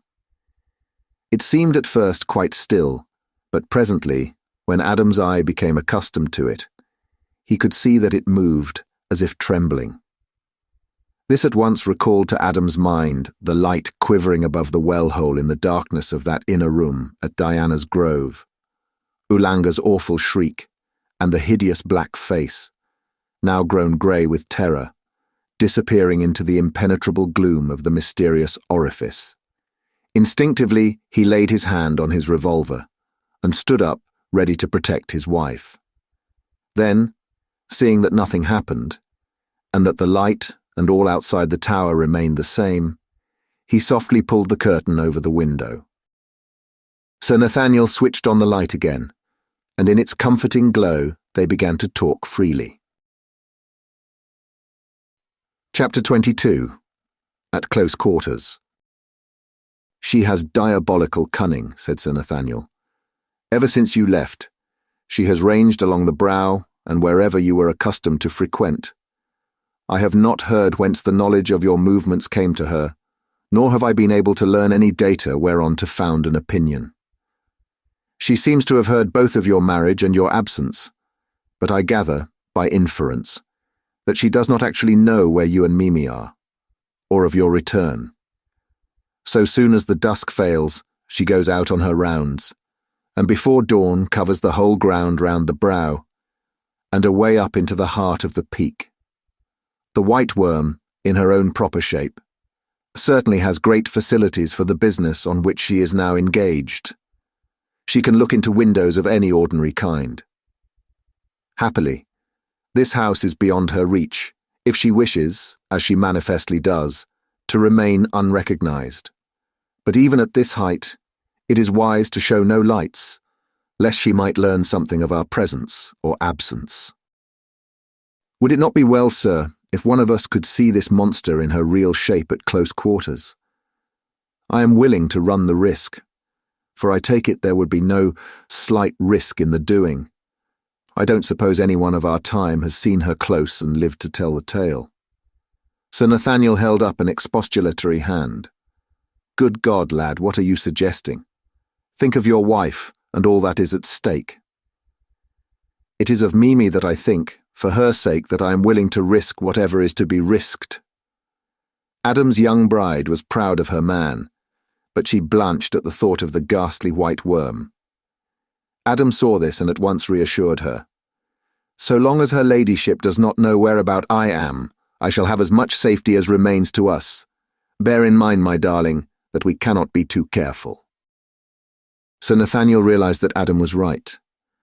The white worm had no supernatural powers, and could not harm them until she discovered their hiding place. It was agreed, therefore, that the two men should go together. When the two men slipped out by the back door of the house, they walked cautiously along the avenue which trended towards the west. Everything was pitch dark, so dark that at times they had to feel their way by the palings and tree trunks. They could still see, seemingly far in front of them and high up, the baleful light which at the height and distance seemed like a faint line. As they were now on the level of the ground, the light seemed infinitely higher than it had from the top of the tower. At the sight, Adam's heart fell. The danger of the desperate enterprise which he had undertaken burst upon him. But this feeling was shortly followed by another which restored him to himself, a fierce loathing and a desire to kill, such as he had never experienced before. They went on for some distance on a level road, fairly wide, from which the green light was visible.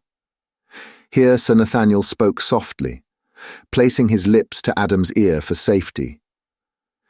"We know nothing whatever of this creature's power of hearing or smelling, though I presume that both are of no great strength. As to seeing, we may presume the opposite, but in any case we must try to keep in the shade behind the tree trunks. The slightest error would be fatal to us." Adam only nodded, in case there should be any chance of the monster seeing the movement. After a time that seemed interminable, they emerged from the circling wood. It was like coming out into sunlight by comparison with the misty blackness which had been around them. There was light enough to see by, though not sufficient to distinguish things at a distance. Adam's eyes sought the green light in the sky. It was still in about the same place, but its surroundings were more visible.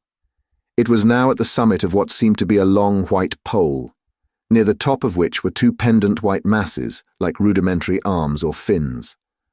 The green light, strangely enough, did not seem lessened by the surrounding starlight, but had a clearer effect and a deeper green. Whilst they were carefully regarding this, Adam with the aid of an opera glass, their nostrils were assailed by a horrid stench, something like that which rose from the well-hole in Diana's grove. By degrees, as their eyes got the right focus, they saw an immense towering mass that seemed snowy white. It was tall and thin. The lower part was hidden by the trees which lay between, but they could follow the tall white shaft and the duplicate green lights which topped it. As they looked, there was a movement. The shaft seemed to bend, and the line of green light descended amongst the trees. They could see the green light twinkle as it passed between the obstructing branches. Seeing where the head of the monster was, the two men ventured a little further forward, and saw that the hidden mass at the base of the shaft was composed of vast coils of the great serpent's body, forming a base from which the upright mass rose. As they looked, this lower mass moved, the glistening folds catching the moonlight, and they could see that the monster's progress was along the ground. It was coming towards them at a swift pace, so they turned and ran, taking care to make as little noise as possible, either by their footfalls or by disturbing the undergrowth close to them. They did not stop or pause till they saw before them the high, dark tower of doom. Chapter 23. In the Enemy's House. Sir Nathaniel was in the library next morning, after breakfast, when Adam came to him carrying a letter. "Her ladyship doesn't lose any time. She has begun work already." Sir Nathaniel, who was writing at a table near the window, looked up. "What is it?" said he. Adam held out the letter he was carrying. It was in a blazoned envelope. "Ha!" said Sir Nathaniel. "From the White Worm. I expected something of the kind." "But," said Adam, "how could she have known we were here? She didn't know last night." "I don't think we need trouble about that, Adam. There is so much we do not understand. This is only another mystery. Suffice it that she does know. Perhaps it is all the better and safer for us." "How is that?" asked Adam with a puzzled look. "General process of reasoning, my boy, and the experience of some years in the diplomatic world. This creature is a monster without heart or consideration for anything or anyone. She is not nearly so dangerous in the open as when she has the dark to protect her. Besides, we know by our own experience of her movements that for some reason she shuns publicity. In spite of her vast bulk and abnormal strength, she's afraid to attack openly. After all, she's only a snake, and with a snake's nature, which is to keep low and squirm, and proceed by stealth and cunning. She will never attack when she can run away, although she knows well that running away would probably be fatal to her. What is the letter about?" Sir Nathaniel's voice was calm and self-possessed. When he was engaged in any struggle of wits, he was all diplomatist. "She asks Mimi and me to tea this afternoon at Diana's Grove, and hopes that you also will favour her." Sir Nathaniel smiled. "Please ask Mrs. Salton to accept for us all." "She means some deadly mischief. Surely it would be wiser not." "It is an old trick that we learn early in diplomacy, Adam. To fight on the ground of your own choice. It is true that she suggested the place on this occasion, but by accepting it, we make it ours. Moreover, she will not be able to understand our reason for doing so, and her own bad conscience, if she has any, bad or good, and her own fears and doubts will play our game for us. No, my dear boy, let us accept by all means." Adam said nothing, but silently held out his hand, which his companion shook. No words were necessary. When it was getting near tea time, Mimi asked Sir Nathaniel how they were going. "We must make a point of going in state. We want all possible publicity." Mimi looked at him inquiringly. "Certainly, my dear. In the present circumstances, publicity is a part of safety. Do not be surprised if, whilst we are at Diana's Grove, occasional messages come for you, for all or any of us." "I see," said Mrs. Salton. "You are taking no chances." "None, my dear. All I have learned at foreign courts, and amongst civilized and uncivilized people, is going to be utilized within the next couple of hours. Sir Nathaniel's voice was full of seriousness, and it brought to Mimi in a convincing way the awful gravity of the occasion. In due course they set out in a carriage drawn by a fine pair of horses, who soon devoured the few miles of their journey. Before they came to the gate, Sir Nathaniel turned to Mimi. "I have arranged with Adam certain signals which may be necessary if certain eventualities occur. These need be nothing to do with you directly, but bear in mind that if I ask you or Adam to do anything, do not lose a second in the doing of it. We must try to pass off such moments with an appearance of unconcern. In all probability, nothing requiring such care will occur. The white worm will not try force, though she has so much of it to spare.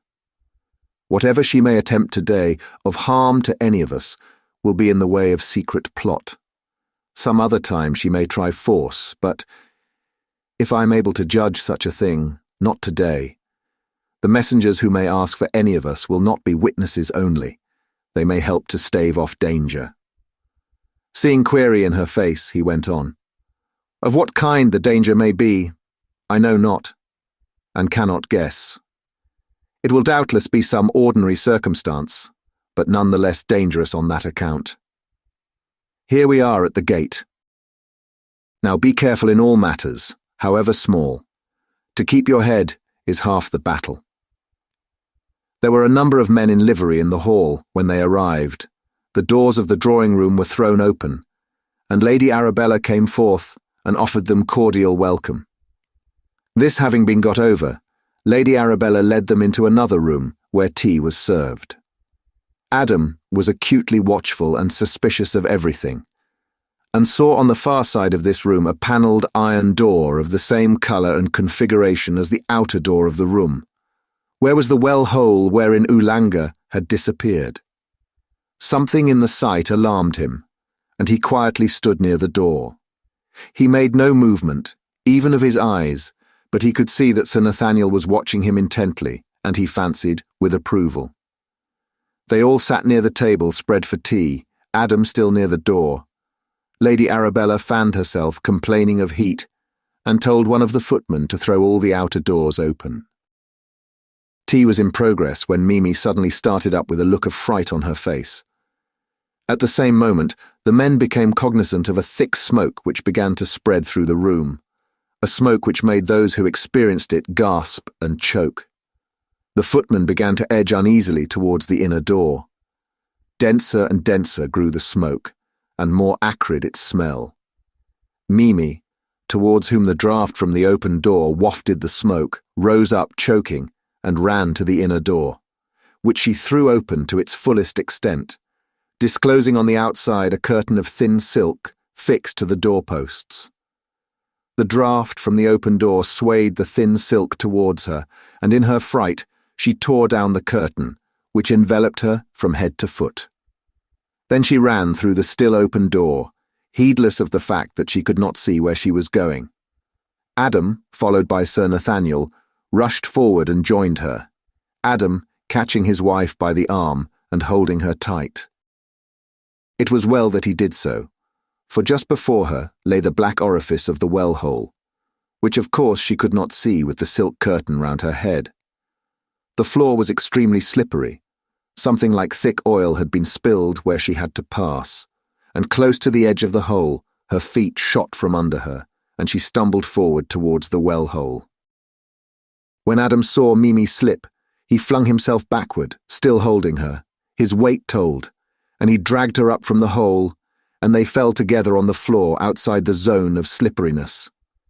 In a moment he had raised her up, and together they rushed out through the open door into the sunlight, Sir Nathaniel close behind them.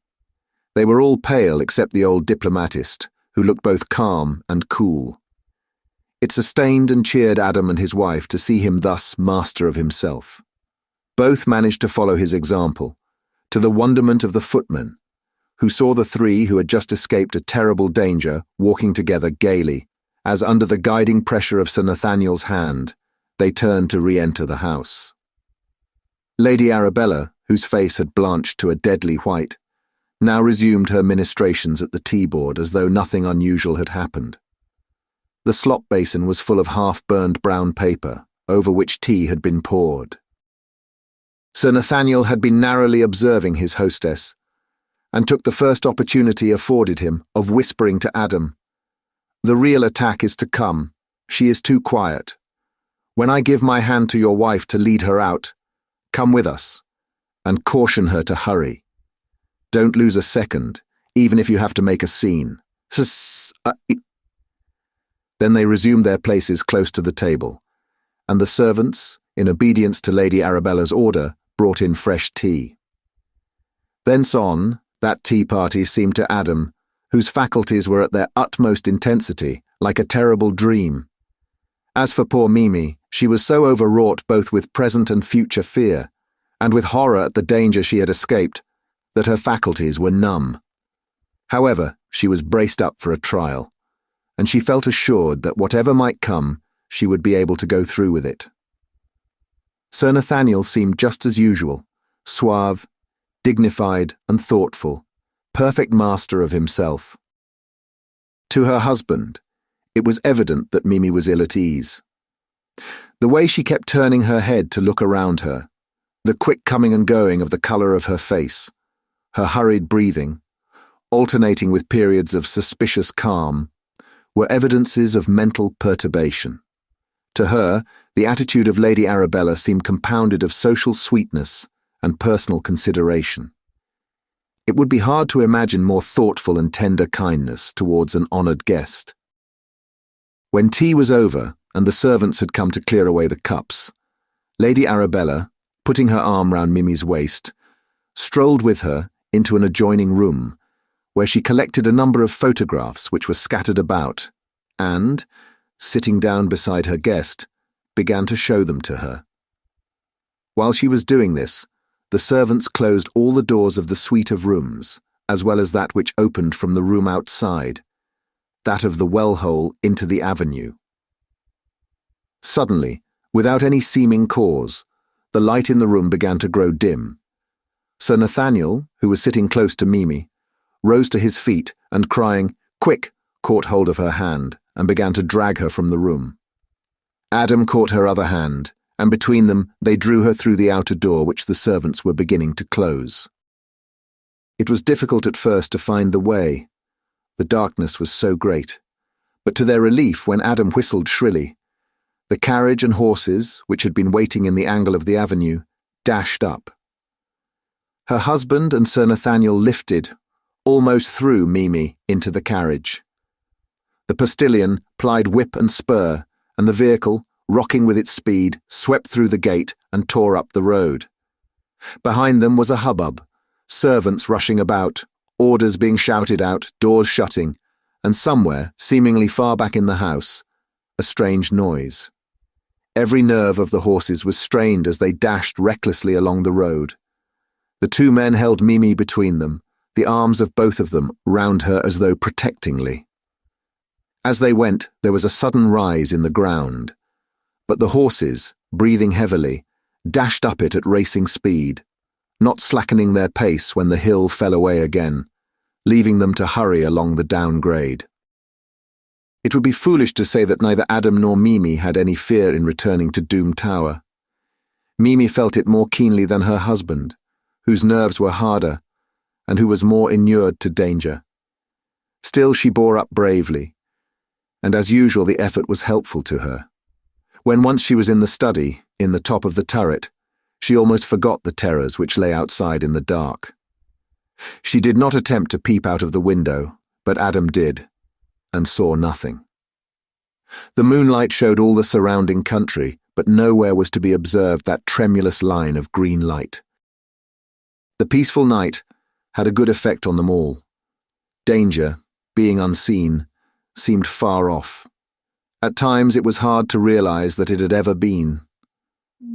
With courage restored, Adam rose early and walked along the brow, seeing no change in the signs of life in Castra Regis.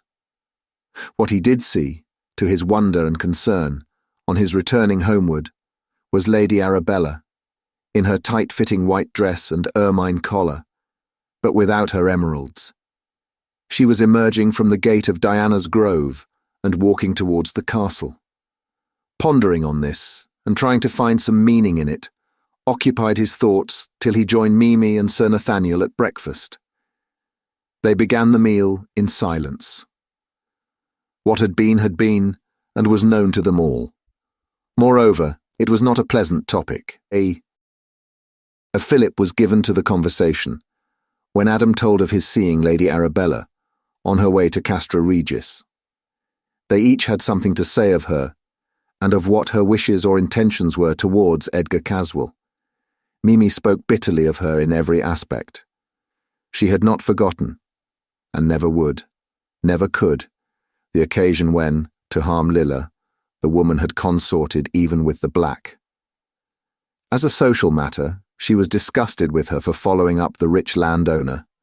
Throwing herself at his head so shamelessly was how she expressed it. She was interested to know that the great kite still flew from Caswell's tower, but beyond such matters she did not try to go. The only comment she made was of strongly expressed surprise at her ladyship's cheek in ignoring her own criminal acts, and her impudence in taking it for granted that others had overlooked them also. Chapter 24. A Startling Proposition. The more Mimi thought over the late events, the more puzzled she was. What did it all mean? What could it mean, except that there was an error of fact somewhere? Could it be possible that some of them, all of them, had been mistaken, that there had been no white worm at all? On either side of her was a belief impossible of reception. Not to believe in what seemed apparent was to destroy the very foundations of belief. Yet in old days there had been monsters on the earth, and certainly some people had believed in just such mysterious changes of identity. It was all very strange. Just fancy how any stranger, say a doctor, would regard her if she were to tell him that she had been to a tea party with an antediluvian monster, and that they had been waited on by up-to-date men-servants. Adam had returned, exhilarated by his walk, and more settled in his mind than he had been for some time. Like Mimi, he had gone through the phase of doubt and inability to believe in the reality of things, though it had not affected him to the same extent. The idea, however, that his wife was suffering ill effects from her terrible ordeal braced him up. He remained with her for a time, then he sought Sir Nathaniel in order to talk over the matter with him. He knew that the calm common sense and self-reliance of the old man, as well as his experience, would be helpful to them all. Sir Nathaniel had come to the conclusion that, for some reason which he did not understand, Lady Arabella had changed her plans, and for the present at all events, was pacific. He was inclined to attribute her changed demeanour to the fact that her influence over Edgar Caswell was so far increased, as to justify a more fixed belief in his submission to her charms. As a matter of fact, she had seen Caswell that morning when she visited Castra Regis, and they had had a long talk together, during which the possibility of their union had been discussed. Caswell, without being enthusiastic on the subject, had been courteous and attentive. As she had walked back to Diana's Grove, she almost congratulated herself on her new settlement in life. That the idea was becoming fixed in her mind was shown by a letter which she wrote later in the day to Adam Salton, and sent to him by hand. It ran as follows: Dear Mr. Salton, I wonder if you would kindly advise, and if possible, help me in a matter of business. I have been for some time trying to make up my mind to sell Diana's Grove.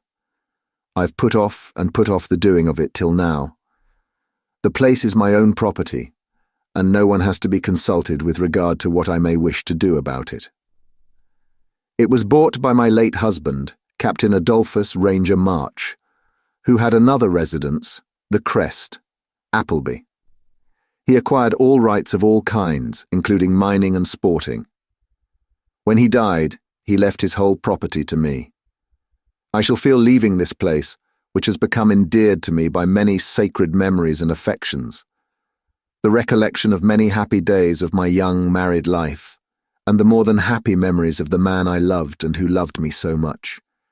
I should be willing to sell the place for any fair price, so long, of course, as the purchaser was one I liked and of whom I approved.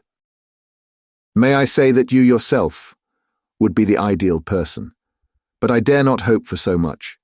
It strikes me, however, that among your Australian friends may be someone who wishes to make a settlement in the old country, and would care to fix the spot in one of the most historic regions in England, full of romance and legend, and with a never-ending vista of historical interest. An estate which, though small, is in perfect condition and with illimitable possibilities of development, and many doubtful or unsettled rights which have existed before the time of the Romans or even Celts, who were the original possessors. In addition, the house has been kept up to the dernier cri. Immediate possession can be arranged. My lawyers can provide you, or whoever you may suggest, with all business and historical details. A word from you of acceptance or refusal is all that is necessary, and we can leave details to be thrashed out by our agents. Forgive me, won't you, for troubling you in the matter, and believe me, yours very sincerely, Arabella March. Adam read this over several times, and then, his mind being made up, he went to Mimi and asked if she had any objection. She answered, after a shudder, that she was, in this, as in all things, willing to do whatever he might wish. Dearest, I am willing that you should judge what is best for us. Be quite free to act as you see your duty and as your inclination calls. We are in the hands of God, and he has hitherto guided us, and will do so to his own end. From his wife's room, Adam Salton went straight to the study in the tower, where he knew Sir Nathaniel would be at that hour. The old man was alone, so when he had entered in obedience to the come in which answered his query, he closed the door and sat down beside him. Do you think, sir, that it would be well for me to buy Diana's Grove? God bless my soul, said the old man, startled. Why on earth would you want to do that? Well, I have vowed to destroy that white worm, and my being able to do whatever I may choose with the Lair would facilitate matters and avoid complications.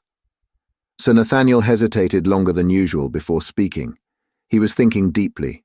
Yes, Adam, there is much common sense in your suggestion, though it startled me at first. I think that for all reasons you would do well to buy the property and to have the conveyance settled at once. If you want more money than is immediately convenient, let me know, so that I may be your banker. Thank you, sir, most heartily. But I have more money at immediate call than I shall want. I am glad you approve. The property is historic, and as time goes on it will increase in value. Moreover, I may tell you something which indeed is only a surmise, but which, if I am right, will add great value to the place. Adam listened. Has it ever struck you why the old name, the Lair of the White Worm, was given? We know that there was a snake, which in early days was called a worm. But why white? I really don't know, sir. I never thought of it. I simply took it for granted. So did I at first, long ago. But later I puzzled my brain for a reason. And what was the reason, sir? Simply and solely because the snake or worm was white. We are near the county of Stafford, where the great industry of china burning was originated and grew.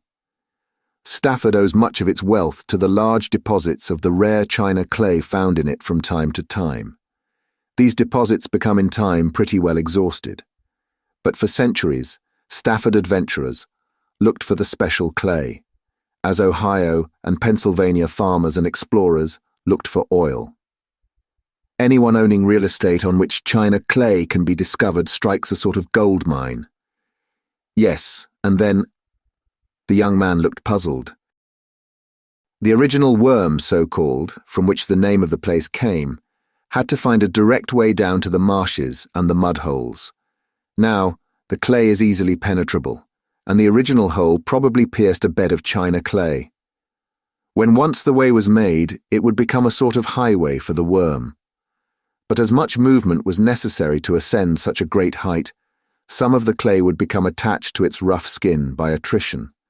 The downway must have been easy work, but the ascent was different, and when the monster came to view in the upper world, it would be fresh from contact with the white clay, hence the name, which has no cryptic significance, but only fact. Now, if that surmise be true, and I do not see why not, there must be a deposit of valuable clay, possibly of immense depth. Adam's comment pleased the old gentleman. I have it in my bones, sir, that you have struck, or rather reasoned out, a great truth. Sir Nathaniel went on cheerfully. When the world of commerce wakes up to the value of your find, it will be as well that your title to ownership has been perfectly secured. If anyone ever deserved such a gain, it is you.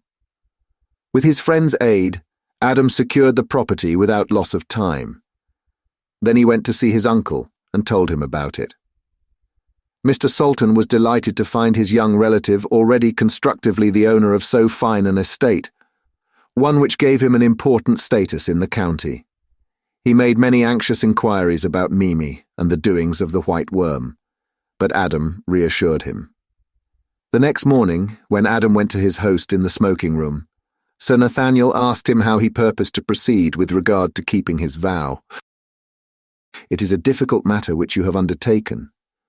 To destroy such a monster is something like one of the labours of Hercules, in that not only its size and weight and power of using them in little-known ways are against you, but the occult side is alone an unsurpassable difficulty. The worm is already master of all the elements except fire, and I do not see how fire can be used for the attack. It has only to sink into the earth in its usual way, and you could not overtake it if you had the resources of the biggest coal mine in existence. But I dare say you have mapped out some plan in your mind, he added courteously. I have, sir, but of course, it may not stand the test of practice. May I know the idea? Well, sir, this was my argument. At the time of the Chartist trouble, an idea spread amongst financial circles that an attack was going to be made on the Bank of England. Accordingly, the directors of that institution consulted many persons who were supposed to know what steps should be taken, and it was finally decided that the best protection against fire, which is what was feared, was not water, but sand. To carry the scheme into practice, great store of fine sea sand, the kind that blows about and is used to fill hourglasses, was provided throughout the building, especially at the points liable to attack, from which it could be brought into use. I propose to provide, at Diana's Grove, as soon as it comes into my possession, an enormous amount of such sand, and shall take an early occasion of pouring it into the well hole, which it will in time choke. Thus, Lady Arabella, in her guise of the White Worm, will find herself cut off from her refuge. The hole is a narrow one, and is some hundreds of feet deep. The weight of the sand this can contain would not in itself be sufficient to obstruct, but the friction of such a body working up against it would be tremendous. One moment. What use would the sand be for destruction? None, directly, but it would hold the struggling body in place till the rest of my scheme came into practice. And what is the rest? As the sand is being poured into the well hole, quantities of dynamite can also be thrown in. Good. But how would the dynamite explode? For of course that is what you intend. Would not some sort of wire or fuse he required for each parcel of dynamite? Adam smiled. Not in these days, sir. That was proved in New York. 1,000 pounds of dynamite in sealed canisters was placed about some workings. At the last, a charge of gunpowder was fired, and the concussion exploded the dynamite. It was most successful. Those who were non-experts in high explosives expected that every pane of glass in New York would be shattered, but in reality, the explosive did no harm outside the area intended, although 16 acres of rock had been mined and only the supporting walls and pillars had been left intact. The whole of the rocks were shattered. Sir Nathaniel nodded approval. That seems a good plan, a very excellent one. But if it has to tear down so many feet of precipice, it may wreck the whole neighborhood. And free it forever from a monster, added Adam, as he left the room to find his wife. Chapter 25. The Last Battle. Lady Arabella had instructed her solicitors to hurry on with the conveyance of Diana's grove, so no time was lost in letting Adam Salton have formal possession of the estate. After his interview with Sir Nathaniel, he had taken steps to begin putting his plan into action. In order to accumulate the necessary amount of fine sea sand, he ordered the steward to prepare for an elaborate system of top-dressing all the grounds. A great heap of the sand, brought from bays on the Welsh coast, began to grow at the back of the grove.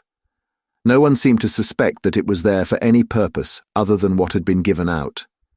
Lady Arabella, who alone could have guessed, was now so absorbed in her matrimonial pursuit of Edgar Caswell that she had neither time nor inclination for thought extraneous to this. She had not yet moved from the house, though she had formally handed over the estate. Adam put up a rough corrugated iron shed behind the grove, in which he stored his explosives. All being ready for his great attempt whenever the time should come, he was now content to wait, and, in order to pass the time, interested himself in other things, even in Caswell's great kite, which still flew from the high tower of Castra Regis. The mound of fine sand grew to proportions so vast as to puzzle the bailiffs and farmers round the brow. The hour of the intended cataclysm was approaching apace. Adam wished, but in vain, for an opportunity, which would appear to be natural, of visiting Caswell in the turret of Castra Regis. At last, one morning, he met Lady Arabella moving towards the castle, so he took his courage à deux mains and asked to be allowed to accompany her. She was glad, for her own purposes, to comply with his wishes, so together they entered and found their way to the turret room. Caswell was much surprised to see Adam come to his house, but lent himself to the task of seeming to be pleased. He played the host so well as to deceive even Adam. They all went out on the turret roof, where he explained to his guests the mechanism for raising and lowering the kite, taking also the opportunity of testing the movements of the multitudes of birds, how they answered almost instantaneously to the lowering or raising of the kite. As Lady Arabella walked home with Adam from Castra Regis, she asked him if she might make a request. Permission having been accorded, she explained that before she finally left Diana's grove, where she had lived so long, she had a desire to know the depth of the well hole. Adam was really happy to meet her wishes, not from any sentiment, but because he wished to give some valid and ostensible reason for examining the passage of the worm, which would obviate any suspicion resulting from his being on the premises. He brought from London a Kelvin-sounding apparatus, with a sufficient length of piano wire for testing any probable depth. The wire passed easily over the running wheel, and when this was once fixed over the hole, he was satisfied to wait till the most advantageous time for his final experiment. In the meantime, affairs had been going quietly at Mercy Farm. Lilla, of course, felt lonely in the absence of her cousin, but the even tenor of life went on for her as for others. After the first shock of parting was over, things went back to their accustomed routine. In one respect, however, there was a marked difference. So long as home conditions had remained unchanged, Lilla was content to put ambition far from her, and to settle down to the life which had been hers as long as she could remember. But Mimi's marriage set her thinking. Naturally, she came to the conclusion that she too might have a mate. There was not for her much choice. There was little movement in the matrimonial direction at the farmhouse. She did not approve of the personality of Edgar Caswell, and his struggle with Mimi had frightened her, but he was unmistakably an excellent party, much better than she could have any right to expect. This weighs much with a woman, and more particularly one of her class. So on the whole, she was content to let things take their course and to abide by the issue. As time went on, she had reason to believe that things did not point to happiness. She could not shut her eyes to certain disturbing facts, amongst which were the existence of Lady Arabella and her growing intimacy with Edgar Caswell, as well as his own cold and haughty nature, so little in accord with the ardour which is the foundation of a young maid's dreams of happiness. How things would, of necessity, alter if she were to marry, she was afraid to think. All told, the prospect was not happy for her, and she had a secret longing that something might occur to upset the order of things, as at present arranged. When Lilla received a note from Edgar Caswell asking if he might come to tea on the following afternoon, her heart sank within her. If it was only for her father's sake, she must not refuse him, or show any disinclination which he might construe into incivility. She missed Mimi more than she could say, or even dared to think. Hitherto, she had always looked to her cousin for sympathy, for understanding, for loyal support. Now she and all these things, and 1,000 others, gentle, assuring, supporting, were gone. And instead there was a horrible, aching void. For the whole afternoon and evening, and for the following forenoon, poor Lilla's loneliness grew to be a positive agony. For the first time she began to realize the sense of her loss, as though all the previous suffering had been merely a preparation. Everything she looked at, everything she remembered or thought of, became laden with poignant memory. Then, on the top of all, was a new sense of dread. The reaction from the sense of security which had surrounded her all her life, to a never-quieted apprehension, was at times almost more than she could bear. It so filled her with fear that she had a haunting feeling that she would as soon die as live. However, whatever might be her own feelings, duty had to be done, and as she had been brought up to consider duty first, she braced herself to go through, to the very best of her ability, what was before her. Still, the severe and prolonged struggle for self-control told upon Lilla.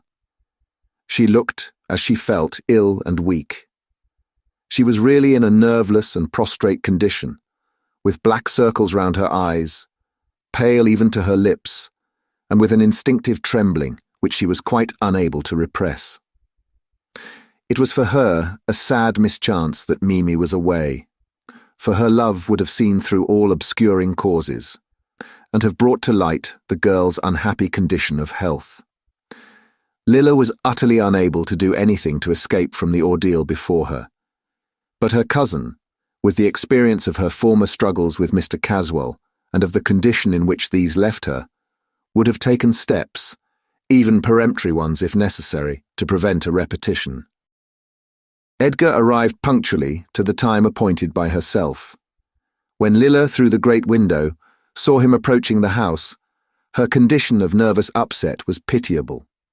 She braced herself up, however, and managed to get through the interview in its preliminary stages without any perceptible change in her normal appearance and bearing. It had been to her an added terror that the black shadow of Ulanga, whom she dreaded, would follow hard on his master. A load was lifted from her mind when he did not make his usual stealthy approach.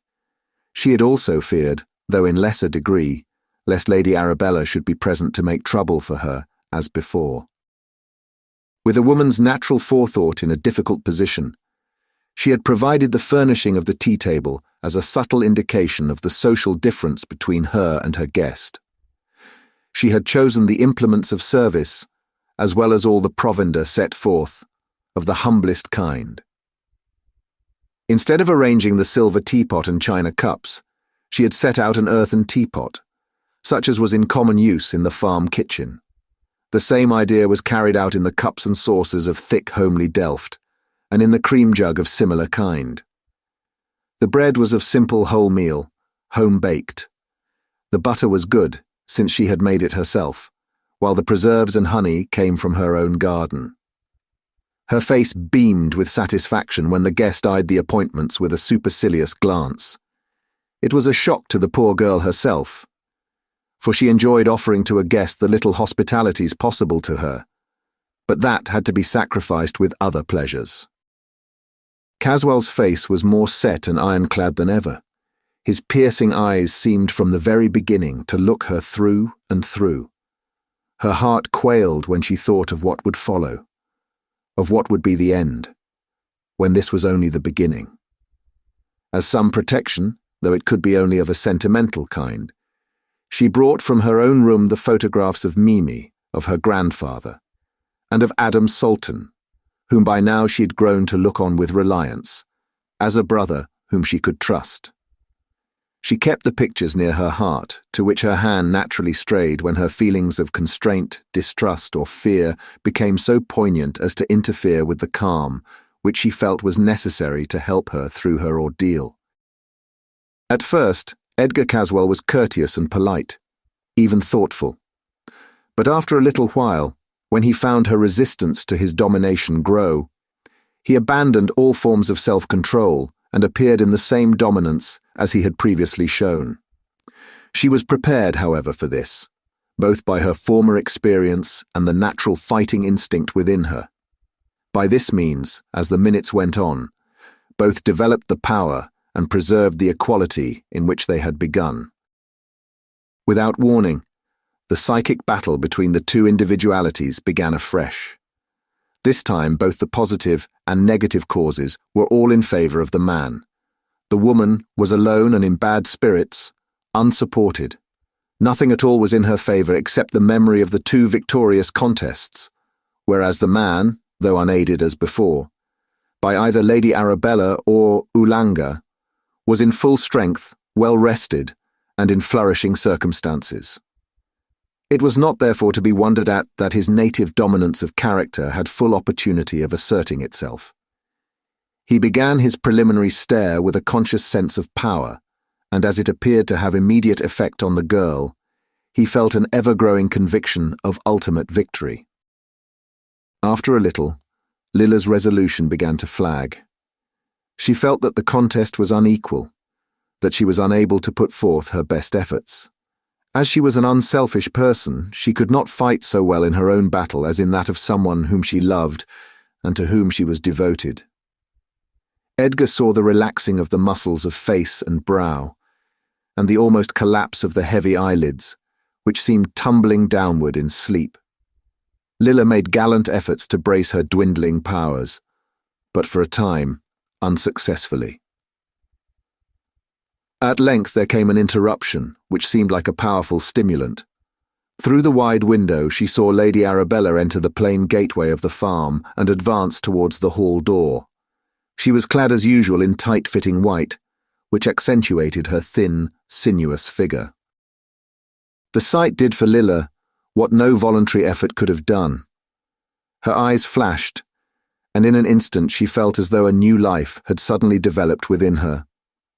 Lady Arabella's entry, in her usual unconcerned, haughty, supercilious way, heightened the effect, so that when the two stood close to each other, battle was joined.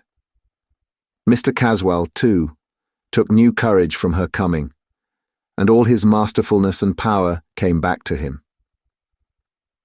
His looks, intensified, had more obvious effect than had been noticeable that day. Lilla seemed at last overcome by his dominance. Her face became red and pale, violently red and ghastly pale by rapid turns. Her strength seemed gone. Her knees collapsed and she was actually sinking on the floor, when to her surprise and joy, Mimi came into the room, running hurriedly and breathing heavily. Lilla rushed to her, and the two clasped hands. With that, a new sense of power, greater than Lilla had ever seen in her, seemed to quicken her cousin. Her hand swept the air in front of Edgar Caswell, seeming to drive him backward more and more by each movement, till at last he seemed to be actually hurled through the door which Mimi's entrance had left open, and fell at full length on the gravel path without.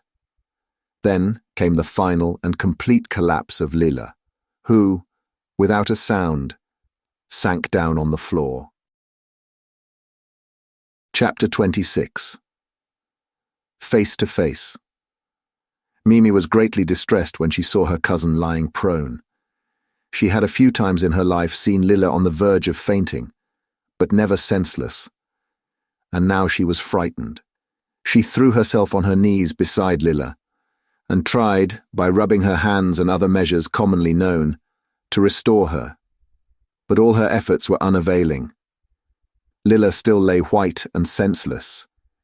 In fact, each moment she looked worse. Her breast, that had been heaving with the stress, became still, and the pallor of her face grew like marble. At these succeeding changes, Mimi's fright grew till it altogether mastered her. She succeeded in controlling herself only to the extent that she did not scream.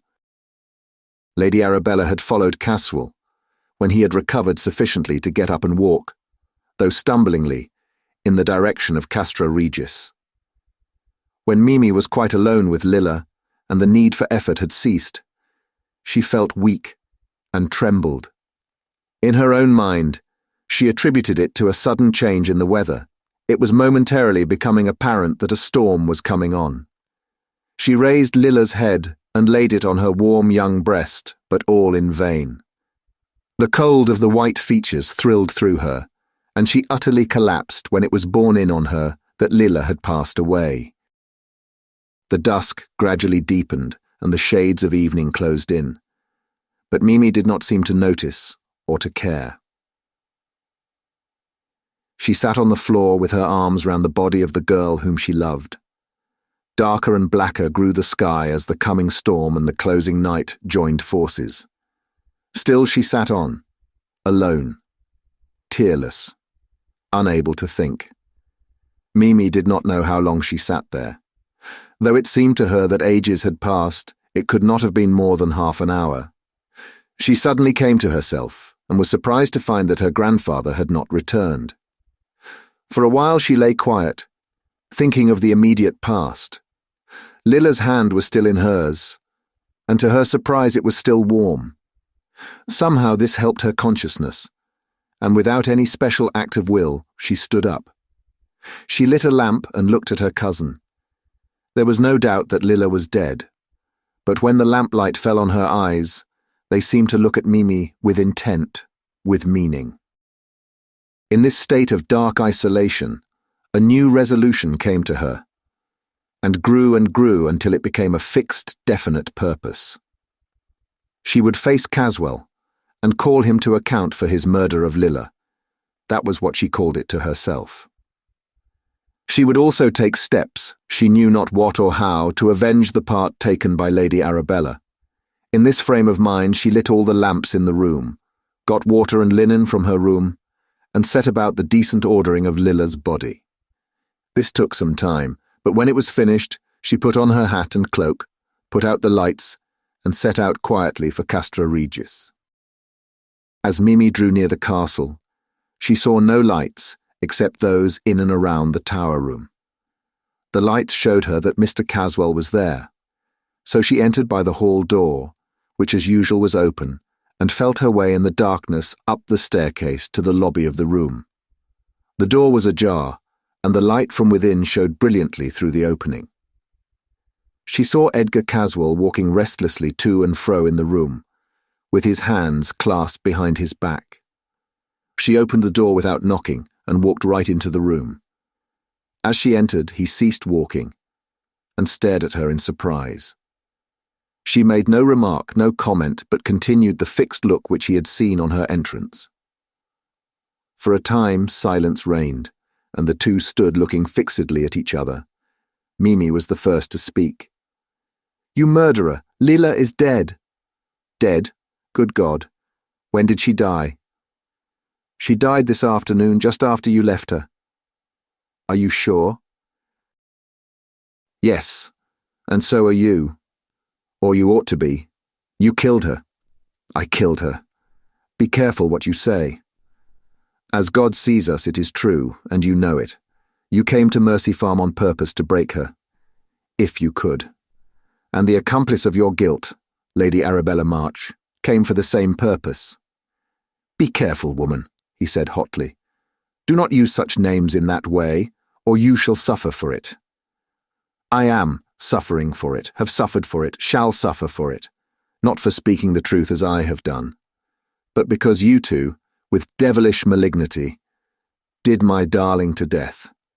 It is you and your accomplice who have to dread punishment, not I." "Take care," he said again.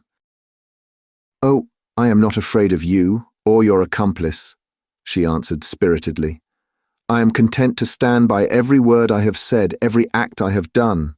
Moreover, I believe in God's justice. I fear not the grinding of his mills. If necessary, I shall set the wheels in motion myself. But you don't care for God, or believe in him. Your God is your great kite, which cows the birds of a whole district.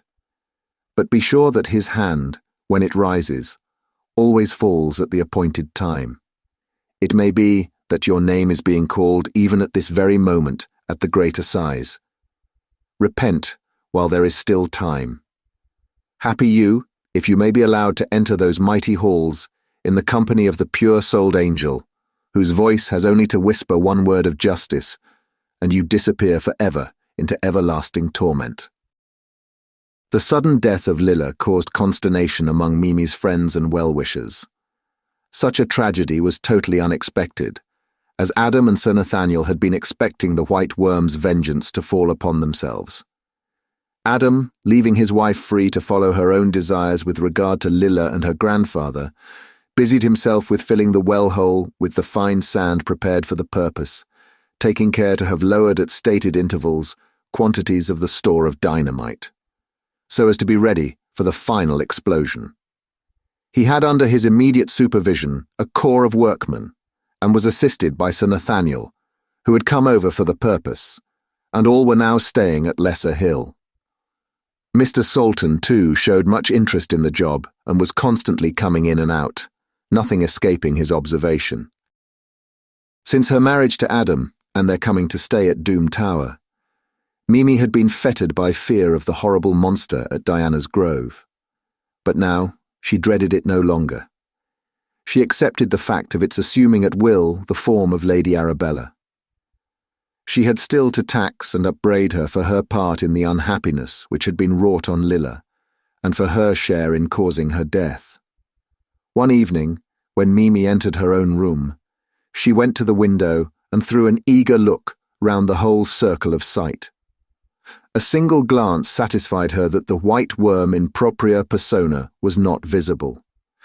So she sat down in the window seat and enjoyed the pleasure of a full view, from which she had been so long cut off. The maid who waited on her had told her that Mr. Salton had not yet returned home, so she felt free to enjoy the luxury of peace and quiet. As she looked out of the window, she saw something thin and white move along the avenue. She thought she recognized the figure of Lady Arabella, and instinctively drew back behind the curtain.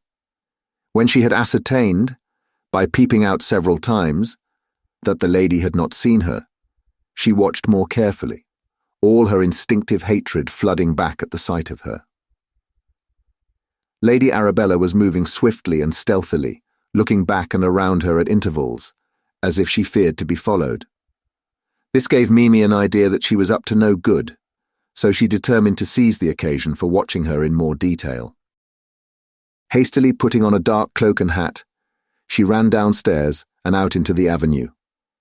Lady Arabella had moved, but the sheen of her white dress was still to be seen among the young oaks around the gateway. Keeping in shadow, Mimi followed, taking care not to come so close as to awake the other's suspicion, and watched her quarry pass along the road in the direction of Castra Regis. She followed on steadily through the gloom of the trees, depending on the glint of the white dress to keep her right. The wood began to thicken, and presently, when the road widened and the trees grew farther back, she lost sight of any indication of her whereabouts. Under the present conditions, it was impossible for her to do any more, so after waiting for a while, still hidden in the shadow to see if she could catch another glimpse of the white frock, she determined to go on slowly towards Castra Regis, and trust to the chapter of accidents to pick up the trail again. She went on slowly, taking advantage of every obstacle and shadow to keep herself concealed. At last she entered on the grounds of the castle, at a spot from which the windows of the turret were dimly visible, without having seen again any sign of Lady Arabella. Meanwhile, during most of the time that Mimi Salton had been moving warily along in the gloom.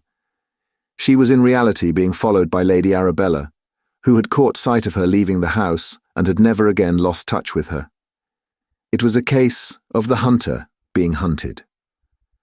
For a time, Mimi's many turnings, with the natural obstacles that were perpetually intervening, caused Lady Arabella some trouble.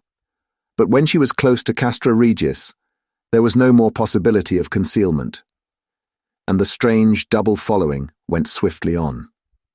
When she saw Mimi close to the hall door of Castra Regis and ascending the steps, she followed. When Mimi entered the dark hall and felt her way up the staircase, still, as she believed, following Lady Arabella, the latter kept on her way. When they reached the lobby of the turret rooms, Mimi believed that the object of her search was ahead of her. Edgar Caswell sat in the gloom of the great room, occasionally stirred to curiosity when the drifting clouds allowed a little light to fall from the storm-swept sky. But nothing really interested him now. Since he had heard of Lilla's death, the gloom of his remorse, emphasized by Mimi's upbraiding, had made more hopeless his cruel, selfish, saturnine nature.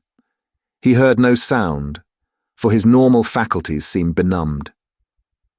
Mimi, when she came to the door which stood ajar, gave a light tap. So light was it that it did not reach Caswell's ears. Then, taking her courage in both hands, she boldly pushed the door and entered. As she did so, her heart sank, for now she was face to face with a difficulty which had not, in her state of mental perturbation, occurred to her. Chapter 27. On the Turret Roof. The storm which was coming was already making itself manifest, not only in the wide scope of nature, but in the hearts and natures of human beings. Electrical disturbance in the sky and the air is reproduced in animals of all kinds, and particularly in the highest type of them all, the most receptive, the most electrical. So it was with Edgar Caswell, despite his selfish nature and coldness of blood. So it was with Mimi Salton, despite her unselfish, unchanging devotion for those she loved. So it was even with Lady Arabella, who, under the instincts of a primeval serpent, carried the ever-varying wishes and customs of womanhood, which is always old and always new. Edgar, after he had turned his eyes on Mimi, resumed his apathetic position and sullen silence. Mimi quietly took a seat a little way apart, whence she could look on the progress of the coming storm and study its appearance throughout the whole visible circle of the neighbourhood. She was in brighter and better spirits than she had been for many days past. Lady Arabella tried to efface herself behind the now open door. Without, the clouds grew thicker and blacker as the storm centre came closer. As yet the forces, from whose linking the lightning springs were held apart, and the silence of nature proclaimed the calm before the storm. Caswell felt the effect of the gathering electric force. A sort of wild exultation grew upon him, such as he'd sometimes felt just before the breaking of a tropical storm. As he became conscious of this, he raised his head and caught sight of Mimi. He was in the grip of an emotion greater than himself. In the mood in which he was, he felt the need upon him of doing some desperate deed. He was now absolutely reckless, and as Mimi was associated with him in the memory which drove him on, he wished that she too should be engaged in this enterprise. He had no knowledge of the proximity of Lady Arabella, and thought that he was far removed from all he knew, and whose interests he shared, alone with the wild elements, which were being lashed to fury, and with the woman who had struggled with him and vanquished him, and on whom he would shower the full measure of his hate. The fact was that Edgar Caswell was, if not mad, close to the borderline. Madness, in its first stage, monomania, is a lack of proportion. So long as this is general, it is not always noticeable, for the uninspired onlooker is without the necessary means of comparison.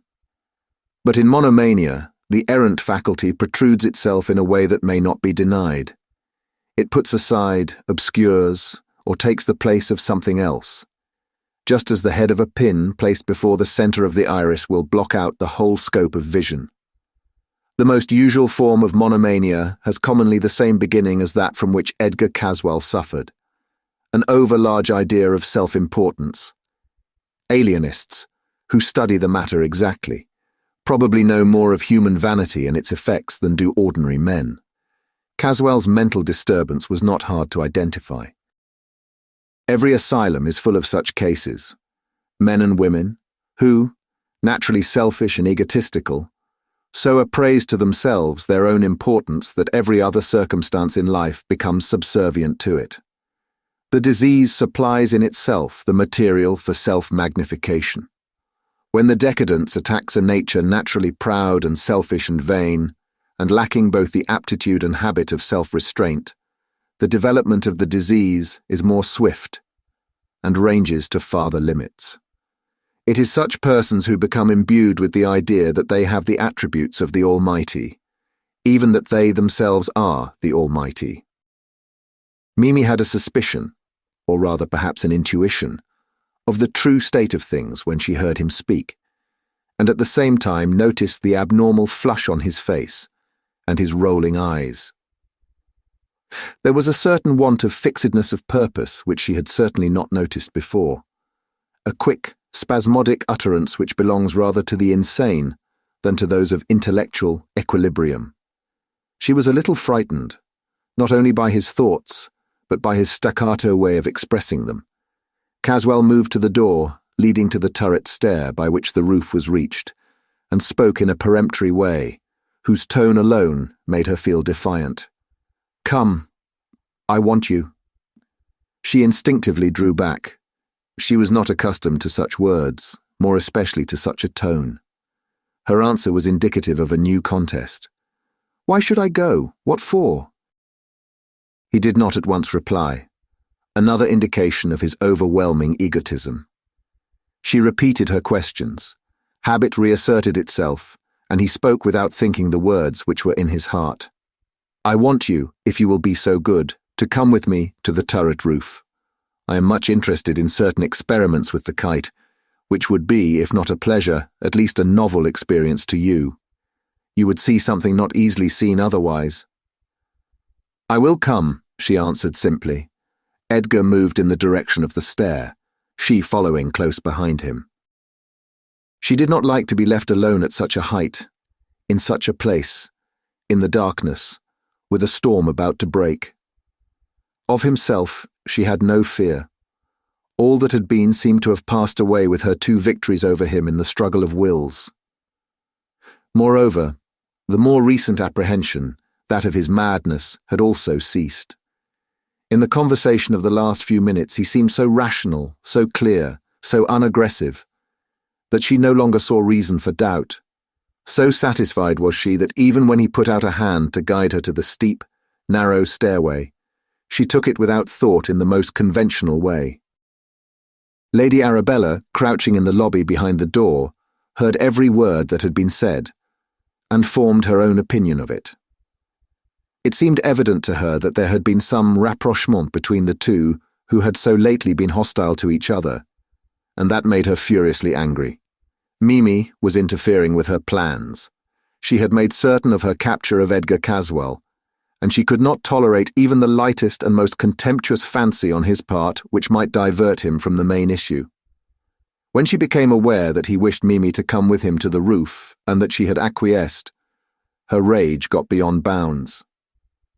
She became oblivious to any danger there might be in a visit to such an exposed place at such a time, and to all lesser considerations, and made up her mind to forestall them. She stealthily and noiselessly crept through the wicket and, ascending the stair, stepped out on the roof. It was bitterly cold, for the fierce gusts of the storm which swept round the turret drove in through every unimpeded way, whistling at the sharp corners and singing round the trembling flagstaff. The kite string and the wire which controlled the runners made a concourse of weird sounds which somehow, perhaps from the violence which surrounded them, acting on their length, resolved themselves into some kind of harmony, a fitting accompaniment to the tragedy which seemed about to begin. Mimi's heart beat heavily. Just before leaving the turret chamber, she had a shock which she could not shake off.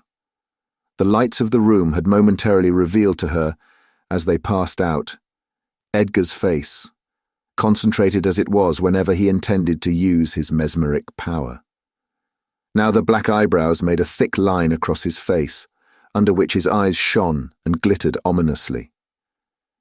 Mimi recognized the danger and assumed the defiant attitude that had twice already served her so well. She had a fear that the circumstances and the place were against her, and she wanted to be forearmed. The sky was now somewhat lighter than it had been. Either there was lightning afar off, whose reflections were carried by the rolling clouds, or else the gathered force, though not yet breaking into lightning, had an incipient power of light. It seemed to affect both the man and the woman. Edgar seemed altogether under its influence. His spirits were boisterous, his mind exalted. He was now at his worst, madder than he had been earlier in the night. Mimi, trying to keep as far from him as possible, moved across the stone floor of the turret roof and found a niche which concealed her. It was not far from Lady Arabella's place of hiding. Edgar, left thus alone on the centre of the turret roof, found himself altogether his own master in a way which tended to increase his madness. He knew that Mimi was close at hand, though he had lost sight of her. He spoke loudly, and the sound of his own voice, though it was carried from him on the sweeping wind as fast as the words were spoken, seemed to exalt him still more. Even the raging of the elements round him appeared to add to his exaltation. To him, it seemed that these manifestations were obedient to his own will. He had reached the sublime of his madness. He was now in his own mind actually the Almighty, and whatever might happen would be the direct carrying out of his own commands.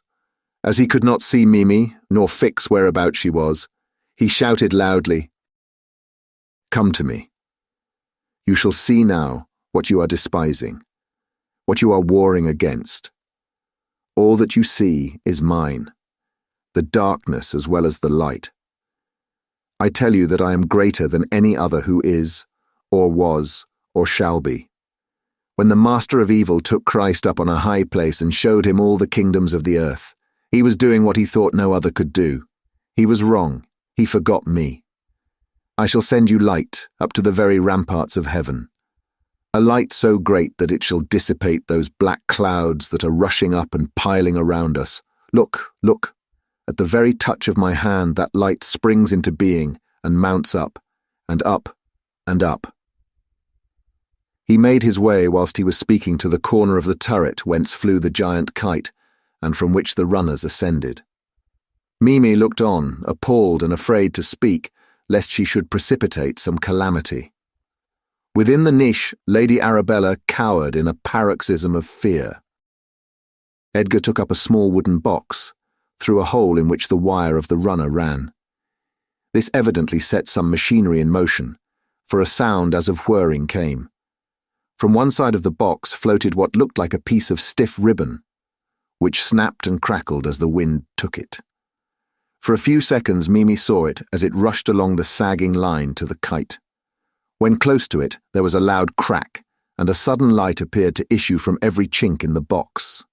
Then a quick flame flashed along the snapping ribbon, which glowed with an intense light, a light so great that the whole of the countryside around stood out against the background of black, driving clouds. For a few seconds the light remained, then suddenly disappeared in the blackness around. It was simply a magnesium light which had been fired by the mechanism within the box and carried up to the kite. Edgar was in a state of tumultuous excitement, shouting and yelling at the top of his voice, and dancing about like a lunatic. This was more than Lady Arabella's curious dual nature could stand. The ghoulish element in her rose triumphant, and she abandoned all idea of marriage with Edgar Caswell, gloating fiendishly over the thought of revenge. She must lure him to the white worm's hole, but how? She glanced around and quickly made up her mind. The man's whole thoughts were absorbed by his wonderful kite, which he was showing off in order to fascinate her imaginary rival, Mimi. On the instant, she glided through the darkness to the wheel whereon the string of the kite was wound. With deft fingers, she unshipped this, took it with her, reeling out the wire as she went, thus keeping, in a way, in touch with the kite. Then she glided swiftly to the wicket, through which she passed, locking the gate behind her as she went. Down the turret stair she ran quickly, letting the wire run from the wheel, which she carried carefully, and passing out of the hall door, hurried down the avenue with all her speed. She soon reached her own gate, ran down the avenue, and with her key, opened the iron door leading to the well hole. She felt well satisfied with herself. All her plans were maturing, or had already matured. The master of Castra Regis was within her grasp. The woman whose interference she had feared, Lilla Watford, was dead. Truly, all was well, and she felt that she might pause a while and rest. She tore off her clothes, with feverish fingers, and in full enjoyment of her natural freedom, stretched her slim figure in animal delight. Then she lay down on the sofa, to await her victim. Edgar Caswell's lifeblood would more than satisfy her for some time to come. Chapter 28. The Breaking of the Storm. When Lady Arabella had crept away in her usual noiseless fashion, the two others remained for a while in their places on the turret roof. Caswell because he had nothing to say, Mimi because she had much to say and wished to put her thoughts in order. For quite a while, which seemed interminable, silence reigned between them. At last, Mimi made a beginning. She had made up her mind how to act. "Mr. Caswell," she said loudly, so as to make sure of being heard through the blustering of the wind and the perpetual cracking of the electricity. Caswell said something in reply, but his words were carried away on the storm. However, one of her objects was effected. She knew now exactly whereabout on the roof he was, so she moved close to the spot before she spoke again, raising her voice almost to a shout. "The wicket is shut. Please to open it. I can't get out." As she spoke, she was quietly fingering a revolver, which Adam had given to her in case of emergency and which now lay in her breast. She felt that she was caged like a rat in a trap, but did not mean to be taken at a disadvantage, whatever happened. Caswell also felt trapped, and all the brute in him rose to the emergency. In a voice which was raucous and brutal, much like that which is heard when a wife is being beaten by her husband in a slum, he hissed out, his syllables cutting through the roaring of the storm.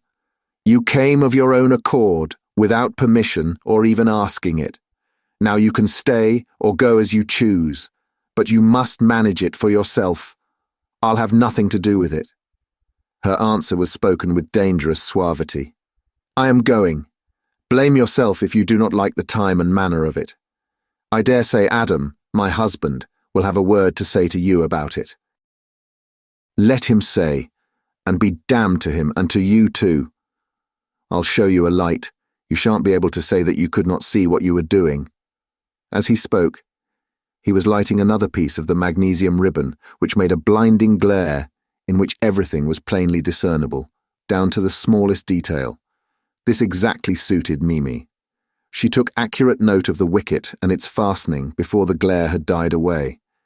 She took her revolver out and fired into the lock, which was shivered on the instant, the pieces flying round in all directions, but happily without causing hurt to anyone. Then she pushed the wicket open and ran down the narrow stair, and so to the hall door. Opening this also, she ran down the avenue, never lessening her speed till she stood outside the door of Lesser Hill. The door was opened at once on her ringing.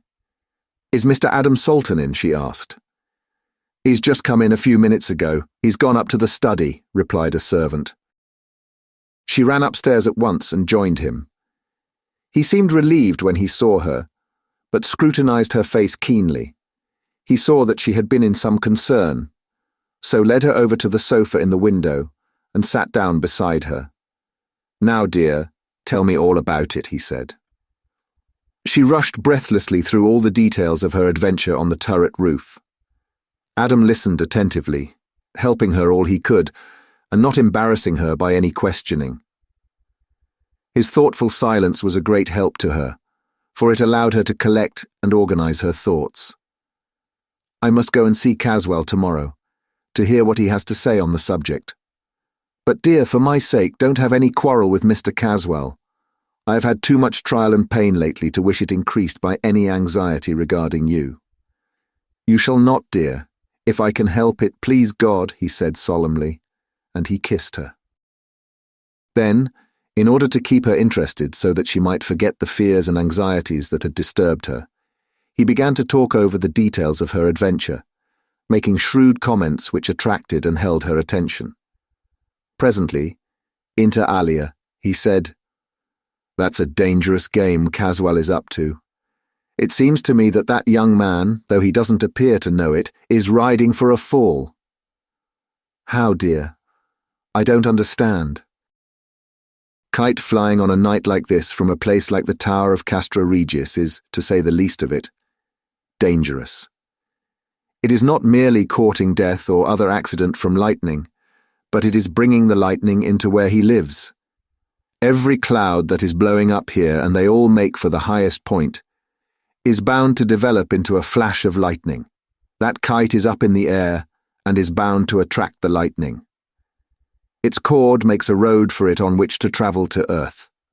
When it does come, it will strike the top of the tower with a weight 100 times greater than a whole park of artillery, and will knock Castra Regis into pieces. Where it will go after that, no one can tell. If there should be any metal by which it can travel, such will not only point the road, but be the road itself." "Would it be dangerous to be out in the open air when such a thing is taking place?" she asked. "No, little woman. It would be the safest possible place, so long as one was not in the line of the electric current." "Then do let us go outside. I don't want to run into any foolish danger, or far more, to ask you to do so. But surely if the open is safest, that is the place for us." Without another word, she put on again the cloak she'd thrown off, and a small, tight-fitting cap. Adam too put on his cap, and after seeing that his revolver was all right, gave her his hand, and they left the house together. "I think the best thing we can do will be to go round all the places which are mixed up in this affair." "All right, dear, I'm ready. But if you don't mind, we might go first to Mercy. I'm anxious about grandfather, and we might see that, as yet at all events, nothing has happened there." So they went on the high-hung road, along the top of the brow. The wind here was of great force, and made a strange booming noise as it swept high overhead, though not the sound of cracking and tearing as it passed through the woods of high slender trees which grew on either side of the road. Mimi could hardly keep her feet. She was not afraid. But the force to which she was opposed gave her a good excuse to hold on to her husband extra tight. At Mercy, there was no one up. At least all the lights were out. But to Mimi, accustomed to the nightly routine of the house, there were manifest signs that all was well, except in the little room on the first floor, where the blinds were down. Mimi could not bear to look at that, to think of it. Adam understood her pain, for he had been keenly interested in poor Lilla. He bent over and kissed her, and then took her hand and held it hard. Thus they passed on together, returning to the high road towards Castra Regis. At the gate of Castra Regis, they were extra careful. When drawing near, Adam stumbled upon the wire that Lady Arabella had left trailing on the ground. Adam drew his breath at this, and spoke in a low, earnest whisper. "I don't want to frighten you, Mimi dear, but wherever that wire is, there is danger." "Danger? How?" "That is the track where the lightning will go. At any moment, even now whilst we are speaking and searching, a fearful force may be loosed upon us. Run on, dear. You know the way to where the avenue joins the high road. If you see any sign of the wire, keep away from it for God's sake. I shall join you at the gateway." "Are you going to follow that wire alone?" "Yes, dear. One is sufficient for that work. I shall not lose a moment till I am with you." "Adam, When I came with you into the open, my main wish was that we should be together if anything serious happened. You wouldn't deny me that right, would you, dear? No, dear, not that or any right. Thank God that my wife has such a wish.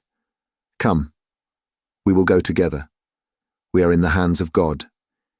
If He wishes, we shall be together at the end, whenever or wherever that may be.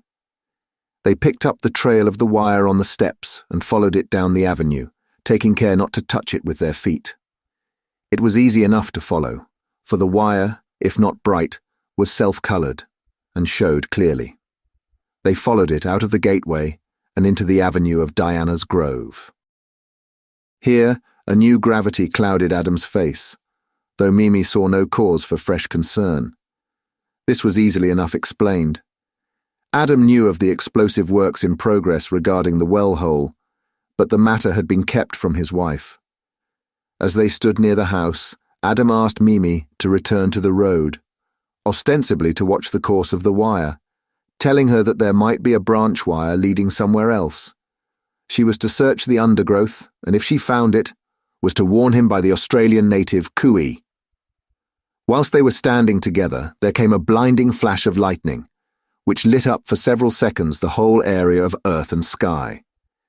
It was only the first note of the celestial prelude, for it was followed in quick succession by numerous flashes, whilst the crash and roll of thunder seemed continuous. Adam, appalled, drew his wife to him and held her close. As far as he could estimate by the interval between lightning and thunderclap, the heart of the storm was still some distance off, so he felt no present concern for their safety. Still, it was apparent that the course of the storm was moving swiftly in their direction. The lightning flashes came faster and faster and closer together. The thunder roll was almost continuous, not stopping for a moment, a new crash beginning before the old one had ceased. Adam kept looking up in the direction where the kite strained and struggled at its detaining cord, but of course the dull evening light prevented any distinct scrutiny. At length, there came a flash so appallingly bright that in its glare nature seemed to be standing still. So long did it last that there was time to distinguish its configuration. It seemed like a mighty tree inverted, pendant from the sky. The whole country around within the angle of vision was lit up till it seemed to glow. Then a broad ribbon of fire seemed to drop onto the tower of Castra Regis, just as the thunder crashed. By the glare, Adam could see the tower shake and tremble, and finally fall to pieces like a house of cards. The passing of the lightning left the sky again dark, but a blue flame fell downward from the tower, and, with inconceivable rapidity, running along the ground in the direction of Diana's Grove, reached the dark, silent house, which in the instant burst into flame at 100 different points. At the same moment there rose from the house a rending, crashing sound of woodwork, broken or thrown about, mixed with a quick scream so appalling that Adam, stout of heart as he undoubtedly was, felt his blood turn into ice. Instinctively, despite the danger and their consciousness of it, husband and wife took hands and listened, trembling. Something was going on close to them, mysterious, terrible, deadly. The shrieks continued, though less sharp in sound, as though muffled. In the midst of them was a terrific explosion, seemingly from deep in the earth. The flames from Castra Regis and from Diana's Grove made all around almost as light as day, and now that the lightning had ceased to flash, their eyes, unblinded, were able to judge both perspective and detail. The heat of the burning house caused the iron doors to warp and collapse. Seemingly of their own accord, they fell open and exposed the interior. The Saltons could now look through to the room beyond, where the well hole yawned, a deep, narrow, circular chasm. From this, the agonized shrieks were rising, growing ever more terrible with each second that passed. But it was not only the heart-rending sound that almost paralyzed poor Mimi with terror. What she saw was sufficient to fill her with evil dreams for the remainder of her life. The whole place looked as if a sea of blood had been beating against it. Each of the explosions from below had thrown out from the well hole, as if it had been the mouth of a cannon, a mass of fine sand mixed with blood, and a horrible repulsive slime, in which were great red masses of rent and torn flesh and fat. As the explosions kept on, more and more of this repulsive mass was shot up, the great bulk of it falling back again. Many of the awful fragments were of something which had lately been alive. They quivered and trembled and writhed as though they were still in torment, a supposition to which the unending scream gave a horrible credence. At moments, some mountainous mass of flesh surged up through the narrow orifice, as though forced by a measureless power through an opening infinitely smaller than itself. Some of these fragments were partially covered with white skin, as of a human being, and others, the largest and most numerous, with scaled skin as of a gigantic lizard or serpent. Once, in a sort of lull or pause, the seething contents of the hole rose, after the manner of a bubbling spring, and Adam saw part of the thin form of Lady Arabella, forced up to the top amid a mass of blood and slime, and what looked as if it had been the entrails of a monster torn into shreds. Several times, some masses of enormous bulk were forced up through the well hole with inconceivable violence, and suddenly expanding as they came into larger space, disclosed sections of the white worm which Adam and Sir Nathaniel had seen looking over the trees, with its enormous eyes of emerald green, flickering like great lamps in a gale. At last, the explosive power, which was not yet exhausted, evidently reached the main store of dynamite which had been lowered into the wormhole. The result was appalling. The ground for far around quivered and opened in long, deep chasms whose edges shook and fell in, throwing up clouds of sand which fell back and hissed amongst the rising water. The heavily built house shook to its foundations.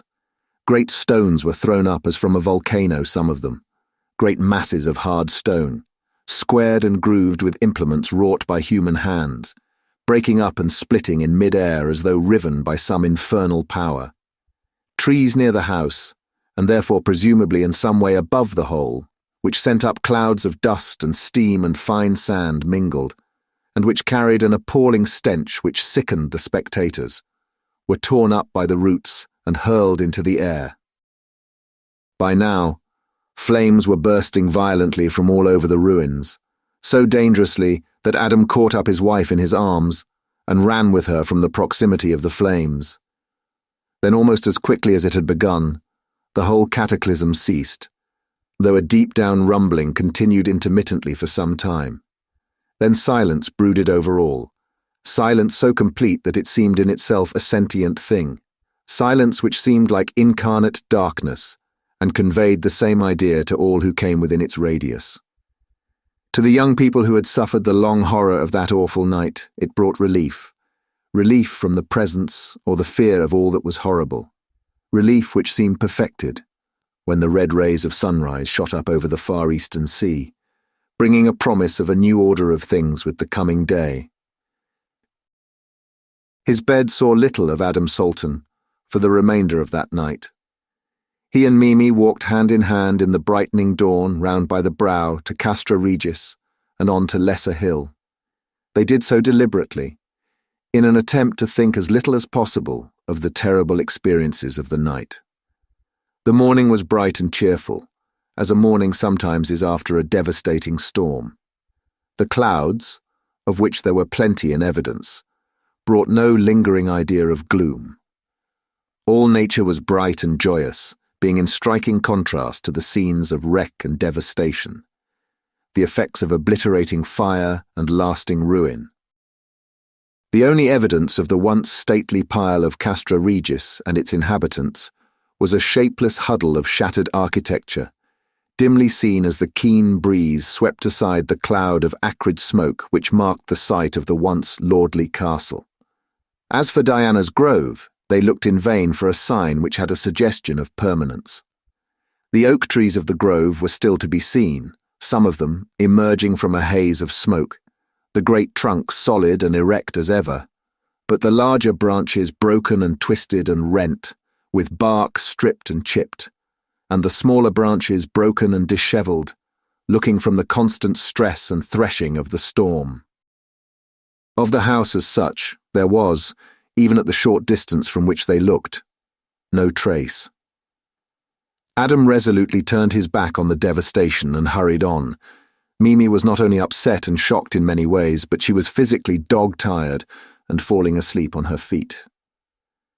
Adam took her to her room and made her undress and get into bed, taking care that the room was well lighted, both by sunshine and lamps. The only obstruction was from a silk curtain, drawn across the window to keep out the glare. He sat beside her, holding her hand, well knowing that the comfort of his presence was the best restorative for her. He stayed with her till sleep had overmastered her wearied body. Then he went softly away. He found his uncle and Sir Nathaniel in the study having an early cup of tea, amplified to the dimensions of a possible breakfast. Adam explained that he had not told his wife that he was going over the horrible places again, lest it should frighten her, for the rest and sleep in ignorance would help her and make a gap of peacefulness between the horrors. Sir Nathaniel agreed. "We know, my boy," he said, "that the unfortunate Lady Arabella is dead, and that the foul carcass of the worm has been torn to pieces. Pray God that its evil soul will never more escape from the nethermost hell."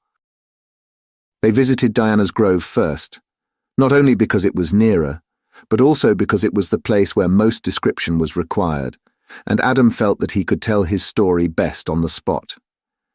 The absolute destruction of the place and everything in it seen in the broad daylight was almost inconceivable. To Sir Nathaniel, it was as a story of horror full and complete. But to Adam, it was, as it were, only on the fringes. He knew what was still to be seen when his friends had got over the knowledge of externals. As yet they had only seen the outside of the house, or rather where the outside of the house once had been. The great horror lay within. However, age, and the experience of age, counts.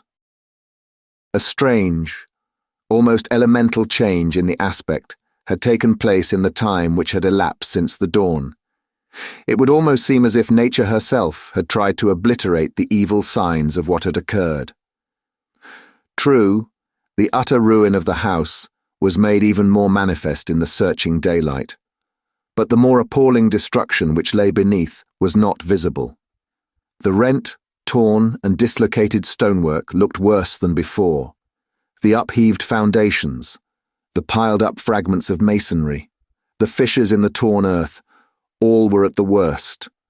The worm's hole was still evident, a round fissure seemingly leading down into the very bowels of the earth, but all the horrid mass of blood and slime, of torn, evil-smelling flesh and the sickening remnants of violent death, were gone. Either some of the later explosions had thrown up from the deep quantities of water which, though foul and corrupt itself, had still some cleansing power left, or else the writhing mass which stirred from far below had helped to drag down and obliterate the items of horror. A grey dust, partly of fine sand, partly of the waste of the falling ruin, covered everything, and though ghastly itself, helped to mask something still worse. After a few minutes of watching, it became apparent to the three men that the turmoil far below had not yet ceased. At short, irregular intervals, the hell broth in the hole seemed as if boiling up. It rose and fell again and turned over, showing in fresh form much of the nauseous detail which had been visible earlier. The worst parts were the great masses of the flesh of the monstrous worm, in all its red and sickening aspect. Such fragments had been bad enough before, but now they were infinitely worse. Corruption comes with startling rapidity to beings whose destruction has been due wholly or in part to lightning. The whole mass seemed to have become all at once corrupt. The whole surface of the fragments, once alive, was covered with insects, worms, and vermin of all kinds. The sight was horrible enough, but with the awful smell added, was simply unbearable. The worm's hole appeared to breathe forth death in its most repulsive forms. The friends, with one impulse, moved to the top of the brow, where a fresh breeze from the sea was blowing up. At the top of the brow, beneath them as they looked down, they saw a shining mass of white, which looked strangely out of place amongst such wreckage as they had been viewing. It appeared so strange that Adam suggested trying to find a way down so that they might see it more closely. "We need not go down. I know what it is," Sir Nathaniel said. "The explosions of last night have blown off the outside of the cliffs. That which we see is the vast bed of china clay through which the worm originally found its way down to its lair. I can catch the glint of the water of the deep quags far down below. Well, her ladyship didn't deserve such a funeral, or such a monument." The horrors of the last few hours had played such havoc with Mimi's nerves that a change of scene was imperative, if a permanent breakdown was to be avoided. "I think," said old Mr. Salton, "it is quite time you young people departed for that honeymoon of yours." There was a twinkle in his eye as he spoke. Mimi's soft, shy glance at her stalwart husband was sufficient answer. Thank you for listening. If you like our recordings, consider liking this video and subscribing to our channel so you don't miss any more audiobooks.